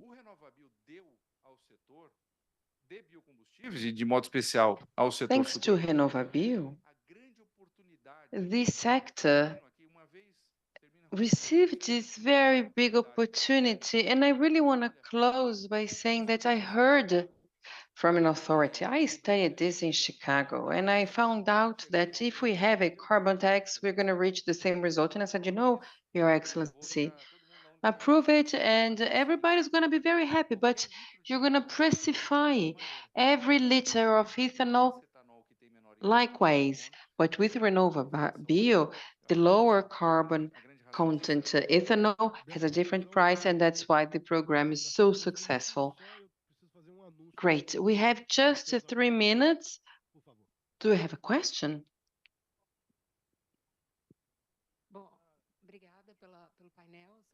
Thank you for the panel. My name is Luisa. I have a question for Minister Mr. Jungmann. We've been hearing about the importance of critical mineral in Latin America for energy transition purposes. How do you see the just transition? We know that many of these minerals are found in regions of a poor population, disadvantaged population. So what is your view? How can we ensure an effectively just transition? We are concerned with it. And when we published the resilience guide, we had this in mind. In accordance with our work, we privilege the work with the community, so we try to give a return for these communities that is a just one. So we have targets and we have to present them quarterly. Additionally, there is another layer, which is a security program. We launched an app for free. And with this app, you can find information about dams in real time with data included by firefighters, the law enforcement. So this is all with a connection with the social aspect, but we have something more than that. CEFEM is royalties, is a return that is connected with sustainability. Because of our activity is not renewable, meaning there is a life cycle, a deadline. It is necessary to use these royalties to diversify the production chain in the municipalities. Unfortunately, the legislation is not focused on this need for diversification. In other words, it does not provide for a link between the royalties and their use in diversity. So we proposed a project for the creation of a link between CEFEM. We collected 10 billion in 2021 and something like 7.5 billion in 2022. And the project is to transfer these funds to biodiversity. So when the mine is exhausted, you can have alternatives and you do not trigger socioeconomic programs. Unfortunately, CEFEM is not being very severe, so it is funding the hiding of labor, is funding the hiring of sertanejo singers, of big barbecues. I'm not saying I'm against these activities, but it's not the purpose of CEFEM. That's not for this purpose that the royalties have to be used for. It has to be transferred to the municipalities, and they have to ensure sustainability and the diversity in the production chain before we have the exhaustion of the activity in the mining. Thank you very much for the great question and for the great answer. Our time is up, but when, as we used to say, if you respect our MP, ask it for the floor. No, it's not a question. It is just a comment, taking into account the high quality of the remarks. You know, I was not in favor of the carbon market as proposed by the House of Representatives, you know, because the Ministry of Economy is in agreement with us. we needed to have a different treatment between the projects under the scope of the regulated market and the voluntary market. I think we should all think about it because it was very important for Brazil not to have approved the previous version of the bill, because we could reach the scope saying that we have a regulation but without a clear strategy. Thank you very much for your message, which is indeed very clarifying, and we are going to continue discussing this topic when you go back to Brazil. And just to conclude, our 4 panelists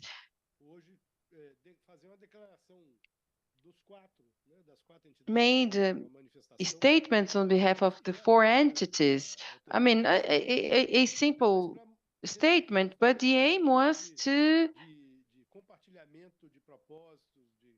engage in this idea of sharing results and proposals. And having this in mind, we prepared a document we call Strategies and Opportunities for the Decarbonization and Energy Transformation for Decarbonization in Brazil. It includes 16 items. I'm not going to read them because we exceeded our time, but we are going to upload the document in our platforms. But in any case, I'd like to invite my fellow panelists to symbolically sign our document.